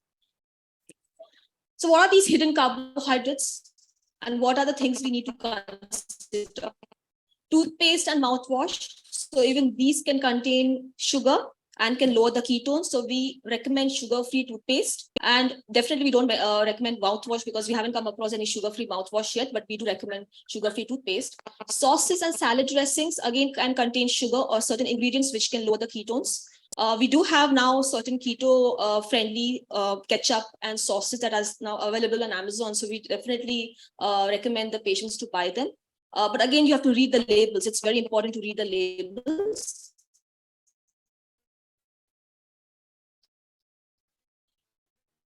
Chewing gum, use of thickening agent in products like maltodextrin. So maltodextrin is typically added to protein powders or even certain sweeteners. Normally, if the patients are unable to understand or the caregivers are unable of the brand, so that we can then have a look and then can let them know whether they should go for it or they should avoid it completely.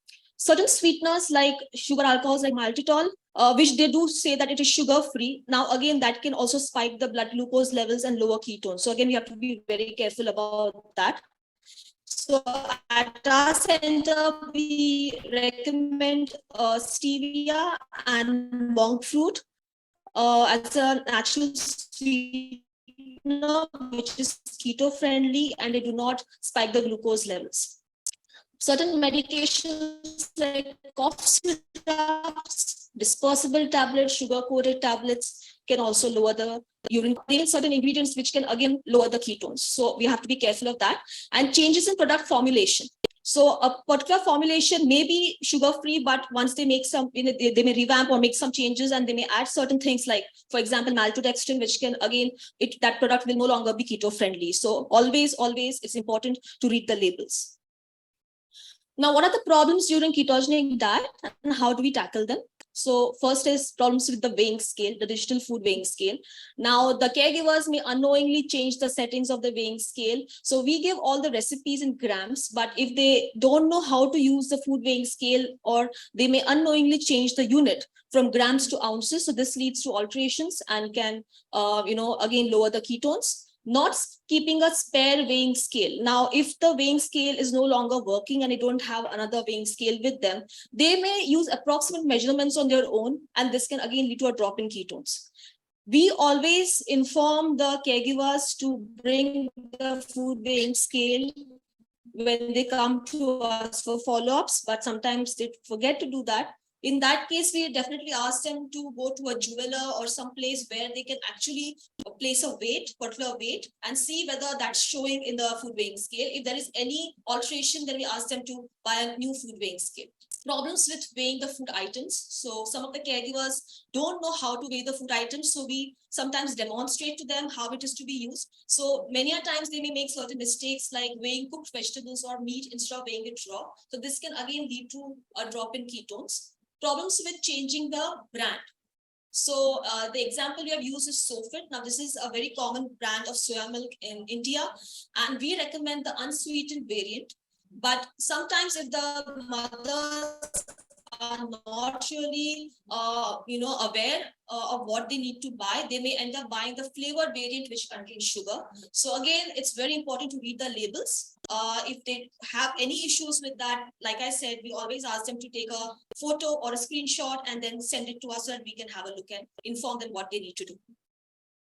Problems with substitution of ingredients in recipes. So substitution without the knowledge can lead to imbalance in calculations and a drop in ketones. For example, substituting almonds for cashew nuts, which we all know have different nutritive values. So that's the reason why we always tell them that do not make any changes on your own. If you, want to give something new to your child, always let us know about it so we can recalculate and we can send it to you.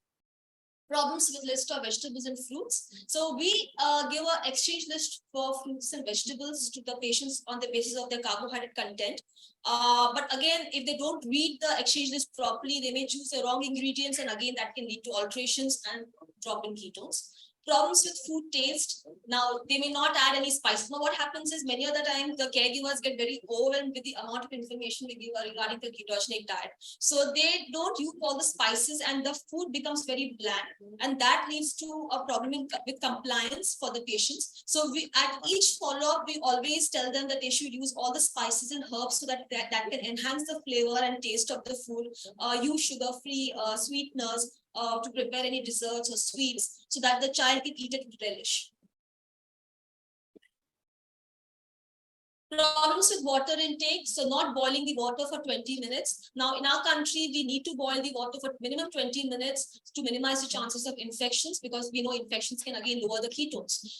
They may not drink adequate amount of water. So that will lead to concentrated urine, and again, that will lead to spurious high ketosis. Or they may take excess water, so that will again dilute the urine and they will give you inaccurate low ketosis. So the way what we tell them is the indicator is to check the urine color. It has to be pale yellow in color, and that, that's the way it should be. That you know from this that the urine ketones are adequate, the color is adequate, and the child is drinking adequate amount of water. Problems with ketodiastics. There is confusion with the color leading to wrong reading. Exposure of ketodiastics to air for long duration can lead to oxidation and can again lead to a wrong reading. So at our center, when they visit us for a follow-up, we always ask them to bring their ketodiastics bottle with them, and we ask them to check it right in front of us, and we have our own ketodiastics bottle which we use to match and see whether we get the similar reading or not. If it's oxidized, then we ask them to buy a new ketodiastics bottle. How to improve the ketosis?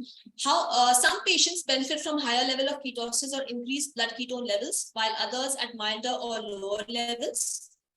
Rarely, some may have an increase in seizure frequency with higher ketone levels and a better control of seizures with reducing the ketone levels. Therefore, ratios have to be adjusted to optimize the ketone levels and potentially the diet efficacy. MCT oil may also be gradually incorporated and titrated to enhance the ketosis. We have to check the free carnitine levels and initiate supplementation, which may also help to increase the KD efficacy. And short periods of intermittent fasting may also enhance ketones and potentially increase the efficacy. Now, the value of urine ketones versus blood ketones. So urine ketones is affected by various modalities. First is difficulty in collecting urine from diapers, soiling of urine with stools, problems with during menstruation, water binging, cheating, illness or fever. Again, we cannot measure high ketosis. The last we can do is 4W plus method, the 160 milligram per DL level. The accurate level we can measure only with the help of the blood ketones. Some patients may also pass urine infrequently, so that's again a problem. If the patient has constant 4+ urine ketones and seizures have still not halted, we have to check the blood ketone levels, and if we see that it is low, then we have to increase the keto ratio, and then the seizure halts and it is in control. So there's no direct correlation between the urine ketones and the blood ketones. Blood ketone check is needed for more than average patients, and in certain situations it may happen that if the blood ketone is very high, 5 to 6 millimole per liter, and the seizures have increased because of that, then we may ask them to reduce the keto. We basically reduce the keto ratio, and the seizures will reduce accordingly. Blood ketone is an accurate measure of ketosis, but there are certain disadvantages. First, that it is a painful procedure. So it's basically you have to prick the patient every time. The test strips are very expensive. You may get wrong results if the machine is defective. But blood ketone check is definitely useful when the urine ketone is 4+, but the seizures are not controlled. Now, is the urine ketone level measurement adequate to monitor the ketogenic diet? This is a study by Donald et al. And he found that there's a very wide variation between the blood and urine ketone levels. In those with inadequate seizure control, but good urine ketones, blood ketone levels need to be measured to improve the efficacy of KD before calling it a failure. Now, this is a case paper, case study that we done at our center. Now, here in this patient, you can see that, he was maintaining urine ketones at 4+, but still there was, the child was getting about 34 seizures per day. But when we did the blood ketone check, we saw that it was pretty low, which is 1.3. We then increased the keto ratio post 1 month when the patient was on 1.5:1 keto ratio. The blood ketone levels increased from 1.3 to 3.4, and the seizure frequency went down to 26 per day. Post 2 months, we further increased the ratio to 1.8:1. The blood ketones also increased to 4.8, and the seizure frequency further went down to 10. Post 3 months, the ratio was the same, but the blood ketone levels went slightly down, but the seizure frequency went. Next is fine-tuning the diet meal timing. We have to evaluate the timing of the patient's meals. Aim for no more than 3 hours gap between meals. Aim for no more than 12 hours gap between the last and the first meal. If the ketones are low in the morning, we should always consider a late night meal, and calories should be equally spread throughout the day. Initiating diet for overweight patients. So we need to reduce 100 kilocalories from 75% of the RDA to achieve desired body weight, because it's essential to burn excess body fat. We have to also consider the activity level of the patient. And in such cases, many a times the patients require more portion of food. So we try to give less concentrated recipes and use more of group A vegetables and fruits, which have lower amount of carbohydrates. The amount will be much lower. Next is initiating diet for underweight patients. We need to increase 100 kilocalories from 75% RDA to achieve desirable body weight.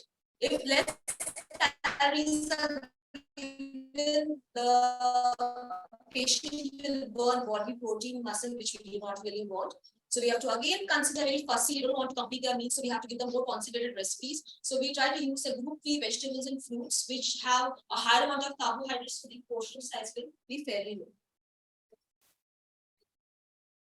Now, this is a paper by Seltzer et al. To see the dietary and medication adjustments to improve the seizure control in patients treated with a ketogenic diet. It's a retrospective review which is performed on 200 patients treated with KD at Johns Hopkins Hospital from 2007 to 13.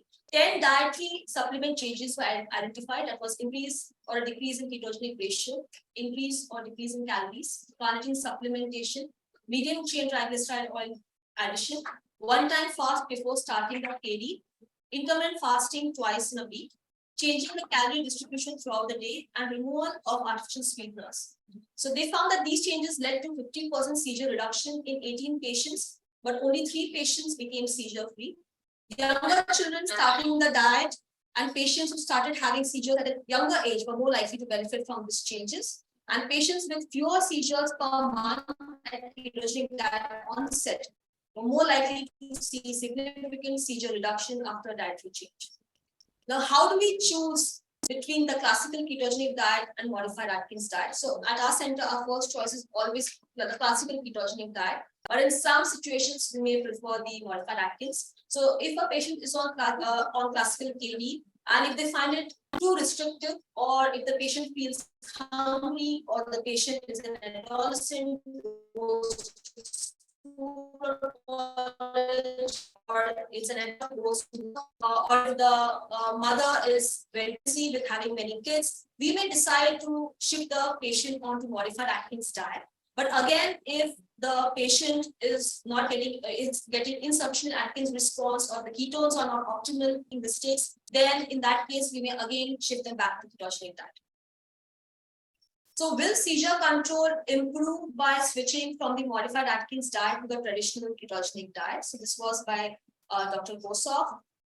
So retrospective information was again obtained from 27 patients who made the change from modified Atkins to ketogenic diet. 10 patients had more than 10% additional seizure reduction with the ketogenic diet or the modified Atkins, of which 5 became completely seizure-free. The 5 patients who did not improve on the modified Atkins failed to improve even when they were transitioning to the classical ketogenic diet. So they saw that there was a higher incidence of improvement in those who had myoclonic astatic epilepsy, and the results suggested that KD represented a higher dose of dietary therapy as compared to the modified Atkins diet. So what are the common dietitian mistakes during the fine-tuning? So dietitian fixing the ratio in the calories without discussing with the neurologist. So the KD team of dietitian neurologists should always be there. Do not take into consideration the ideal body weight for the patient. Do not realize that an overweight patient needs less calories and an underweight patient needs more calories. They do not adjust the protein according to the height progression. They do not give adequate supplements. Dietitians do not realize that a change of brand like milk, cheese can result in disaster with the different nutrition values. So you cannot use generic values. You have to go as per the brands and the nutritional value mentioned in that. Parents are known to switch brands without informing the dietitians. So we as dietitians have to always counsel them and emphatically tell them that they cannot make any change without permission. Parents cheating on behalf of the patient, especially when patient is well controlled, so they grow complacent. And because of this, again, the ketones go down and the seizures may again increase. So dietitian needs to question the caregivers very carefully and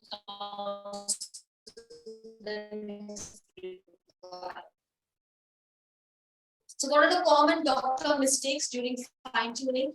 The doctor does not check the medications for sugar. The several sugar-containing medicines still being continued. The medicines for gut infections and illnesses are not checked. And certain doctors, after being told not to give syrups containing sugar, dispersible, and now dissolving that, still prescribe them as I said. A lot of information about information. Shukran. Thank you. Thank you, Sonal's very nice presentation and very helpful for all our clinical nutrition. Sorry, Dr. Marwa, we'll postpone your talk. Assistant Professor Dr. Yasmin Gamal, she's the manager of our hospital. She has a meeting, so she has to finish her lecture now, and she will give a lecture about keto diet in special situation. I shall postpone. There is a lot of questions online. I shall postpone it after Dr. Yasmin finish, inshallah. Okay, after you finish.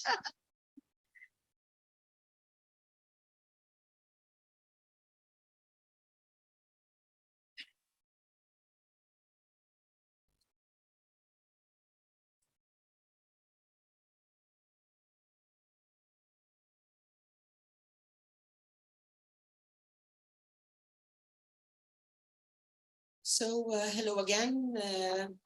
Very interesting talks with Professor Nathan and Sonal, because the practice, I'm really impressed. You measure the ketones 4 times a day. This is too much for us. Okay, it's not applicable. You don't. Yeah, it's the caregiver. Okay. It's really challenging. So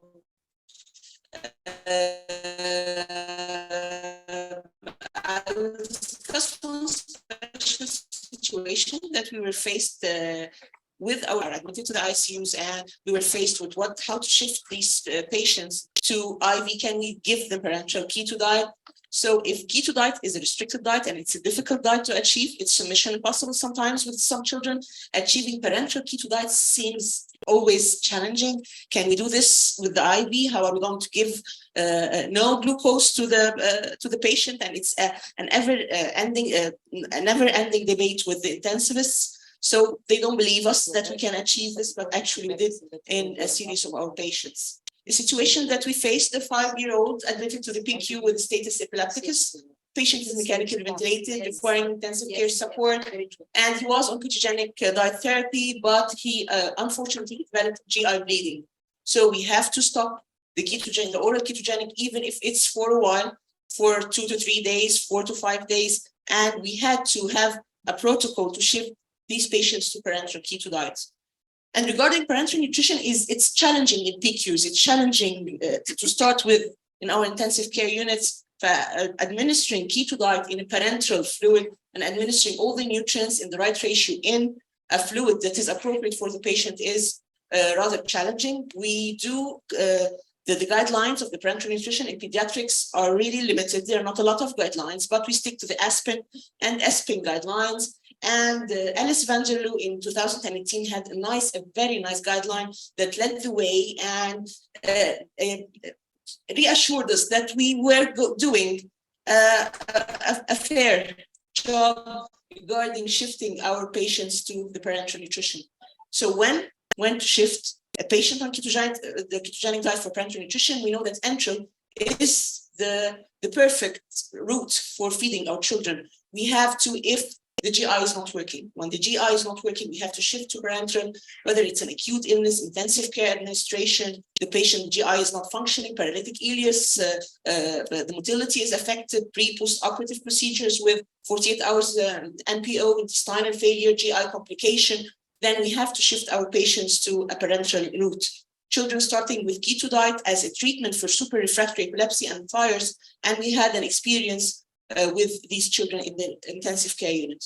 Of course, we don't give parenteral children and keto diet both. So we are combining the contraindications of parenteral and keto diet, whether they're having a metabolic disorder, whether they're having severe metabolic derangement like hyperlipidemias, metabolic acidosis, the sodium is altered, whether it's hyponatremic or hypernatremic, severe hypoglycemia, severe kidney failure, liver failure, pancreatitis. All these patients, it's not advisable to give them parenteral keto diets.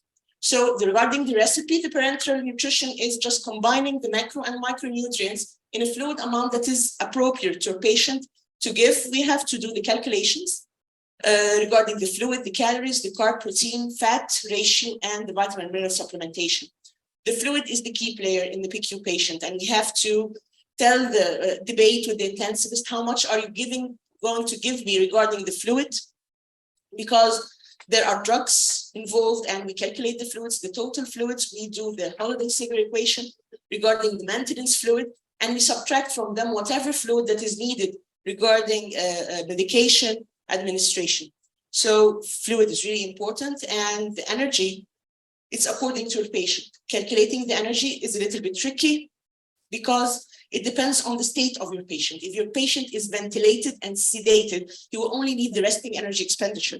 You don't want to overfeed this child, you just want to achieve the correct ratio for this child. You calculate according to WHO multiplied by the stress factor, the Schofield, whether you are going to use the weight or height equations. It's calculating the resting energy for the resting energy expenditure. When your patient is in the recovery stage, not in the acute stage, you need to adjust the energy and increase the energy a little bit, and then submit by the WHO tables. So determine the ideal weight for age or weight for height to calculate the energy.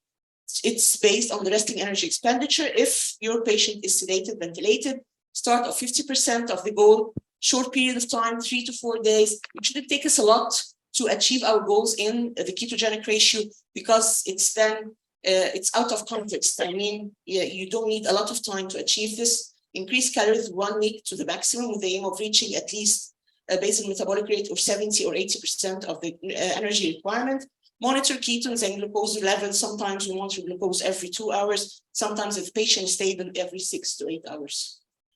So regarding carbohydrates, are we going to give glucose or not? And this is also a debate.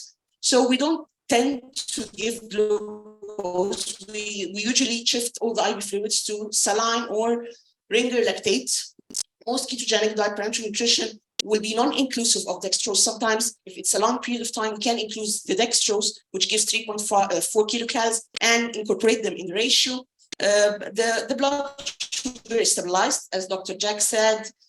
We depend on the glycerol, sometimes calculated from this patient is super refractory epilepsy, so he's on a lot like phenobarb, diazepam, lorazepam. They all have a glycerol content that is calculated. The lipid preparation also have a glycerol content and a glucose content. So the blood glucose is maintained within these medications rather than giving extra glucose from the solution.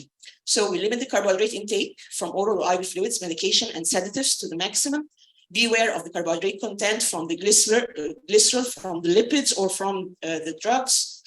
If the clinical situation allowed, it's a zero dextrose glucose composition could be used at starts. Some carbohydrates will be delivered by the glycerol metabolism. Dextrose or glucose should be increased step by step based on your readings, your follow-up readings of the blood glucose, ketones, age, and condition of the patient. Try to aim for maximum on the regular enteral keto diet prescription. Regarding protein, ASPEN guidelines tell us that we start with 1 gram for children, 1.5 gram for infants. Minimum 0.5, 0.8 gram per kg for short-term use might be acceptable to benefit the ketosis. Take care of your child is malnourished, you probably need a little more protein. Regarding the fat we have in our center, the soft lipid, 20%. Sometimes we have the intralipid, but mostly we use the small lipid, 20%, and it's good because it has the MCT, the omega, and everything that's needed for the fat composition of this child. Aim for the highest fat content possible with the lowest complications, and the range is 2 to 4 grams per kg.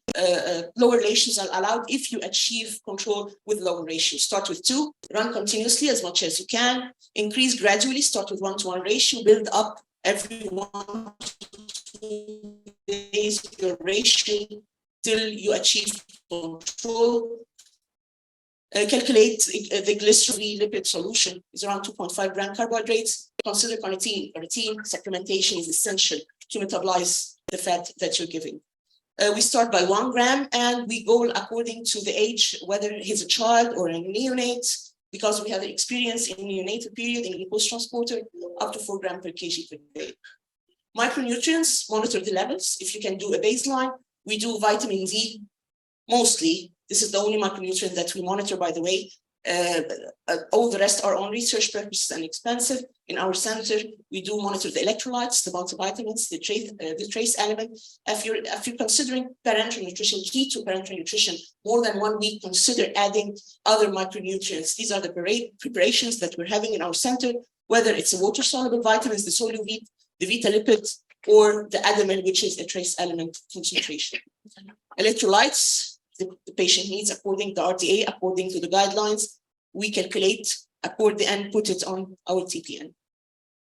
Complications of parenteral nutrition, of keto parenteral nutrition, are the complications of parenteral nutrition, and the most common in our centers are infection, really. Infection, sometimes mechanical obstacles, the central line and the insertion of the central line, and the parenteral nutrition. Regarding metabolic, the most common complication that we saw is the developing hyperlipidemia. So we should monitor the lipids at least twice weekly in these patients. Sometimes at the start daily, we do lipid profile. Insufficient ketosis, we cannot achieve the ratios that we're aiming at. The patient is not generating the ketones, hypoglycemia sometimes, hyperketosis, and hepatitis in one patient. So the steps are: determine the fluid, determine caloric goals, determine your protein goals, and the additives that you're going to add, lab monitoring, sodium, potassium, complete chemistry, at least 2 times a week, random blood sugar every 2 to 4 hours if unwell, if he's stable every 6 to 8 hours, beta hydroxybutyrate twice daily, triglycerides daily with each increase in the ratio, laser lipase weekly, and monthly trace element if applicable. Step 7 is when to wean to enteral, and we want to enter as fast as we can, ASAP. We try, once the patient is stable, once the GI is functioning, we start the trophic and we build up on the ratio and withdraw the parenteral gradually over 2 to 3 days. So back to our case, his weight is 20 kilograms, the height is 112, the BMI 15.8, the ideal body weight is 20, and he was on keto formula 4:1, providing 1,300 kilocalories. So the maintenance fluid is 1,500, and the calories are 75% of his actual enteral calorie needs, which are around 975 kilocalories per day. The proteins are around 20 grams, it's 20 kilograms, giving 80 calories. The lipid goals reaching for 4 grams per kg per day for 100 mils. The grams of glycerol, as we said, the 100 mil is having 2.5 grams of carbs. So the total carbs in the IV lipid infusion is 9 grams. Calculate the lipid infusion rate. You cannot go too fast. It's really with complications on the liver. Consider starting day 1 with half goal lipids and increase to goal on day 2. Alternatively, we can start at 1 and advise by 1 daily until the goal is reached. Determine the final ratio. So our patient reached around 2.75 to 1. And his total caloric intake was 880 kilocalories per day, which is about 70% of his needs. And we added the multivitamin and carnitine to the total parenteral nutrition. So my take-home message, it's not impossible, yet it's not that simple. Every patient has his own story and it's individualized according to the situation of the patient, his fluid intake, his status, whether he's sedated, ventilated, on which drugs is he in, and it works, and it works marvelously regarding our, especially in fires and super refractory epilepsy. The administration is guided by guidelines. You have to have guidelines in your own center. Medical and nutritional status need constant careful evaluation, and reaching certain level of ketosis is possible within a few days. Sometimes we fast, the patient is already MPO for 1 or 2 days. So he's already easy to enter into the ketotic stage. Thank you. Thank you, Professor Dr. Yasmin. And now the stage is open for discussion. If you have a question to Sonal. Okay. So, Sonal, I've seen your patient that he's recording 4+ in the urine, and the blood, the beta hydroxybutyrate is fluctuating. Actually, we see it the other way around. So we see a fluctuating urine ketone, and when we measure it in blood, it's okay. It's 3 to 5. The patient is controlled, but the mother is complaining that there's no, yes, it's +2, it's +3, and we're doubtful. So I was wondering why we're seeing it the other way around, but we don't measure 4 times a day. It's really hectic. It's impossible to measure it twice with our patients. The urine collection, yes, the urine collection, yes. It's not that easy. It's not that easy. So I was impressed by the compliance of your patient, and I was asking if you have seen this. Why is it difficult to measure the urine 4 times a day? Because they are infant diapers. So diapers, so in the diapers, you put cotton balls. So the urine will get soaked into the cotton balls and you use that. Yeah, we just squeeze it out. You do this? Yeah. The- Yeah, why not? We use the urine bag. No. We don't use urine And they- bags. And they don't stick. No. We don't do all that. We just put, yeah, you just put cotton inside the diaper.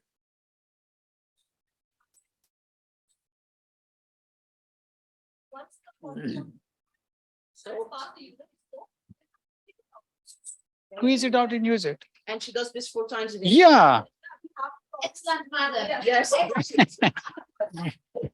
Okay. The other thing of getting such low urine ketone, if your urine is very diluted, so ask them to look at the urine color. Supposing if your urine is like this, No, this is diluted. this is the diluted, so your urine ketone will be very low. But we usually don't face diluted urine a lot. We are a hot country. Yes, it's always concentrated. We're a hot country. They don't give a lot of fluids to the kids. It's not that Okay. easy. So we don't face diluted urine. But a lot. we haven't seen. That sometimes if we just give them a fixed time, measure the ketone at 7 a.m. every day so I can compare all through the days.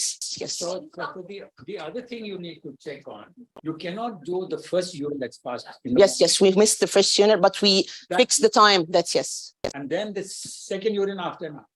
An hour? Yeah, within an hour, the child will again pass. Okay. The infant, Okay, every hour or 2 hours, they're passing the urine. okay, Because the diaper, you can't get urine out. yes. Because the diaper. Sometimes the paper, the review of literature showed us that the ketone can be variable along the day. Maybe it's concentrated more in the evening than in the morning. So we tend to tell them, measure it in a fixed time every day, but they don't measure 4 times a day. So it's once or twice. Okay.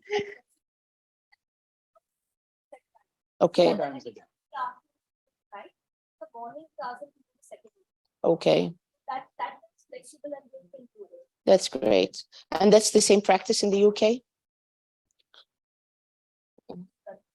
Blood ketones, beta hydroxybutyrate, okay.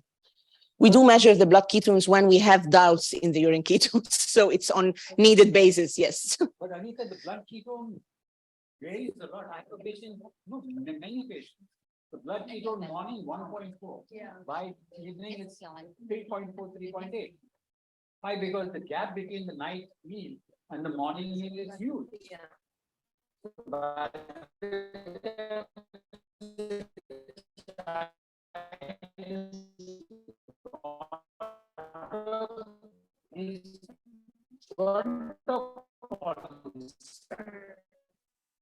and the blood ketones is dropped.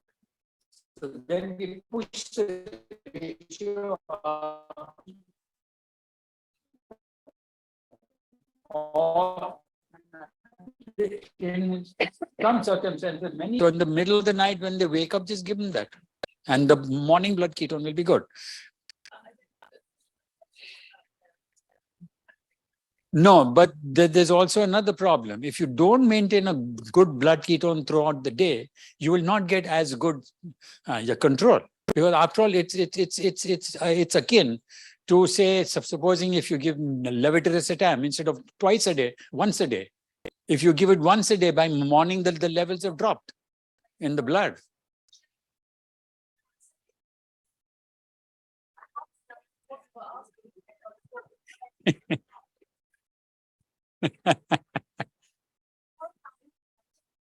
Urine ketone.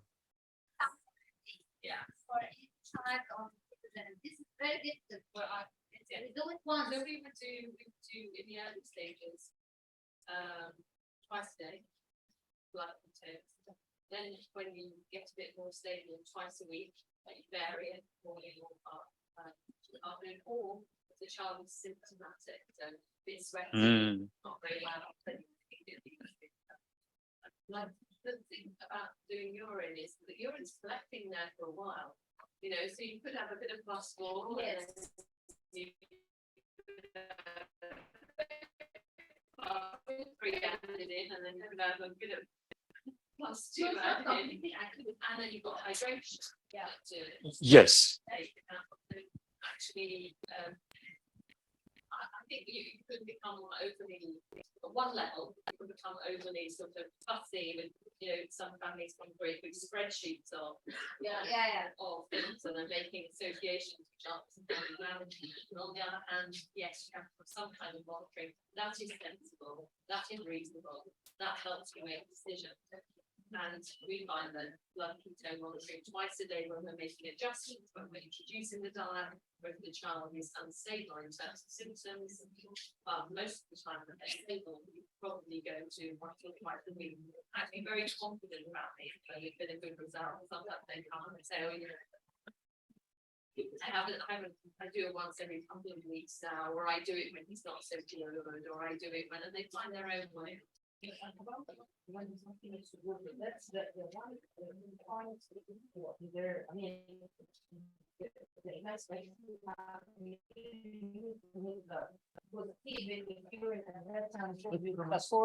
doesn't mean that he is +4 at the moment.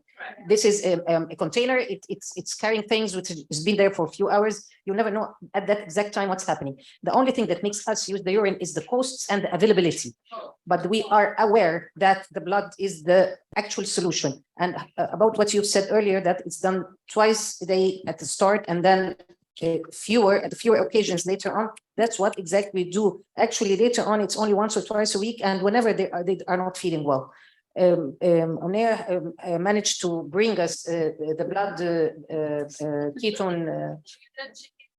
Yeah, actually, it's in her bag while coming back from the UK, and she's doing lots of things for the patient. Yes, I attended one keto clinic in two keto clinic in UK 2019.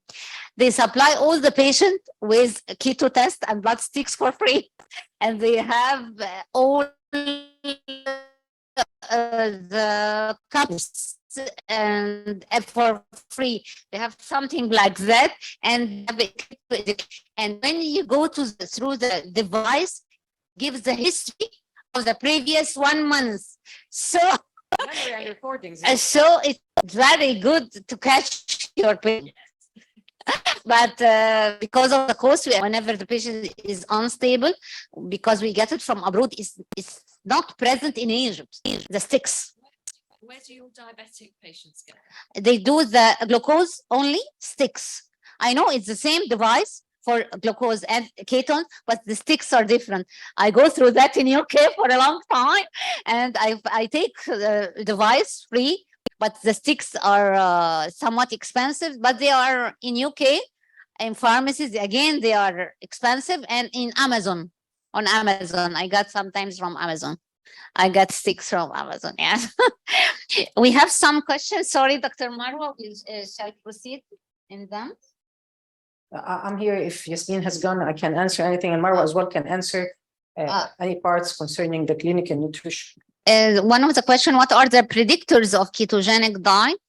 I don't know what he means, predictors, but the predictor is efficacy, due to the seizure control, frequency and severity, and you have the urine ketones and compliance.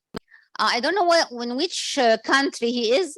My brother has epilepsy. I want to get in touch with better consultation. منين ده يا حسن؟ مين اللي قاعد online؟ From where this student? So no problem. We can answer him back on the site and ask him if there are still 2 days of the conference. He can come back with the other question. Is there a possibility to get training on ketogenic diet therapy endorsed by the ILAE section? We have training in the ILAE for ketogenic diet. This is it, really. This is the training at the moment in terms of workshops that we're offering.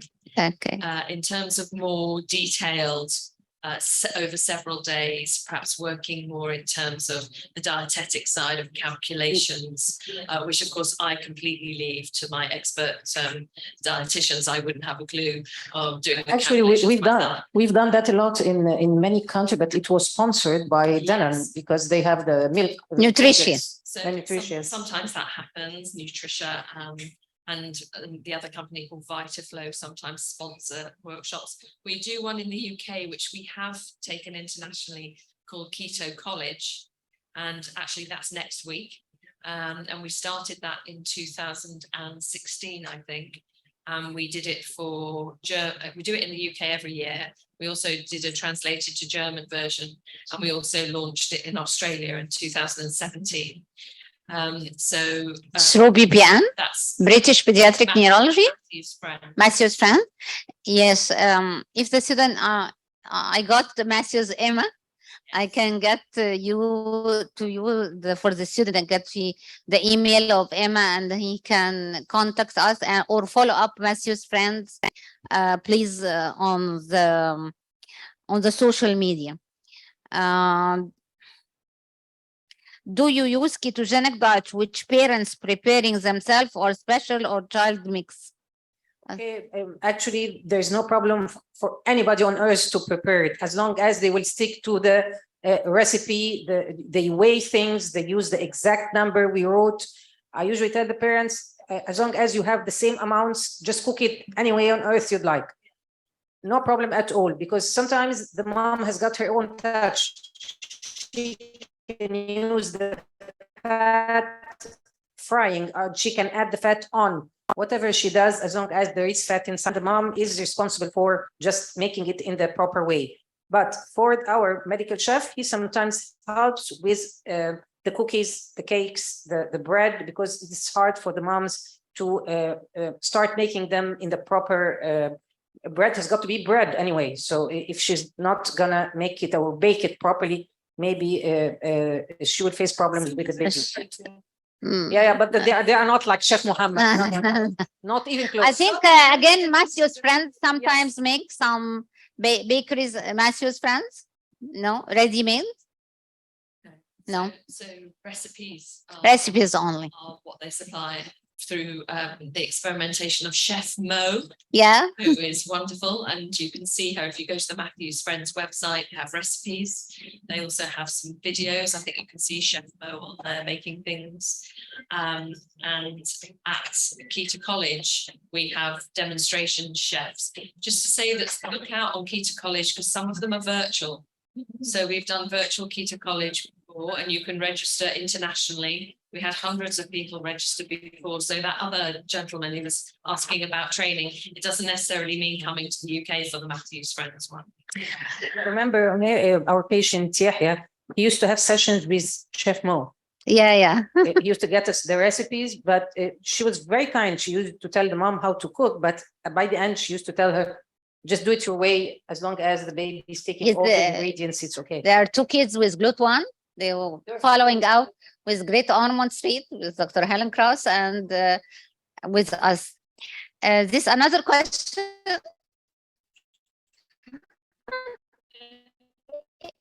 Is there much experience or benefits of inducing ketogenic diet in the breastfeeding mother?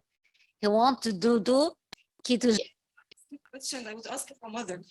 She asked me if she can do ketogenic for herself and she breastfed her baby, this may increase. Don't expect the milk to be of lower pH. Do you want that or what? I mean, higher fat, perhaps. Now her milk would be of higher fat content. how much ketone bodies will pass through. I don't know. I don't know. You're not asking me. I'm not. No. Maybe maybe they are talking about the milk being of higher fat content.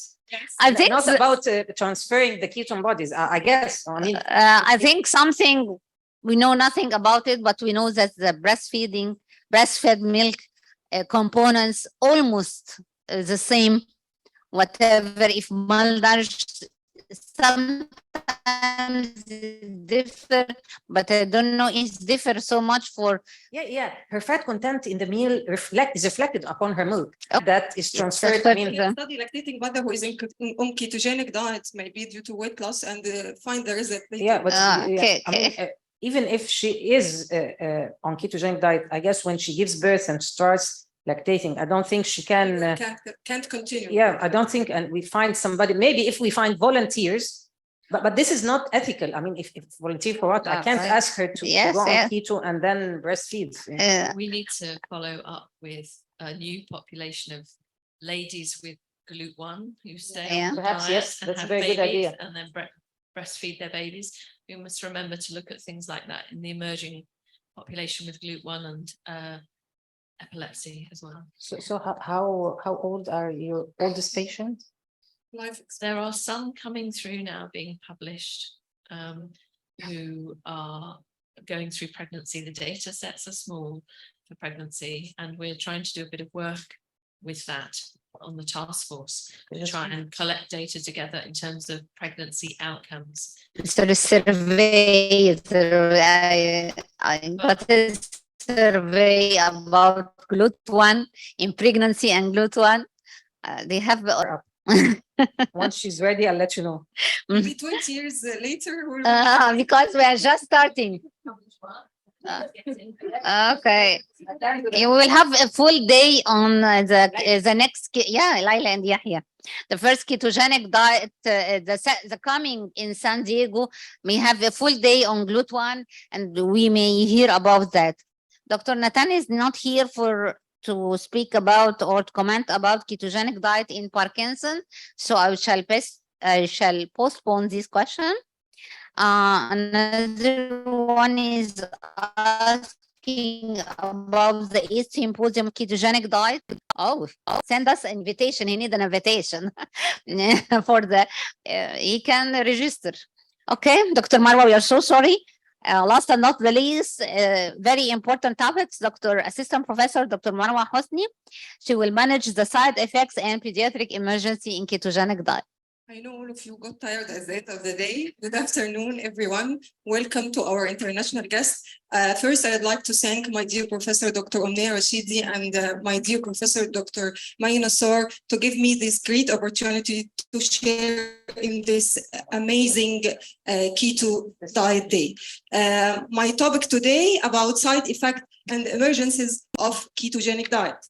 Ketogenic diet are generally, as we mentioned from all previous lectures, well-tolerated, efficient, and versatile therapy in the control of both idiopathic and congenital epileptic syndrome. Some parents prefer to start, according to the culture, it may differ from country to another, a ketogenic diet earlier because they perceive it as a natural option and expect it will not cause any side effects. Epilepsy Foundation says it's an exciting time for the ketogenic diet, but as its use grows, also the side effect will also grow. The future is bright because physicians target not only to identify side effect, but also to prevent the side effect to happen. But most early and late onset complications are transient and successfully managed by careful follow-up and conservative strategies. Most of them are not always a reason to discontinue our diet protocol. Adverse effects of ketogenic diet, as mentioned before, are common among infants during a period of diet initiation. With the amount of fat increase gradually, maybe the risk of adverse effect could be limited.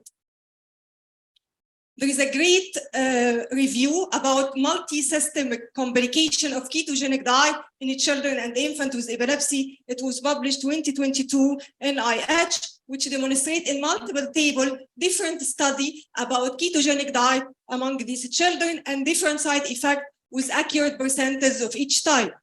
As we see this table, we can go through rapidly. We will start on one of the most common complication in this type of diet, GI complication. Constipation, yes, so one of the common complications. Diarrhea also, nausea, vomiting, gastroesophageal reflux are the most commonly reported side effects. 40% of reported side effects being GI related. This problem occurs primarily at the initiation of the diet. They are easily managed, need only symptomatic treatment, may be used for constipation, polyethylene glycol, fighting ondansetron. Together for constipation, we can add adequate amount of fluid and fiber intake. As we mentioned, adding MCT oil could be of help for our patient, and the carnitine together with dietary manipulation step by step in our plan.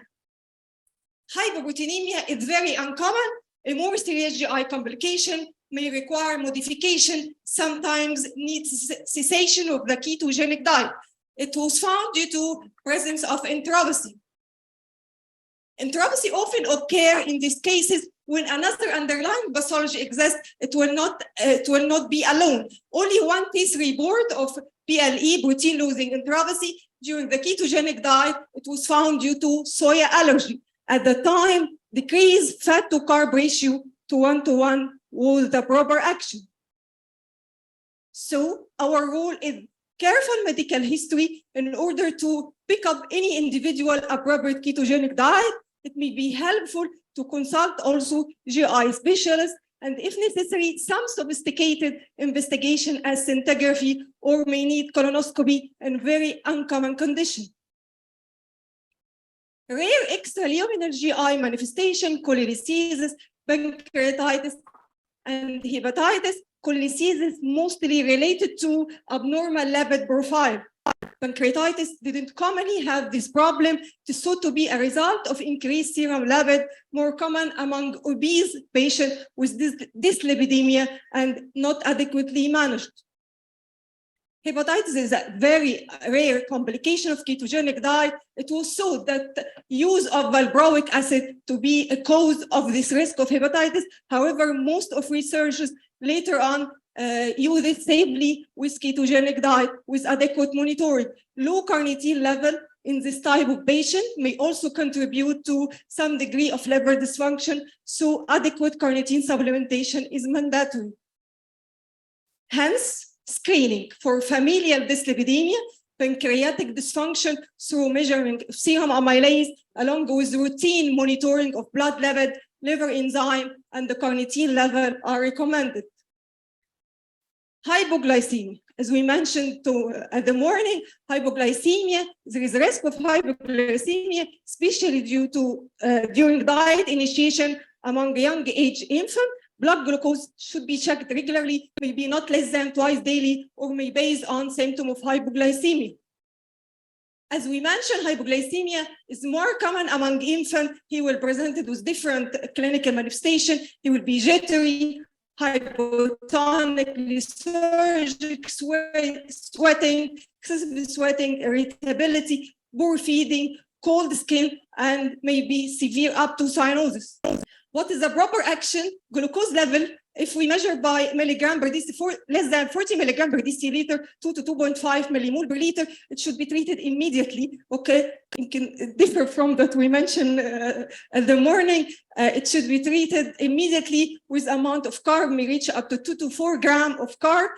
Differ according to the age of the patient. Below 4 years, it will be below 4 months. It will be through a small amount of breast milk, or maybe the infant formula he received, or maybe glucose 10%. If above 4 months, only a tablespoon of pure fruit juice could be adequate. In spite, the level of blood glucose could reach up to 50 milligram per deciliter, and there is symptoms of hypoglycemia. We also advise our patient to be managed at the same way. But blood glucose should be rechecked not immediately, but maybe 15 to 20 minutes after treatment. And if there is still hypoglycemia, we can repeat our action. Renal complications. Renal calculi reported into 3 to 7 up to 10% of children on ketogenic diet. Consistency of uric acid, calcium oxalate, calcium phosphate could be mixed, but it's more common among young age, and just have hypercalciuria and hypocitruria. And in patients also on some types of anti-epileptic medication, as zonisamide and topiramate, as mentioned before. Urolithiasis due to metabolic derangement, presence of metabolic acidosis, concentrated urine, acidic urine, hypercalciuria, and hypocitruria.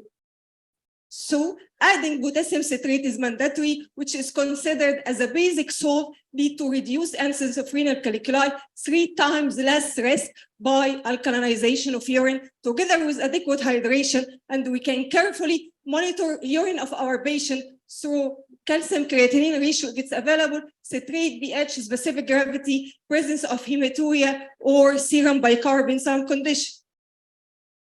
So we should make sure if there is hematuria, either gross or microscopic, abdominal pain, flank pain, evaluate this patient for possible nephrolithiasis. Ultrasound will be asked to be done maybe 1 year after starting ketogenic diet to diagnose asymptomatic renal stone. What about bone density and the ketogenic diet? There is decline in both whole body and spine bone mineral content. Young patients on ketogenic diet may have osteopenia due to reduced vitamin D and calcium, which lead to, in some conditions, pathological fracture. There are some risk group who develop this abnormality, like non-ambulatory patients, maybe most of neurodevelopmental delay children, non-ambulant, body mass index more than 25 kg per meter square. Children may be from before the start of the ketogenic diet at a risk of insufficient vitamin D, and the children on the diet for a long period, maybe over 6 years. Therefore, what will be the rule? It is important to have a high level of suspicion for osteopenia in this patient. Sometimes, in some countries, they keep for serial DEXA scan every 1 to 2 years, which is helpful to screen for early sign of osteopenia, especially in patient or long-term therapy, treatment of bisphosphonate, but we should make sure of adequate amount of vitamin D and the calcium supplement. Cardiac complications, alhamdulillah, are very uncommon and rare. Ketogenic diet induced cardiac complications are rare. The most serious concern is prolonged QT interval and the cardiomyopathy, both are rare. Length of QT interval, it was found that inversely related to bicarb concentration and directly related to ketone concentration. Ketogenic diet induced the cardiomyopathy, it was directly related to selenium deficiency. In a study done on about 40 patients of children on ketogenic diet, cardiomyopathy was found in one single patient, and they were, when they measured the selenium, it was non-detectable in the serum of this patient. Is there any vascular complication? Increased dietary saturated fat could be result in dyslipidemia, as we mentioned, some degree of atherosclerosis, decreased carotid distensibility at 3 and 12 months. But it is transient. It could be stabilized later on after 24 months. So all these are reversible. It was found that an olive oil-based ketogenic diet does not appear to change this aortic elasticity marked among this type of patient. So our careful monitoring of this patient is needed. Are there any hematological complication?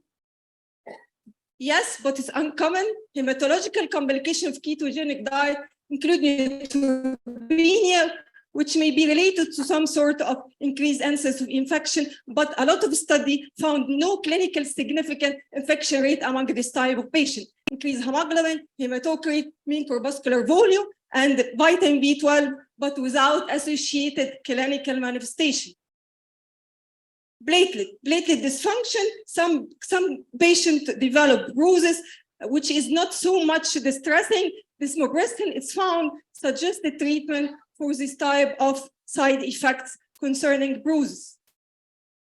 Dermatological complication, actually, they may develop, which is also rare and uncommon, prurigo pigmentosa. Actually, the skin type of lesion is papular, pruritic rash, appear after introduction of ketogenic diet. It's related to ketosis. It's not only occur in this type of patient on ketogenic diet. Any case causing ketosis, they may develop this abnormal lesion, and they found that increased carbohydrate intake or use of some antibiotics as tetracycline could help it to disappear. COVID and respiratory manifestation. Actually, a lot of researches were done about relation of COVID-19 among ketogenic diet patients. A lot of diverse results, but the relation still unclear. Some researchers show that ketogenic diet beneficial for patients infected with SARS-CoV, but the researchers didn't reach the actual relation. But we agree that all low carbohydrate diet produce less CO2, which may be protective against respiratory failure. Patient on ketogenic diet could be safely put on mechanical ventilation, but very low carb diet is contraindicated as it may aggravate respiratory failure degree, especially among obese children. Also, one of the rare complications, lipid aspiration pneumonia, was detected among this type of patients. Metabolic and endocrine complications. There is hyperlipidemia, but we said it is transient due to use of bad types of fat, use polyunsaturated fat, decrease saturated fat, adding MCT oil, and the carnitine supplement could help our patient. Many families are worried about the long-term complication of high cholesterol, but we suspect that short period of time that most of the children are on the diet don't impact later atherosclerotic changes. Ketoacidosis, which is very uncommon, dehydration, we should control dehydration by adequate fluid intake, catabolic crisis, which occur mostly in presence of underlying condition. Hyperuricemia could be one of the metabolic complications. Ketogenic diet may have effect to reduce glucose, insulin-like growth factor, so may affect androgen senses, and so this is the theory to be used in among patients with polycystic ovary disease. Micronutrient deficiency, as all mentioned at the morning, it may lead to some micronutrient deficiency, vitamin, calcium, phosphorus, magnesium, carnitine also, so supplement, multivitamin and minerals, adequate calcium and the carnitine is mandatory. This is recommended table. Dr. May showed it at the morning for adequate and meticulous follow-up of our patients through biochemical monitoring.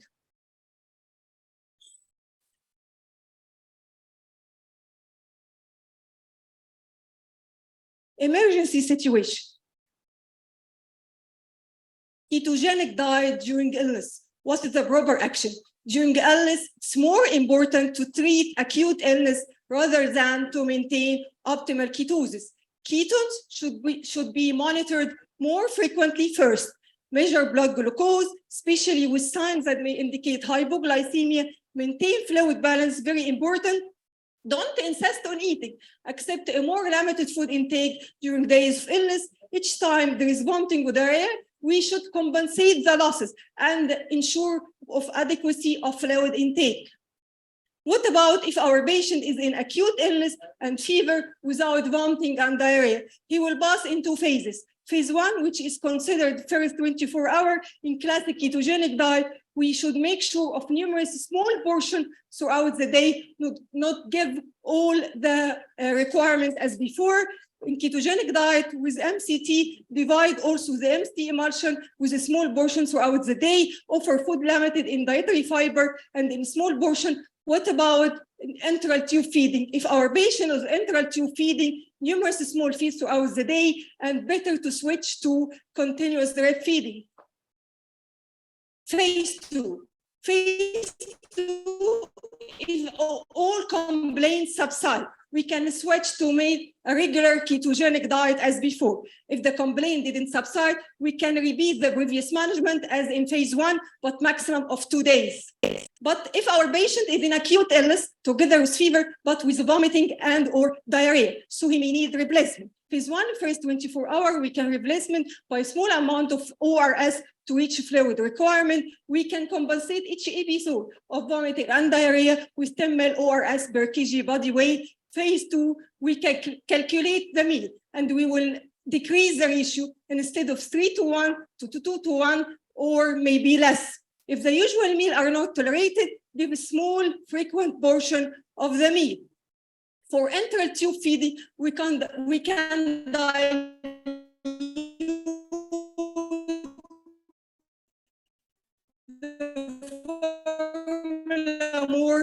with water, give numerous small portion, and also phase 3, all the complaints about if he is in need intensive care, like surgery or maybe in ICU, he may require hydration IV. Yes, as Dr. Yasmin mentioned, solution containing glucose should be avoided. Saline better 0.45% or 0.9 saline should be utilized. Adequate monitoring of blood sugar and ketones, especially blood sugar, should be monitored 6 hours by interval. The NBO without glucose IV should be limited to maximum 6 hours. So Dr. Yasmin told he may need to add glucose 5% in some conditions. Fluid requirement is very important. It differs according to the age. 1 to 3 years may reach up to 150 ml per kg. 4 to 6 may reach up 120 ml per kg, and older age 100 ml per kg. So don't forget our overall, the ketogenic diet are well tolerated, effective therapy for refractory idiopathic epilepsy and genetic epilepsy syndrome. However, there are certain potential side effects which are transient with the use of ketogenic diet that one must be aware. All the team should be aware of the side effects. It's rare to have the side effect to stop the diet because of them. Thank you all. Thank you, Dr. Marot, for this nice presentation about the side effects. I think we wrap up most, and now we are going to have an hands-on for calculations. One question, Dr. Nathan, was about the use of ketogenic diet in Parkinson's. One of the online questions. Yeah, so we have used it in Parkinsonism in what is known as the progressive supranuclear palsy, or PSP.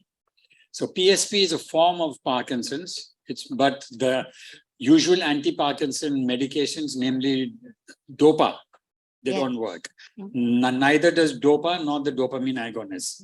And it is a progressive, leading to wheelchair dependence within about 5 to 8 years. So we have now 13 to 14 patients. All of them, we have been able to halt the progression. We have been able to reverse in out of those 14, all except 2. Okay. That means they improved. Improve. Normally, none of them improve. They all deteriorate, and within 8 to 10 years, they are wheelchair bound or in bed. Okay. So it can be used, but it is used a part of the thing.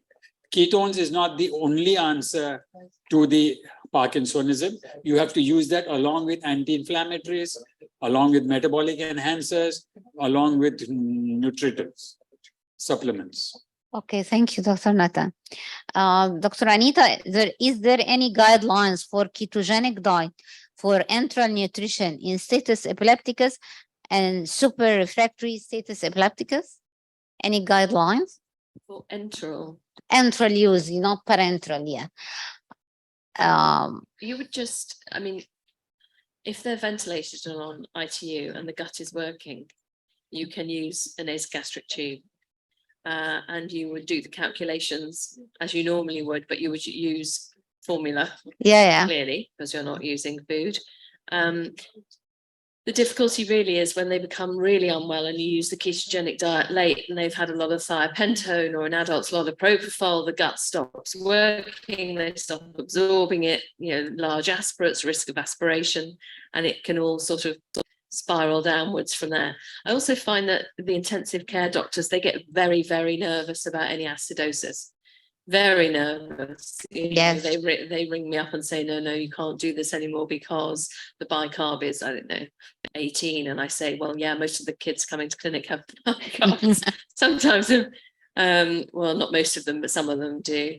But clearly when they are struggling with cardiogenic things, inotropes, volume, they get quite nervous about it. But it would be diet by tube as long as the gut is working. Okay, we also have a few patients, but we don't have a guidelines or a publication. We use the nasogastric with the keto-cal, but again, the intensivist is always afraid because usually there is infection and it's contraindication to go through ketogenic diet, sepsis, so there's disturbance in the blood gases. So again, there is changes with our blood gases. I tried with Dr. Mai cases and with Dr. Yasmin cases, but it is few cases and we cannot report or give publication about that. It's only few cases, and I think there is no widespread or publication or research about the guideline to use in status epilepticus, the ketogenic diet. There is a certain program or a methodology, I think. No. No, they published, there are publications on using it in adult status in ICU. In ICU. There are publications about using it in fires. In fires, yes. And some of those will be, I think if you unpick it, you might find that some are enteral and some are. Yes, in fires, doctor. It's more filed under what the problem is rather than. You have a case of fires, and there is a publication about 7 cases of fires in France. He reached total control, no seizures. And it was a marvelous result, and he did withdraw all his drugs. So I really think that this is one of the few ones I've treated, and they read, yes, in Kuwait, it's not in Cairo. And one of the few cases I treated and actually reached complete recovery. I mean, from the seizure, and the mom, she didn't believe actually what was happening. And developmentally, how was he? No, he wasn't that good, but on the ketogenic diet, he got better. Sure. But the fires, no, he was a regular, normal child. And after the fires, of course, he had regression in all his mental capabilities. And it did get better, but he's not back to his normal, unfortunately. Yes, and also in our cases, we don't feel, because already the patient was not good. We didn't start it early. Maybe if we started early, we have another research in early use of ketogenic diet, and not what we usually use it at the end of the guideline as an alternative therapy. It is at the end of the ILAE guideline. If it's arranged in an earlier position, I think it may differ. I think it may differ. And earlier, your gut works still. Yeah. Thank you so much. So now we'll start with Dr. Maina Sar. Yeah, the moderator. Yeah. And we have Dr. Basma Abdel Nasser and Dr. Haya Assam, our lecturer of clinical nutrition, to have a hand-on in calculation and keto calculator. Dr. Mai. Okay, thank you everybody for bearing with us till the end of the day. As you might have realized, we're cutting the time because of the time shortage. The break will be after we finish. So if we go for a break now, I don't think we can make it till the end of the day. So we'll start by Dr. Basma. Dr. Haya will follow. It's concise. It's actually the practical part. I assure you won't get bored. So please, Basma, can you start, my dear? Good afternoon, everybody. It's Basma Abdel Nasser, a lecturer of pediatrics and clinical nutrition. I know we have already a very busy day. We'll try to do hands-on on how to calculate a ketogenic diet.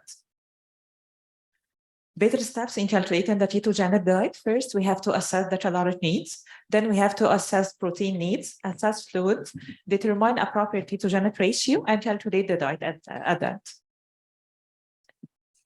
Energy needs.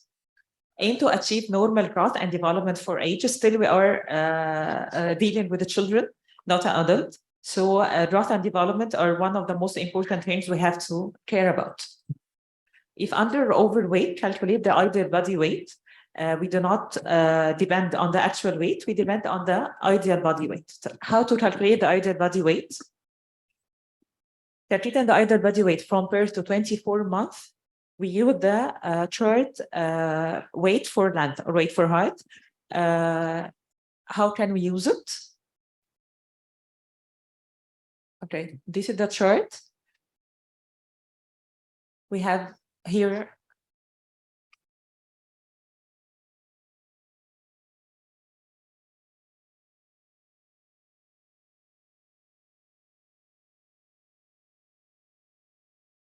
okay, it's weight for height. I take here the height of the patient, then I go up to the 50 centiles, then to the weight to know the ideal weight for this patient. What about our patients that are greater than 2 years? We are calculating using the BMI.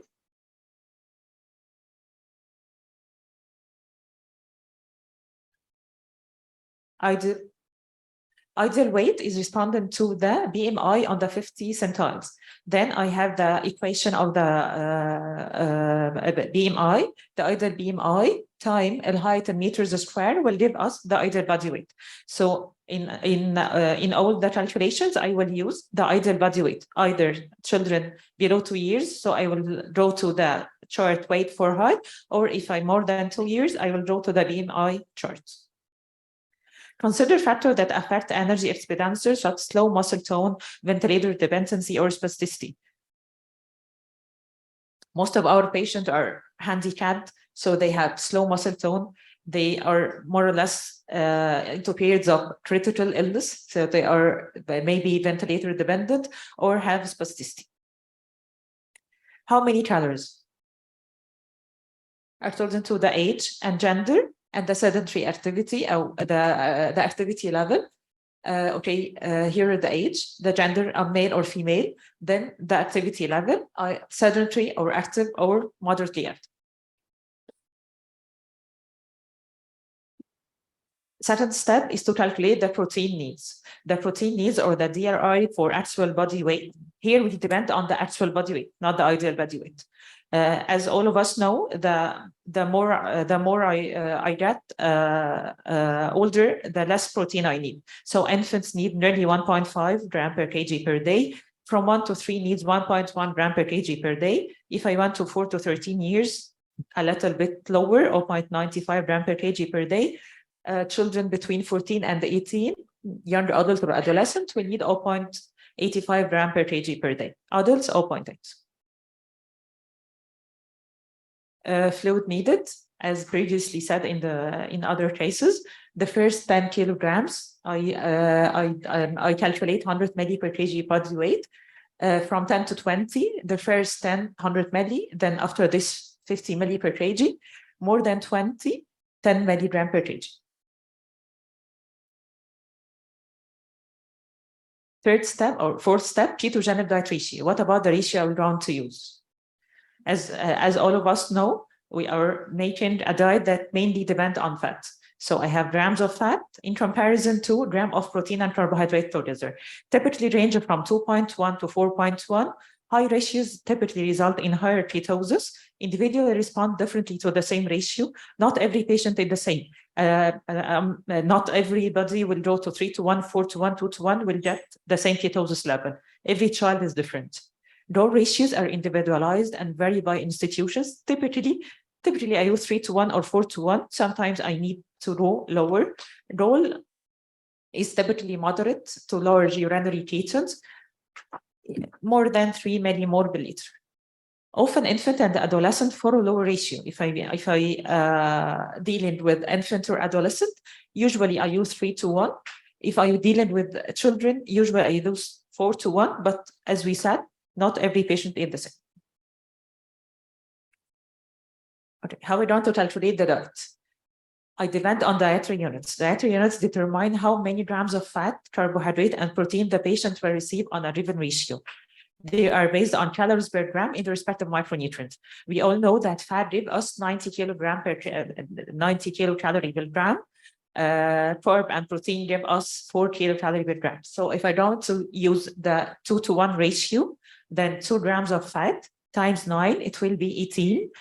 If I'm going to use 3 to 1, then I multiply 3 by 9, so I get 27. If I'm going to use the 4 to 1 ratio, then I go to 4 times 9, so it's 36. Carb and protein calories, they are the same. We are changing the ratio of the fat. The ratio of the carb and protein are only 1. Okay, I have 4, 4, 4. So the calories per dietary unit, if I use in 2 to 1, it's 22. If I use in 3 to 1, it's 31. If I use in 4 to 1, it will be 40. We'll use it after this. Okay, let's practice. A patient estimated energy needs are 100 kilocalories per kg per day, and their protein needs are 16 grams per day. The patient is started on a 3 to 1 ketogenic diet. Okay, what are you going to do? What are you going to do?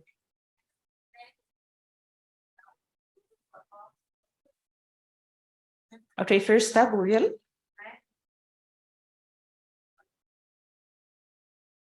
Okay. The first, the calories, which are already 100 kilocalories per kg. What is the next step? To determine the protein needs, then the fluid needs, then the dietary unit. Okay. Dietary unit divide the estimated calorie needs by the calories per dietary unit at 3:1 ratio to get the number of the 0.2. So our dietary unit here is 32.1. Okay, we have to know how gram of fat I will be using. Okay, so I'll get 32.2 times 3 as my ratio is 3:1. If it was another ratio, I would multiply by 4 or 2, but I'm using the 3:1. So 32.2 times 3 will be equal 96.7 gram per fat. So I have 97 gram per fat per day. What about the proteins and the carbohydrate and protein have multiplied by 1. So I need 32.2 grams of protein and carb together.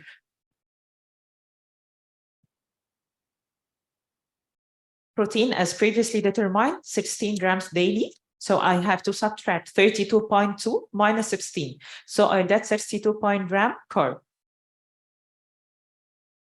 Okay, this is for the whole day. What is the step? If I have 3 meals, I have to divide by 3. If I have 4, I have to divide by 4. If I have 5, I will divide by 5. Okay, see, here we are going to calculate each meal. We take 3 meals, so we divide by 3. Okay. Food composition data. What about food composition data? Must be calculated in 100-gram portions. Many methods of obtaining information. How I can calculate the fat or the protein in each type of food. There are two methods that we really use. Excel spreadsheet like this. We have here mayonnaise. If I have 100 grams of mayonnaise, then I will have 723 calories, 80 grams of fat, 0.06 protein, and 0.7 carb. If I use oil or olive oil in 100 grams, there's 900 kilocalories, 100 fat, and there is no protein or carb. What are the other methods? Keto calculator. Dr. Haya will discuss it in more details. Okay. So we can use Excel spreadsheet or keto calculator. وضحي بس من الاكسل شيت ده او الكونتنت بتاعت النيوترينتس في كل 100 grams it's country specific. يعني you will find your country different numbers compared to others. It's the land, it's how we cultivate what we do, but sometimes it differs. So you have to use your own countries if it's available. Otherwise, even if you have it online, you have to try and see the Ministry of Culture or whatever. They're probably publishing things coming from the same country. These are the ones you should use while practicing, because I know this is an international event. Okay. Patient A is a 4-year-old typically developing female with epilepsy being put on a 4:1 ketogenic diet. She eats by mouth. Her anthropometric measures are weight 14.7 kilogram, which is the 22 centiles, height 99.3. The BMI is 14.9, which is only on the 39 centiles. She should be considered low active. Calculate her dietary unit based on a 4:1 ratio and her caloric needs. Calculate her goal grams of fat, protein, carb for 1 day. If she would like to eat 4 meals per day, what are the macronutrients need per meal? For the first question, calculate her dietary unit based on a 4:1 ratio. What will do? Okay. She is not malnourished. Okay.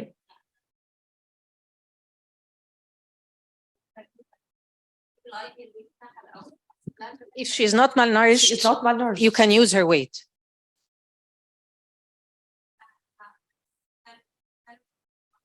Start by calculating the calories needed. First, the total calorie,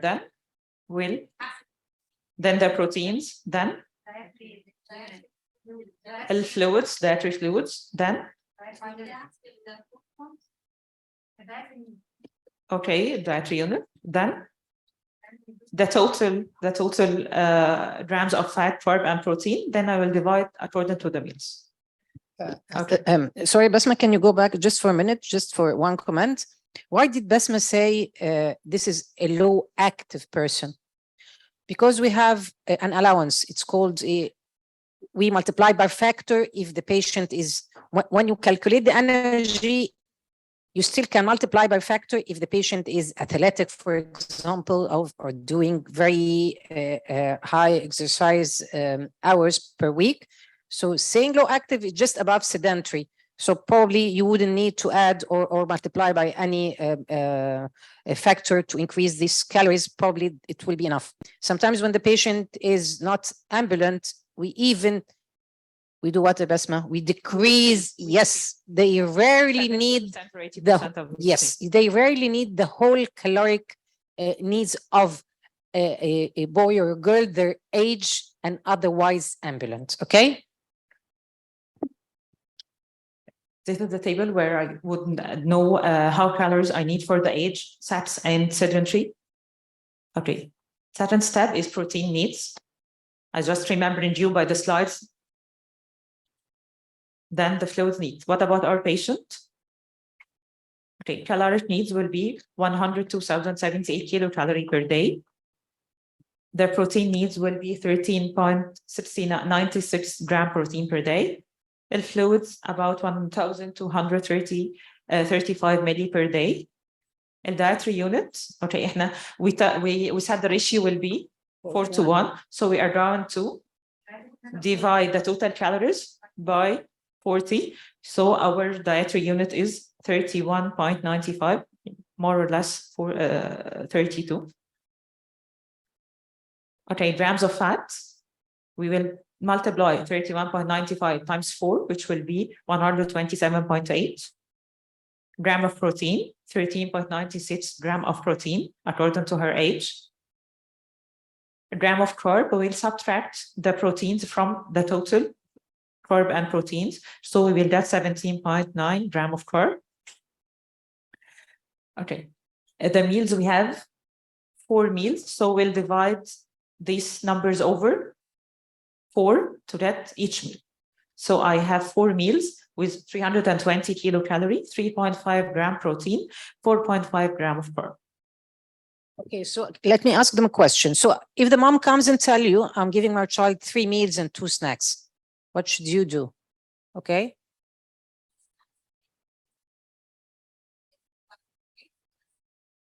No, actually 2 snacks means 1 meal. 1 meal. You're still going to divide by 4, but for the first portion, you just divide it by 2 again, because a snack is a half a meal.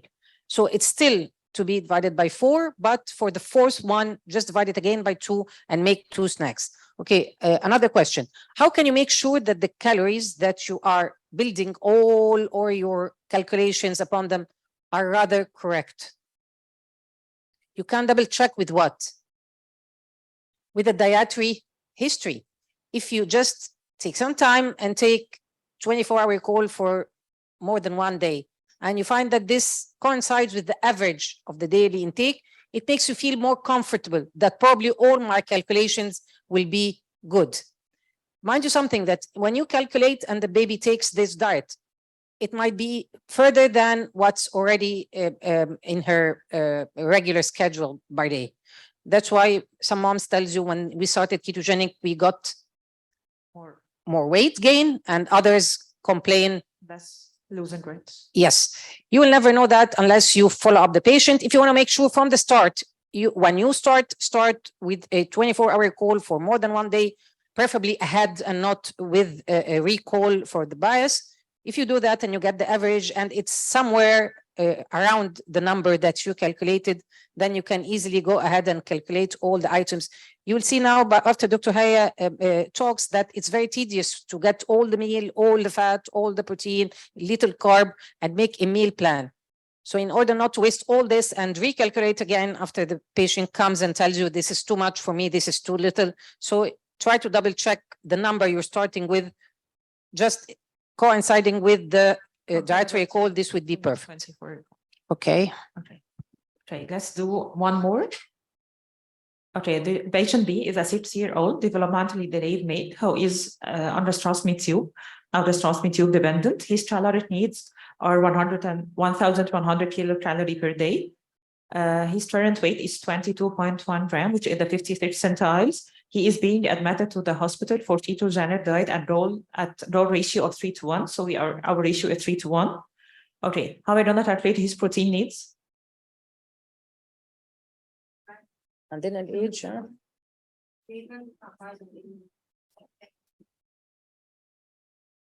Okay. What about the protein? A maximum of 1 gram per kg Yeah. is good for him.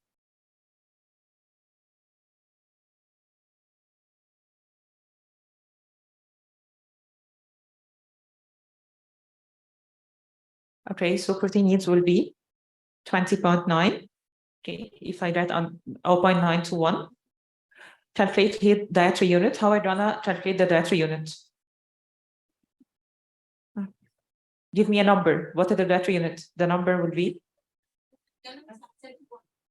Okay, 31 layers, and he is assigned to 3:1 3:1. ketogenic. So it will be.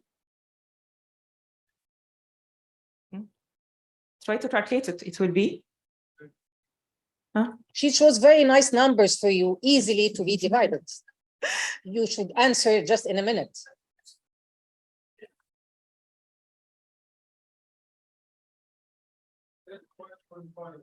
Yeah, 35.5. Okay, and what about the fluids? How much fluid he will need? His weight is 22. How much fluids? Okay, for the first 10, I will do 1,542. Okay, so the fluids need will be 1,542 milli. What about the grams of fat?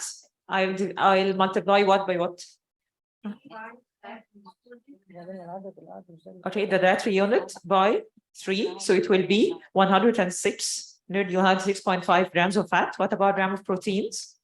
According to the age, as we said before, it's 20.9 grams of carbohydrate. We will subtract 35.48 from the grams of protein, which is 29. So I will get carbohydrates, which is 14.5 grams per day. Okay.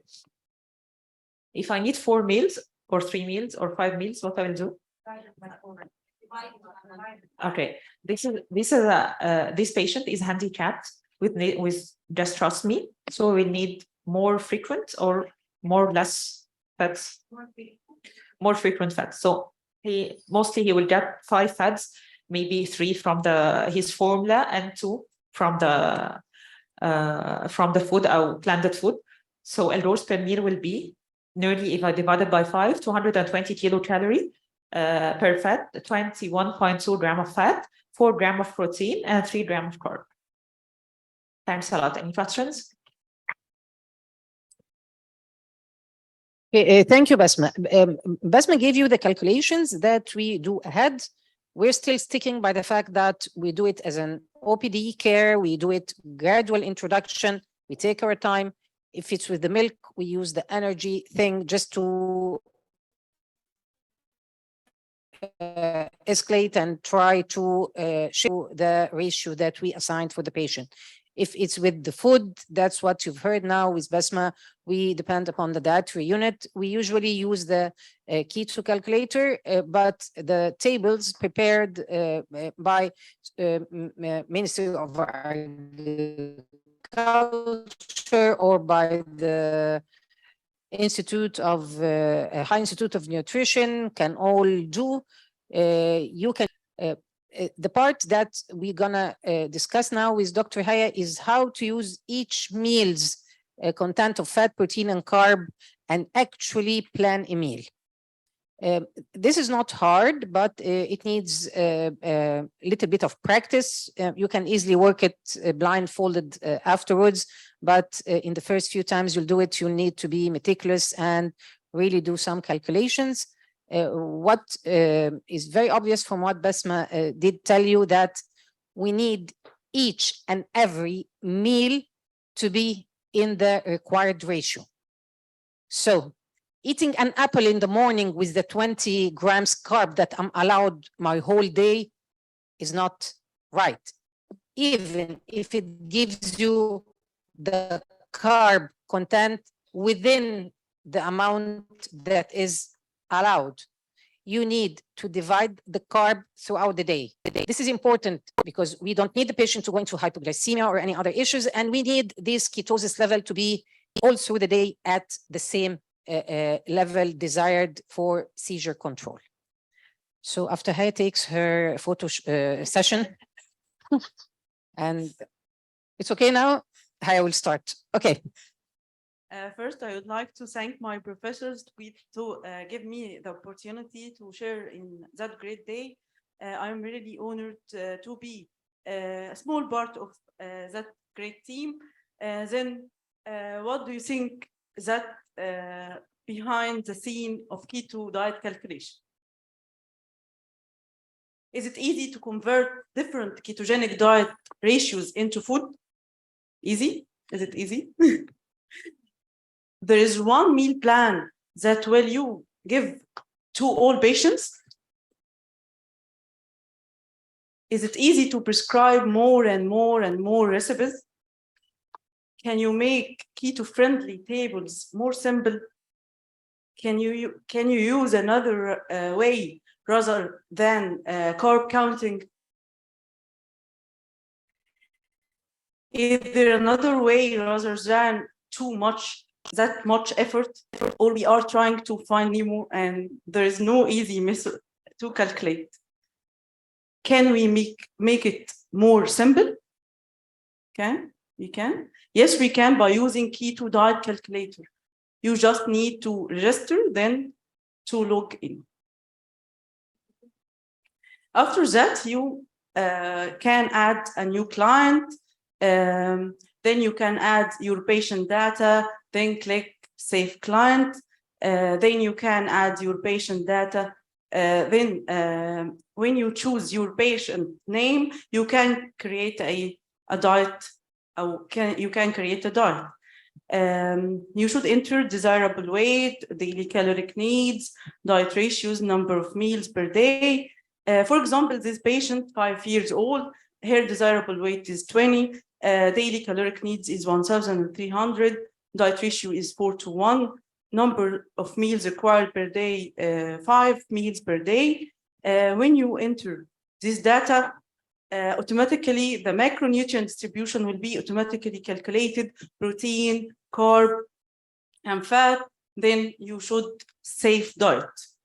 Then you can create individualized meal for your patient according to her needs, food that she prefer, availability of food, the availability of food as one size can't fit all. You can add standard meals with fine tuning according to patient, but these standard meals are not very popular to our culture. And it may be much expensive, like turkey, veal. We will advise our colleagues in the richest countries in the world, as the average salaries there per month ranging from $4,000 to $5,000. So we prefer to add meals from scratch. First, we type the meal name. For example, vegetable soup with cream in this meal. Then we select ingredient one by one. We add carrot first as an example, then zucchini, chicken, and so on. We can press and add new food to add more ingredients, and don't forget to save changes. For each ingredient, you can increase or decrease its quantity by grams to reach macronutrient goal: fat, protein, carbs, as you see, to reach target calories and ratio per meal. Then you can add another meal from our 4 meals, like, for example, here an egg meal. Start to add ingredient also. Tomato, green pepper, egg, olive oil, to reach target macro and calories and also ratio. Then the third meal, fish meal, you can add also ingredient quantities also to be adjusted to reach the desirable colors and macronutrient distribution, and consider that the recipe will be applicable also. Then the fourth meal, this meal was a cheese meal, contain feta cheese, tomato, olive oil, and parsley. Also, you can adjust the quantities to reach the target. Then we write the meals per day for the patient in Arabic. Don't forget, always remember that every patient will follow classic ketogenic diet should have a digital food scale. We said within grams, we should have the digital scale. Can we add desserts? Can we add yes, like brownies in this meal. We add egg, butter, dark chocolates, artificial sweeteners. You can add all of this to make more and more recipes. More and more meals can be designed easily within no time. Do you think here that low carb diet will be high cost all the time? No. Can we design low cost recipes? Yes, we can. Like this recipe, it doesn't contain chicken or meat, only mozzarella, and we need a very minimal amount, 17 grams. We need Marwa, we need people to encourage the patients, not let them down, please. Yes, mozzarella is cheap. Cheap. Oh. Cheap. I said cheap. Okay. Compared to me. I'm the moderator and I said mozzarella is cheap. We can also make recipes with special milk formulas. For example, this milk shake. These are examples of sweet recipes from our clinic booklet given to the patient, and these are the sour one. And we give the patient instructions how to prepare much needed food like bread in their homes, rice and macaroni alternatives. And I need to remember you to don't forget to change diet calculation. When your patient needs change it, you can adjust calories, you can adjust or manipulate with the ratio, change the meal numbers, and so on. Keto calculator also can help us to determine carb content in different medication that the patient take, like syrups or tablets. Also, it can help us to select vitamins. We can know carb content and how much that is covering the RDA of our patient. But unfortunately, most of preparations not available in our market. So we can use the food analysis program in our clinic in Shams University to determine micronutrient and determine that the need to give supplementation. Most of our patients, we give them supplementation. This photo from our last keto day for our patients with my great professors and colleagues in our keto team and with our lovely patients. And thank you. Haya, thank you very much. Thank you, Besma. Thank you, Haya. I wish we had more time to let each and every one of us start doing the calculations on their own. Just before you go, there is a third way. Now we talked about using the tables or using the keto calculator. Actually, we can just guide the parents and let them do their own foods. How do we do that? With 3 tables. Table for carbs, each and every row is for 1 gram. And we give the patient this 1 gram is in how much of tomato, how much of onions, how much of garlic. We have another table for the 5 gram protein and a third one for the 10 grams fat.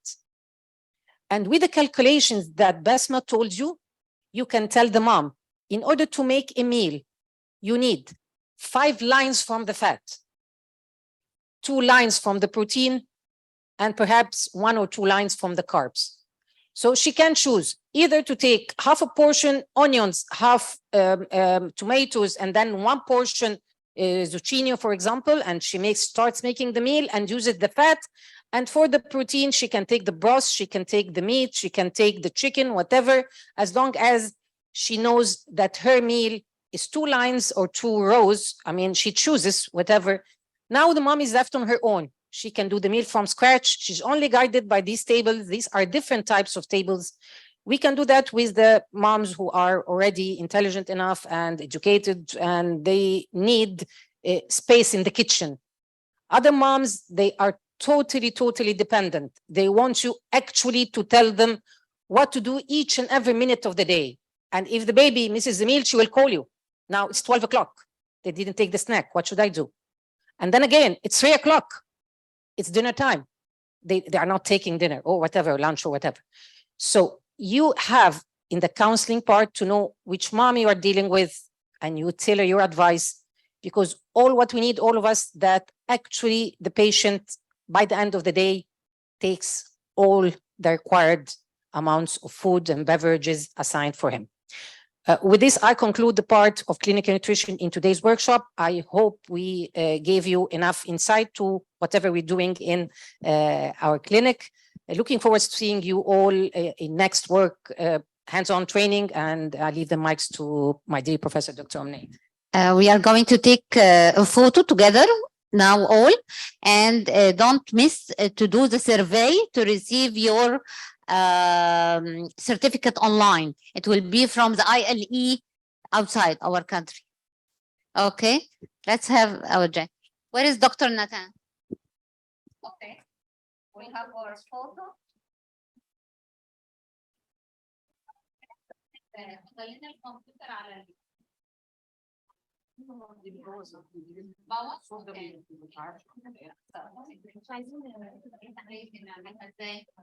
لو نورتي الصور عند لا انت اوكي اوكي ايوه صح يا دكتوره لا لا منوره وتخلينا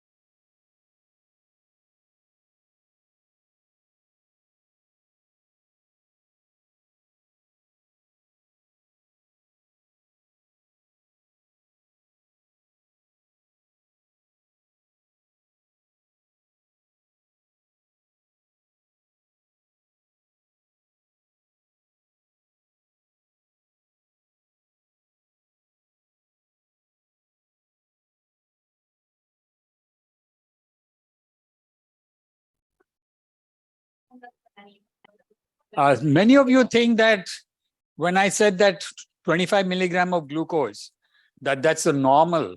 No, there were just 1 or 2 patients. What I said is if they're not symptomatic, you don't have to worry too much. Just increase the ratio by which you increase the carbs and do the same thing as you all do, give some fruit juice and the patient will come out. Because if that patient goes to a pediatrician, the child will land up in ICU and be given 50% dextrose and gets seizures. So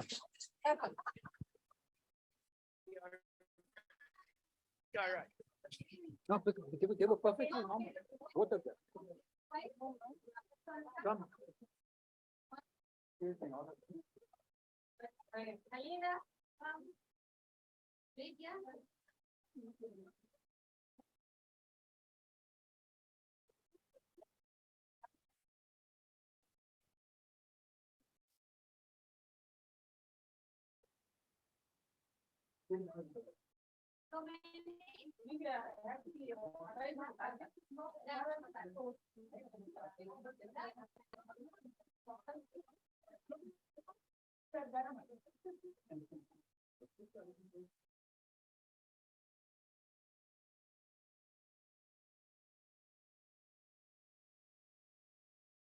Thank you.